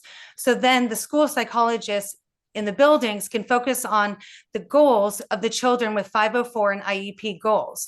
So this, while mental health is considered a priority for our district, it seems like we are not prioritizing the counseling services for these children so we can work on prevention and make sure that they're not suffering and creating chronic absences, as well as impacting their academic and lifelong careers.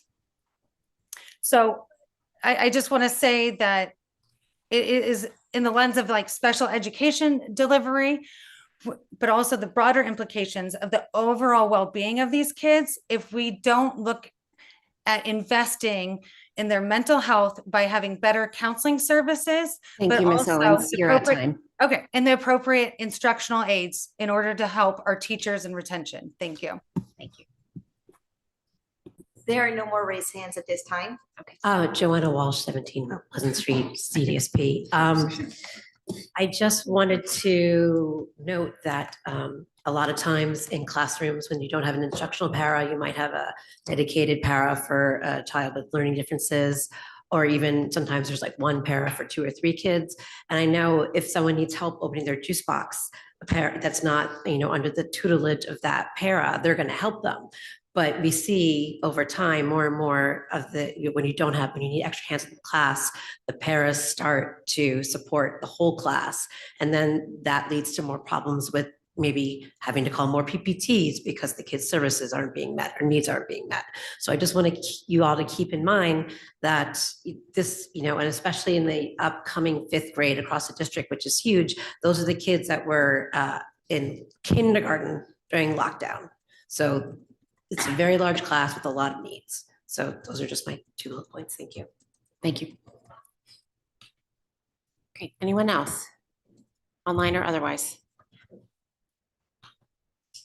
Okay, board members, are there anything from what we've heard that we want to pull out to ask that be added? Yes, Dave. So I guess just on comment raised about sort of this COVID cohort, the kids who started back online. Shirley, we thought this through, sort of looking at what's going on in the elementary, what's going on for remediation, and what sort of that run rate would look like if we don't fill some gaps and what our outplacements could be in, say, 10 years or 8 years if we're not actually able to remediate and address these problems early on. Is that something we've ever thought about? I can't even imagine how one could hypothesize what that would look like.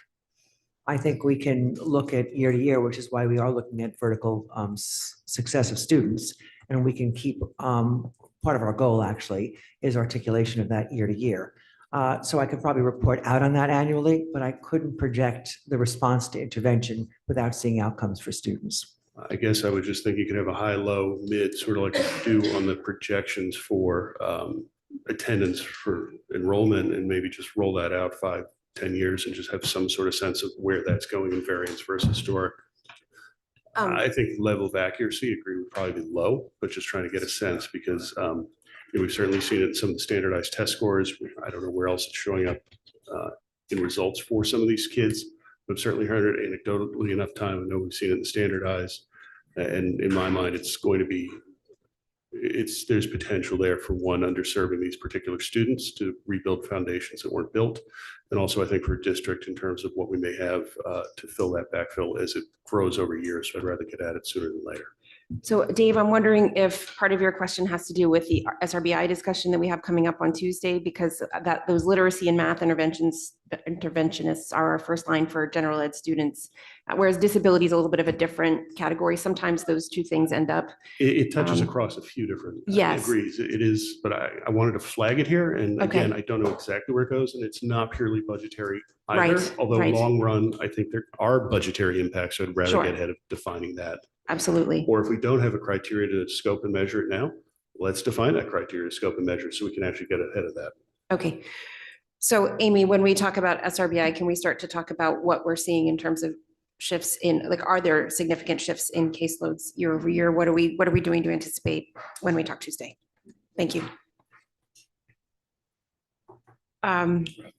Robin, thank you. Just one question. The comment was made that potentially paras could be certified so that they could be service substitutes. I don't know anything about that, and I thought that that was an interesting suggestion. I just wanted to see. So there's no certification for building substitute, but in order to cover a class, you have to have a college degree. Not all of our paras have college degrees. But for those that do, is that something that we would want to explore? Well, they're being pulled to cover classes, which is something that is not really part of their work, and it has come up in discussions with the para union. It's not a defined role per the union contract. Can you say that? I think it's an important component of this discussion. Covering classes is not traditionally paraprofessional work. So paras. When you say paraprofessional. Instructional aides. Instructional aid. Covering classes. And so it's been brought up in negotiations several times that it's not part of their work. They would like to be compensated if they do that. So we're trying to find a way to minimize that as well. Thank you. Okay. All right. Thank you all. All right, so we've agreed to, it's 12:20. We're a little bit behind. That's okay. Good discussions. We're going to do facilities, capital projects, and fixed expenses, and then break for lunch.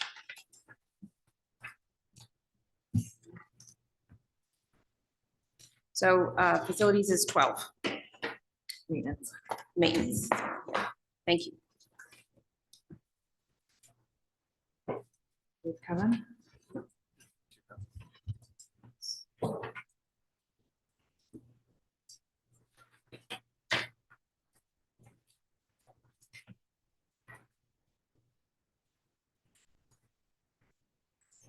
Oh, yeah.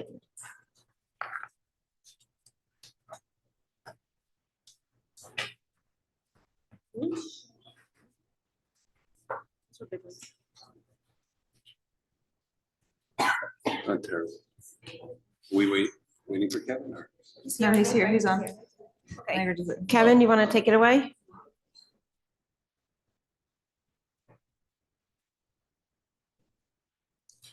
Is he having trouble, Jeff?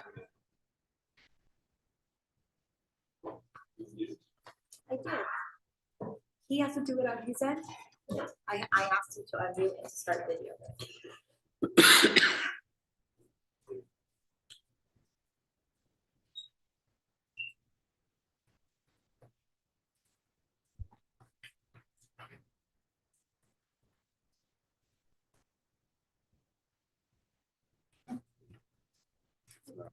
Fixed. 'Cause Look, it's Rich gonna is be here. asked to unmute. Okay. Maybe that's the log out and log back in. It's there. Rich, do you want to start us off with RC 25 and then we'll just circle back? Can you do fixed expenses?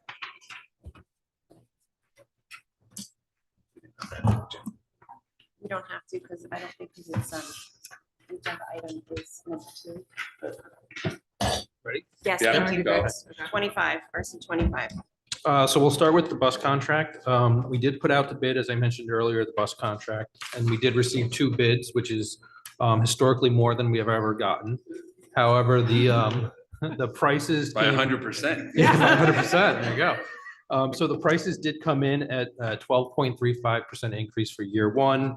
The secondary bid was a 38% increase from what we currently pay. We did ask during the bids to have the bus company submit 3 different type of bids. First was the typical diesel bus bid. The second was an electric bus bid, and the third was a propane bid. No vendor provided a bid for electric buses, in part because we don't have a bus depot and they rent a facility and there isn't the infrastructure available there or the ability to put electric charging stations on that facility. So that was not an option. We did get a bid for propane buses. You would not be able to have a propane bus until year 2 of the contract if we went that way, because it does take a little over a year to actually get a bus. However, that is a 20% increase in year 2 compared to a 7% increase for diesel buses. So we are anticipating staying with First Student. We are still in discussions about their bid because we didn't get a lot of bids and the second bid was significantly higher. We don't have a lot of leverage in terms of negotiations. However, we are pushing back a little bit to see if we can do anything about that 12.35% increase. We did ask how much of not having a depot impacted the bid. Not having a depot was about $600,000 over the course of a 5-year contract by not having a depot on site. The second item for heat is down about $67,000. Sorry, can I that's just, what is that 600? That's additional cost. So that's additional cost that you are paying over the life of a 5-year contract because they have to rent a facility. They have to have a building on that facility. They have to have obviously like telephones and computers and things like that and maintenance shops available. And so they are renting a facility in Stanford in this case. And so that cost of that rent is being passed on to us. And that includes a maintenance shop on site? Correct. Okay. In terms of heat is down as we do have a lower locked-in rate. The other biggest driver is health insurance. We've talked a lot about health insurance. So our rate tentatively right now is at a 13.85%. Part of that is also due to inflation. Inflation is definitely driving a factor. While 13.85 doesn't seem like a good number, if we compare ourselves to other districts like Westport got a 45% renewal in health insurance. And so when Westport's budget came out, they're at 9%. And that is because they got a 45% renewal.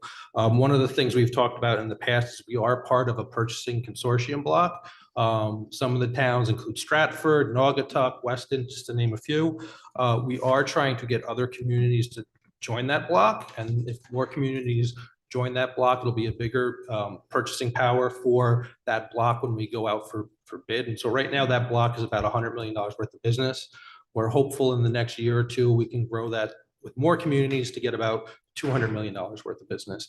And if that does occur, we would be able to drive renewal rates down a little bit. So while that's not going to help in fiscal year 25, the hope is if we can get some of those communities to join, then that will help in fiscal year 26 and forward. We did put out to bid the insurance renewal. So currently the provider is Anthem. Anthem was the low bid at the 13.85%. Other bids were in excess of 20% and really has to do with the type of claims that we have. We have a lot of cancer claims that are driving up the cost of insurance. We also looked at whether or not it makes sense to go to the state plan. So some communities are on the state plan. That did not make sense for us. Part of the problem with the state plan is effectively bankrupt. And so the cost of the plan keep escalating and you don't actually get that plan renewal until May, which is after really the RTM votes. We also looked at what it would look like to be self-insured as an option. So self-insured means you're effectively the insurance company and you are paying the bills directly. So when you're self-insured, you have to look at having what's called stop loss insurance. And so if you're buying an insurance policy that will pick up the cost of anything in excess of a certain number. The higher that number is that you're making the insurance company pick up, the lower your premium. The lower that stop loss amount is, the higher the premium because you're putting the risk on the insurance company. So we looked at any stop loss insurance from $50,000 per person to $250,000 per person. That insurance premium alone would be in excess of $3 million. So it does not make sense at this point to be self-insured. Just as a point of reference, Westport is self-insured and they got 45% renewal. So self-insurance can work sometimes and sometimes it cannot work. But this is a large driver of the budget going forward. Any questions for Rich? Sarah, then Robin. I don't know that I necessarily have any questions, but I do think this conversation about the bus depot, like that's a huge number. So I think it's worth maybe talking with our counterparts on the town side and, you know, to make John's joke, we have a few acres new to our town. So I will say two companies explicitly told us they would not bid because we don't have a depot. So Datco, which serves New Canaan, said we will not bid because we don't have anywhere and we don't rent facilities. So the two companies that bid, First Student and then Durham, were willing to rent a facility outside of Darien. Do you have any sense of what New Canaan's contract is compared to ours? Sure. So they are all propane fleet. So they pay, roughly what we will be paying for diesel, but less than what we would be paying if we are a propane fleet. But their annual increase is only 2.5%, whereas ours going forward after the first year would be 7%. So, and just New Canaan, if I'm not mistaken, is parking at So they their park at high the school. schools. Right, but that doesn't have a maintenance facility, It does correct? have an area where the individuals who work for the bus company are on site. So you have to have a place where the dispatcher, for example, can be located, the location manager can be located, where shop tools can be located that they can work on. And so like if you look at some of our neighboring communities like New Canaan, they do have a little area where the bus support staff essentially are working, the safety manager and dispatcher. If you look at Weston, for example, they have a little building in the very front of the campus that houses those individuals along with the buses.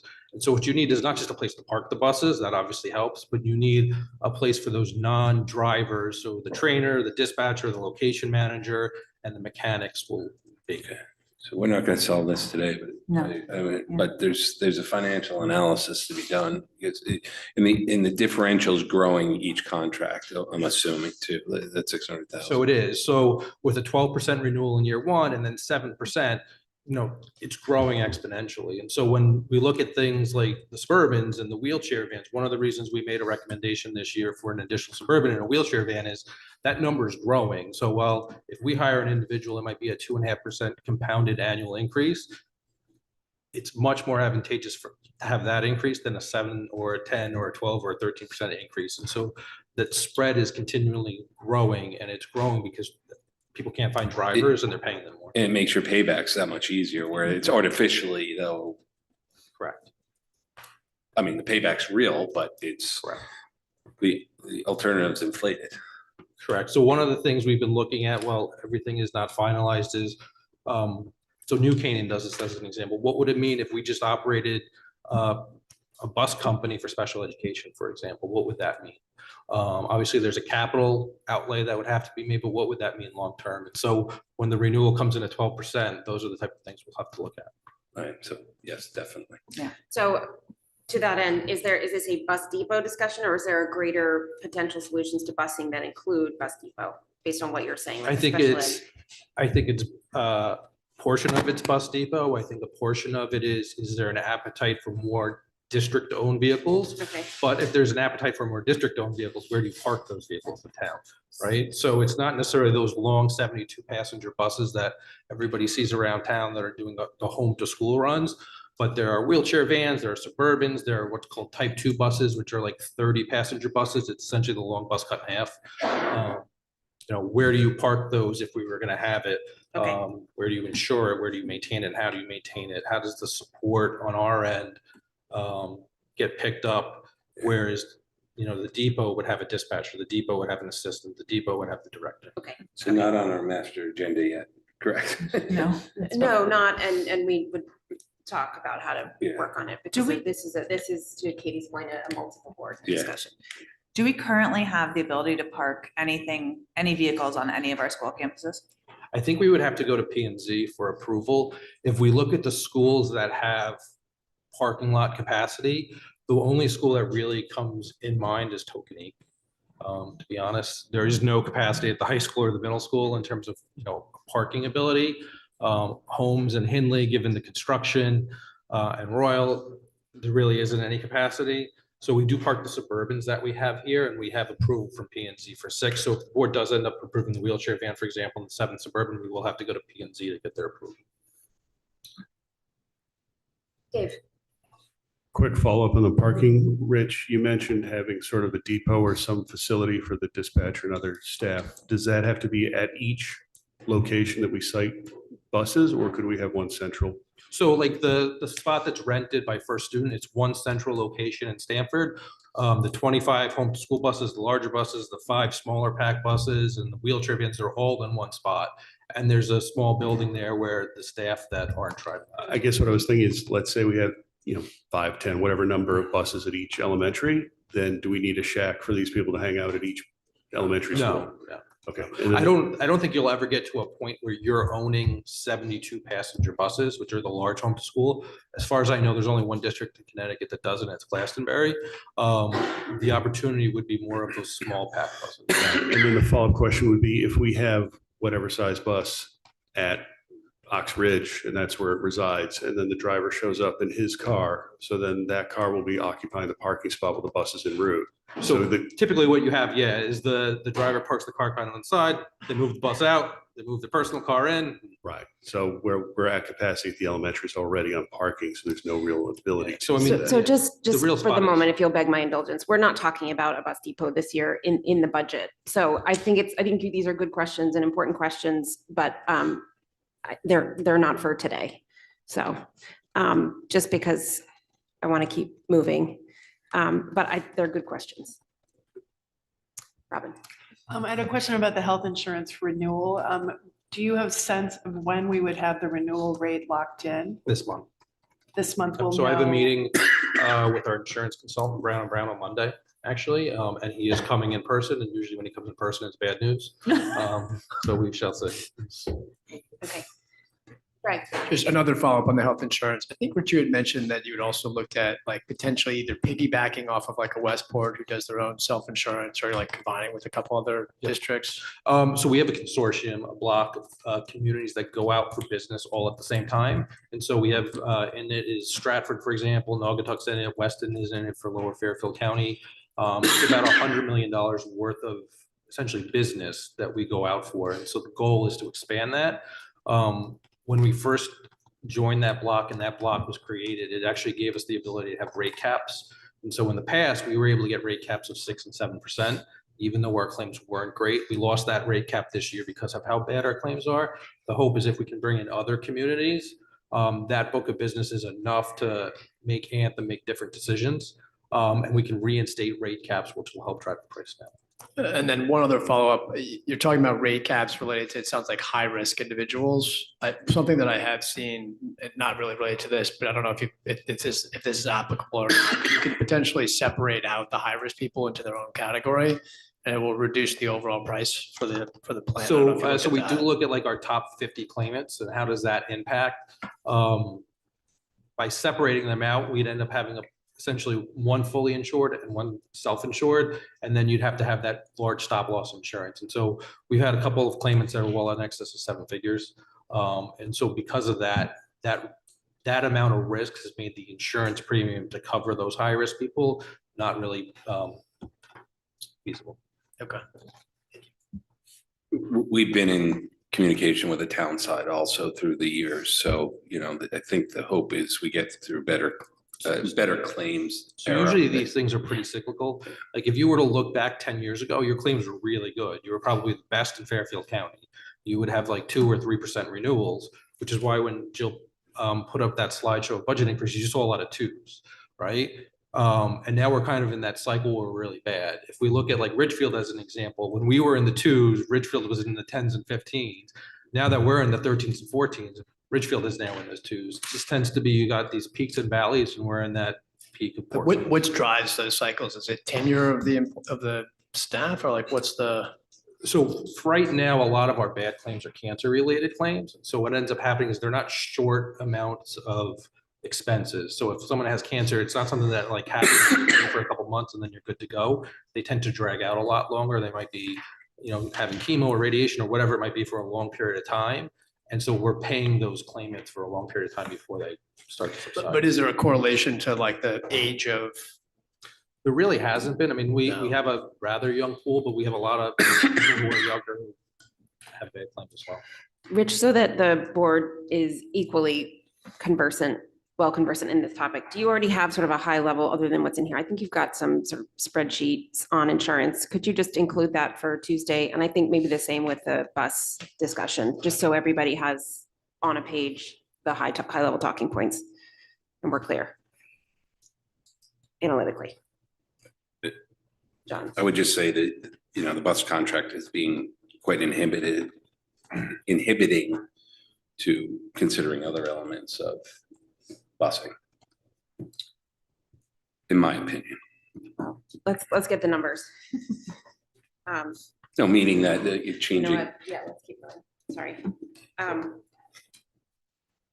Next one is, any other questions on this? Okay, public comment. Anyone in person would like to comment? Anyone online, please use the raised hand icon. There are no raised hands. Kevin, would you please do facilities RC 12? Or maintenance, as it's called in the book.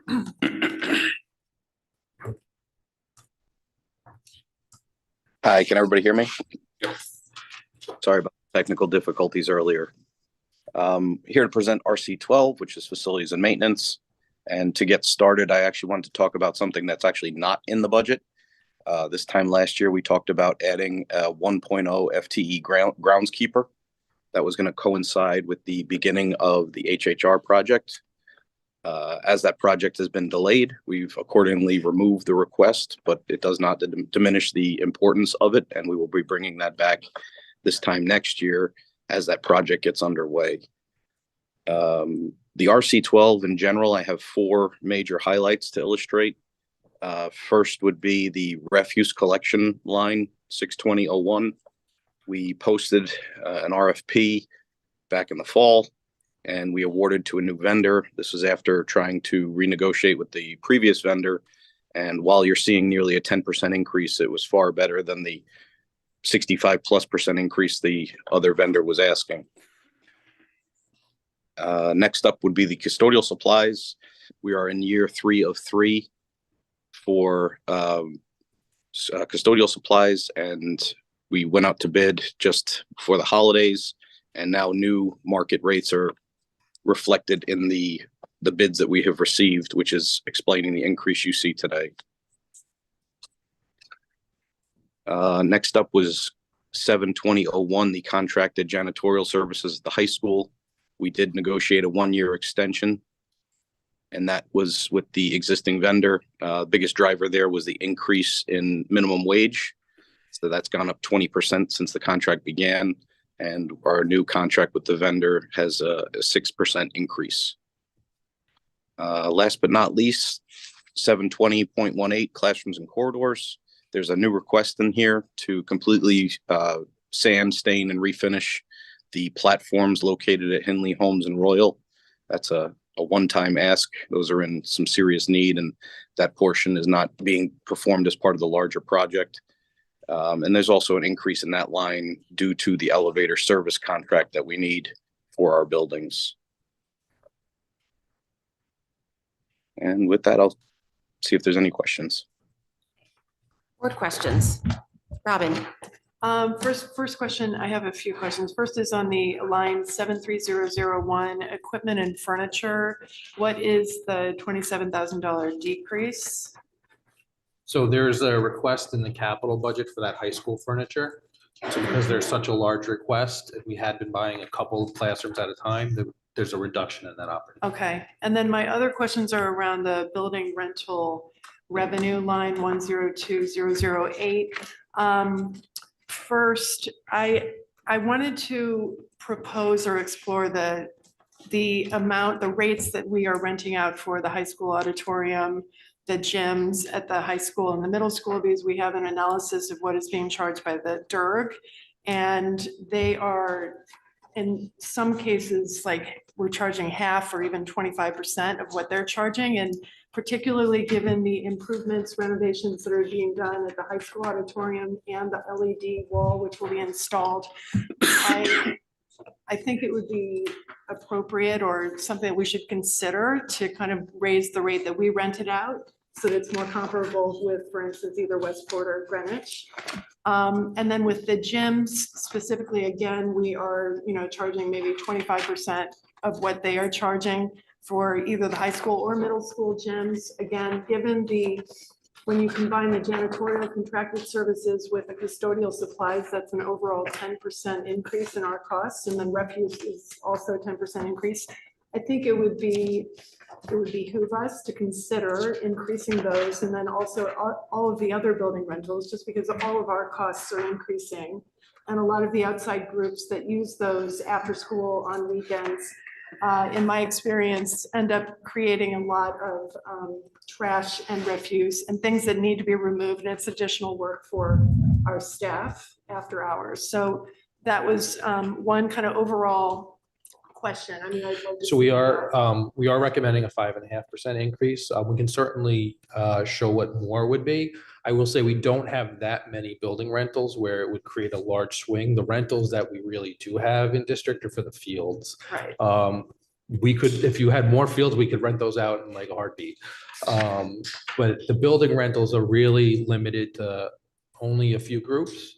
But we can certainly show what more than a 5.5% increase would look like. Okay, and then there's one more line. I don't know if this is the town youth sports. It was on page 182 /YMCA. I would propose increasing that to be comparable with what we charge for the local youth sport participant fees. So for the YMCA, we do have a reciprocal agreement where they provide us places for like swimming, for example, in exchange for a lower rate. But we could, and then the in-town groups, we do try to defer to, the town. So to what, 2 years ago, we restructured the Y agreement. It was totally reciprocal. And where no one was getting charged anything, and measuring the hours, we renegotiated the contract, and that's been in place. This would be the third year, I think. This would be the third year, and I will say it's worked out very well. We used to subsidize the overtime for the Y for our custodians to be there. We no longer do that. They reimburse us in entirety. The communication between the Y and the board has been much better in terms of cancellation because they have a little bit more skin in the game.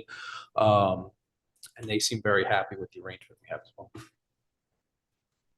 What is the timing on looking at that again? That's Usually we spring bring it up, I usually? believe, in April. In April.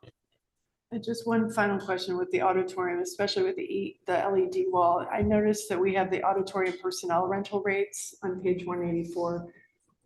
I don't know if this will happen, but given that we will have an auditorium at the high school that will have an LED wall, which none of the other nearby schools have, it might be something that people would be interested in renting out. And again, that kind of gets to my question. And then with the technology, the sound and lighting people that are needed for those who also get rented out, my question is if those would require an additional skill level in order to operate that LED wall, and if that's something that we also would potentially consider increasing the rate. Thank you. Anyone else? Dennis?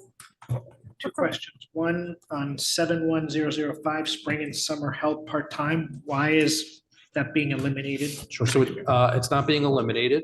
So it's a little bit more complicated. So there is a recommendation in RC 20 to reduce the position of an accountant, which sits in the food service budget. And then we're taking the funds from part-time cleaners and moving it into the food service account. And so it's just being funded in an alternate way. Okay. And then my second point, I think it should be here, is the master plan. Where does that sit and where are we with that? Fiscal year 26. But 26 only says Middlesex architectural study. We did not include in the multi-year model a full master plan because the only thing that's really been talked about is looking at the middle school. So what's in the middle school or what's in the multi-year model for fiscal year 26 is just a study and evaluation of the middle school. If the board wanted to do a full master plan, it would be about a $200,000 cost that we would have to add for next year. Does that include a building condition survey? Building condition survey, and then it would look at enrollment and possibilities. So the last one that was done was the KG&D report in 2016. And so typically a master plan will look at enrollment capacity in your schools, building condition survey. So like if you look at the one from 2016, it looked at moving ELP to Ox Ridge, things like that. So we'll talk about that before that's commissioned. Any other questions? Julie. 720.16 classrooms and corridors. I guess the stage floors are not going to be impacted by HHR if we're sanding and staining them. Correct. Yeah, I just thought doing those would actually be a nice thing to do all similar at the same time. Okay. And Kevin, can you remind me what school dude is? I just wanted to say it out loud, but can you remind me what it is? It's Kevin.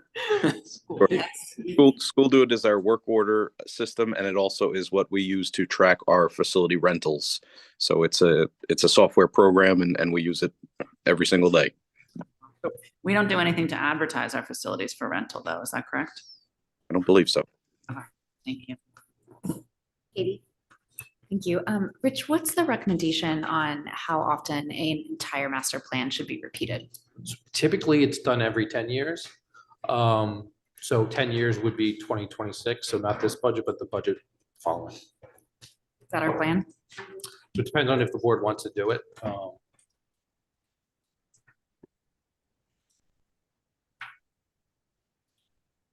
Greg. Sorry, this is probably a beginner question, but like, is most of this stuff outsourced or is it like in-house? So it's a mixture of both. We do have an in-house, and Kevin can speak to a little bit, groundskeeping team. We have an in-house carpenters. We have in-house HVAC. We do have contracted cleaners at the high school for night. We do not have the contractual language to contract out custodial services across the district, nor do we have the right contractually to contract out grounds. Anyone else on this line item? RC number? Public comment? Anyone in person? If anyone online would like to participate in public comment, please use the raised hand icon.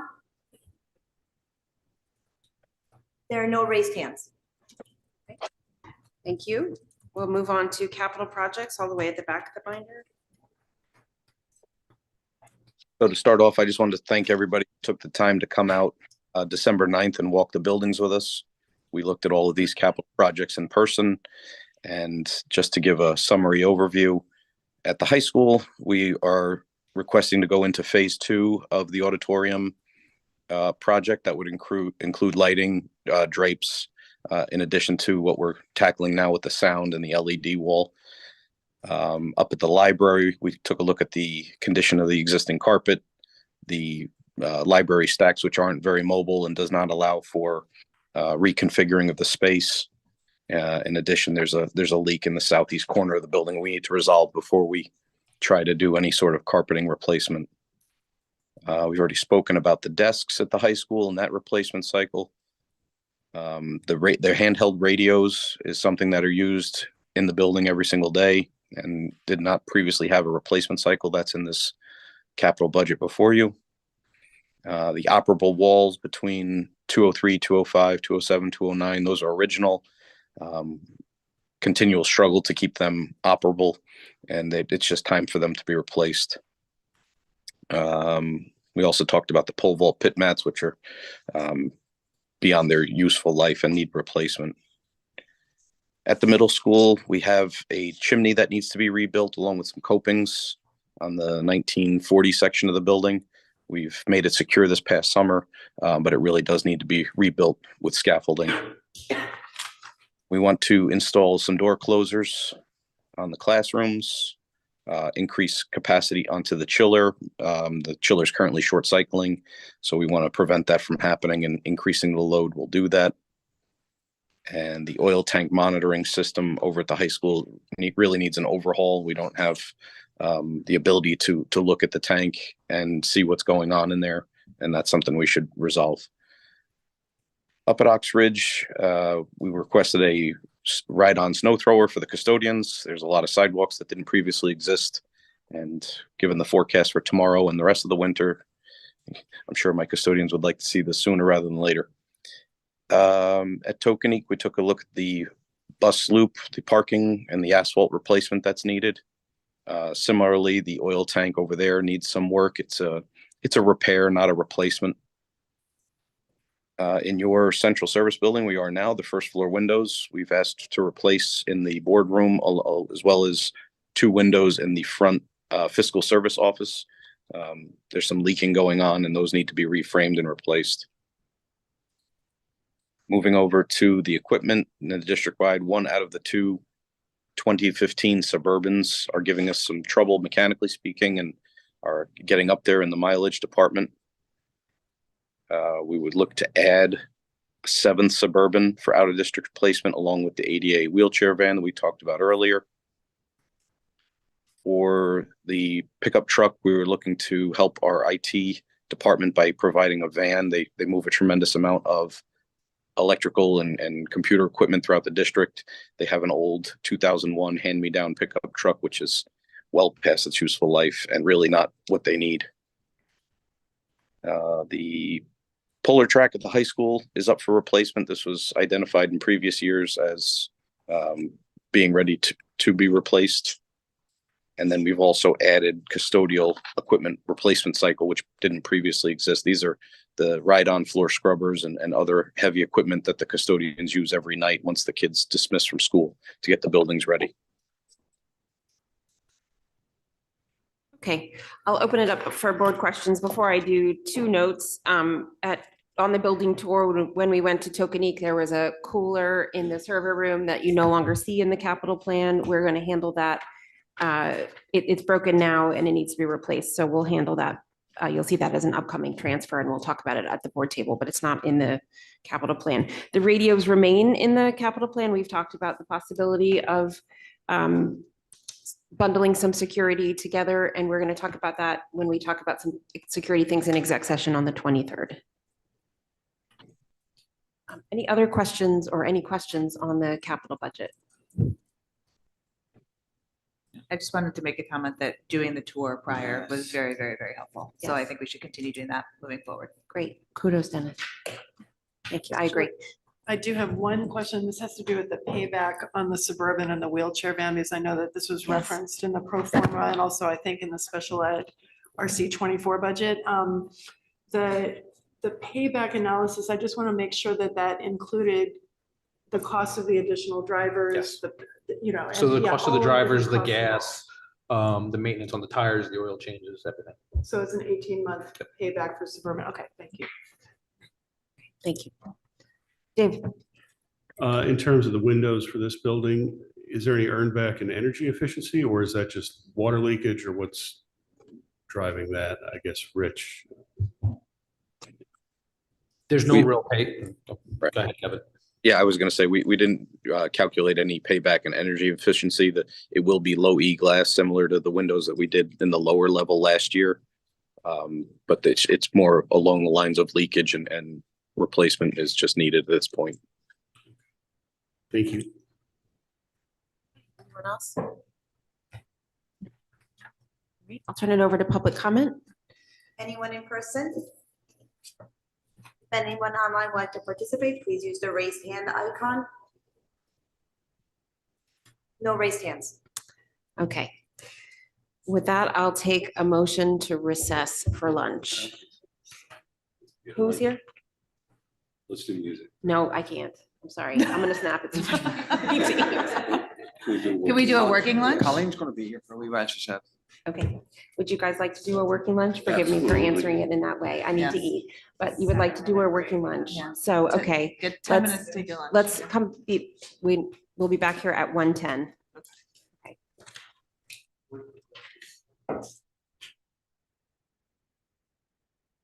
Mm-hmm. Mm-hmm.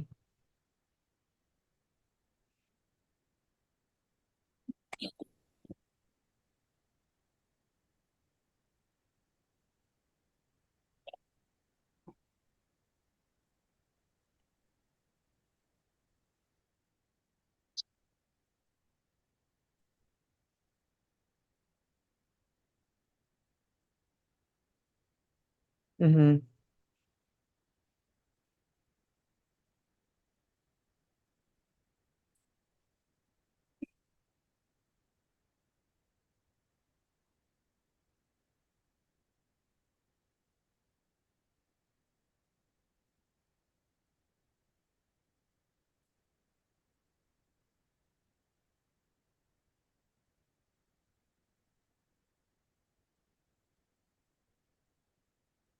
Mhm.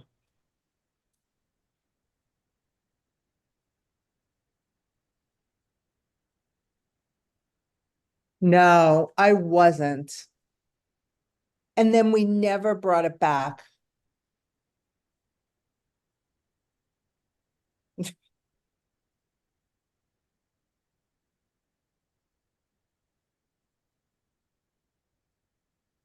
Uh-huh.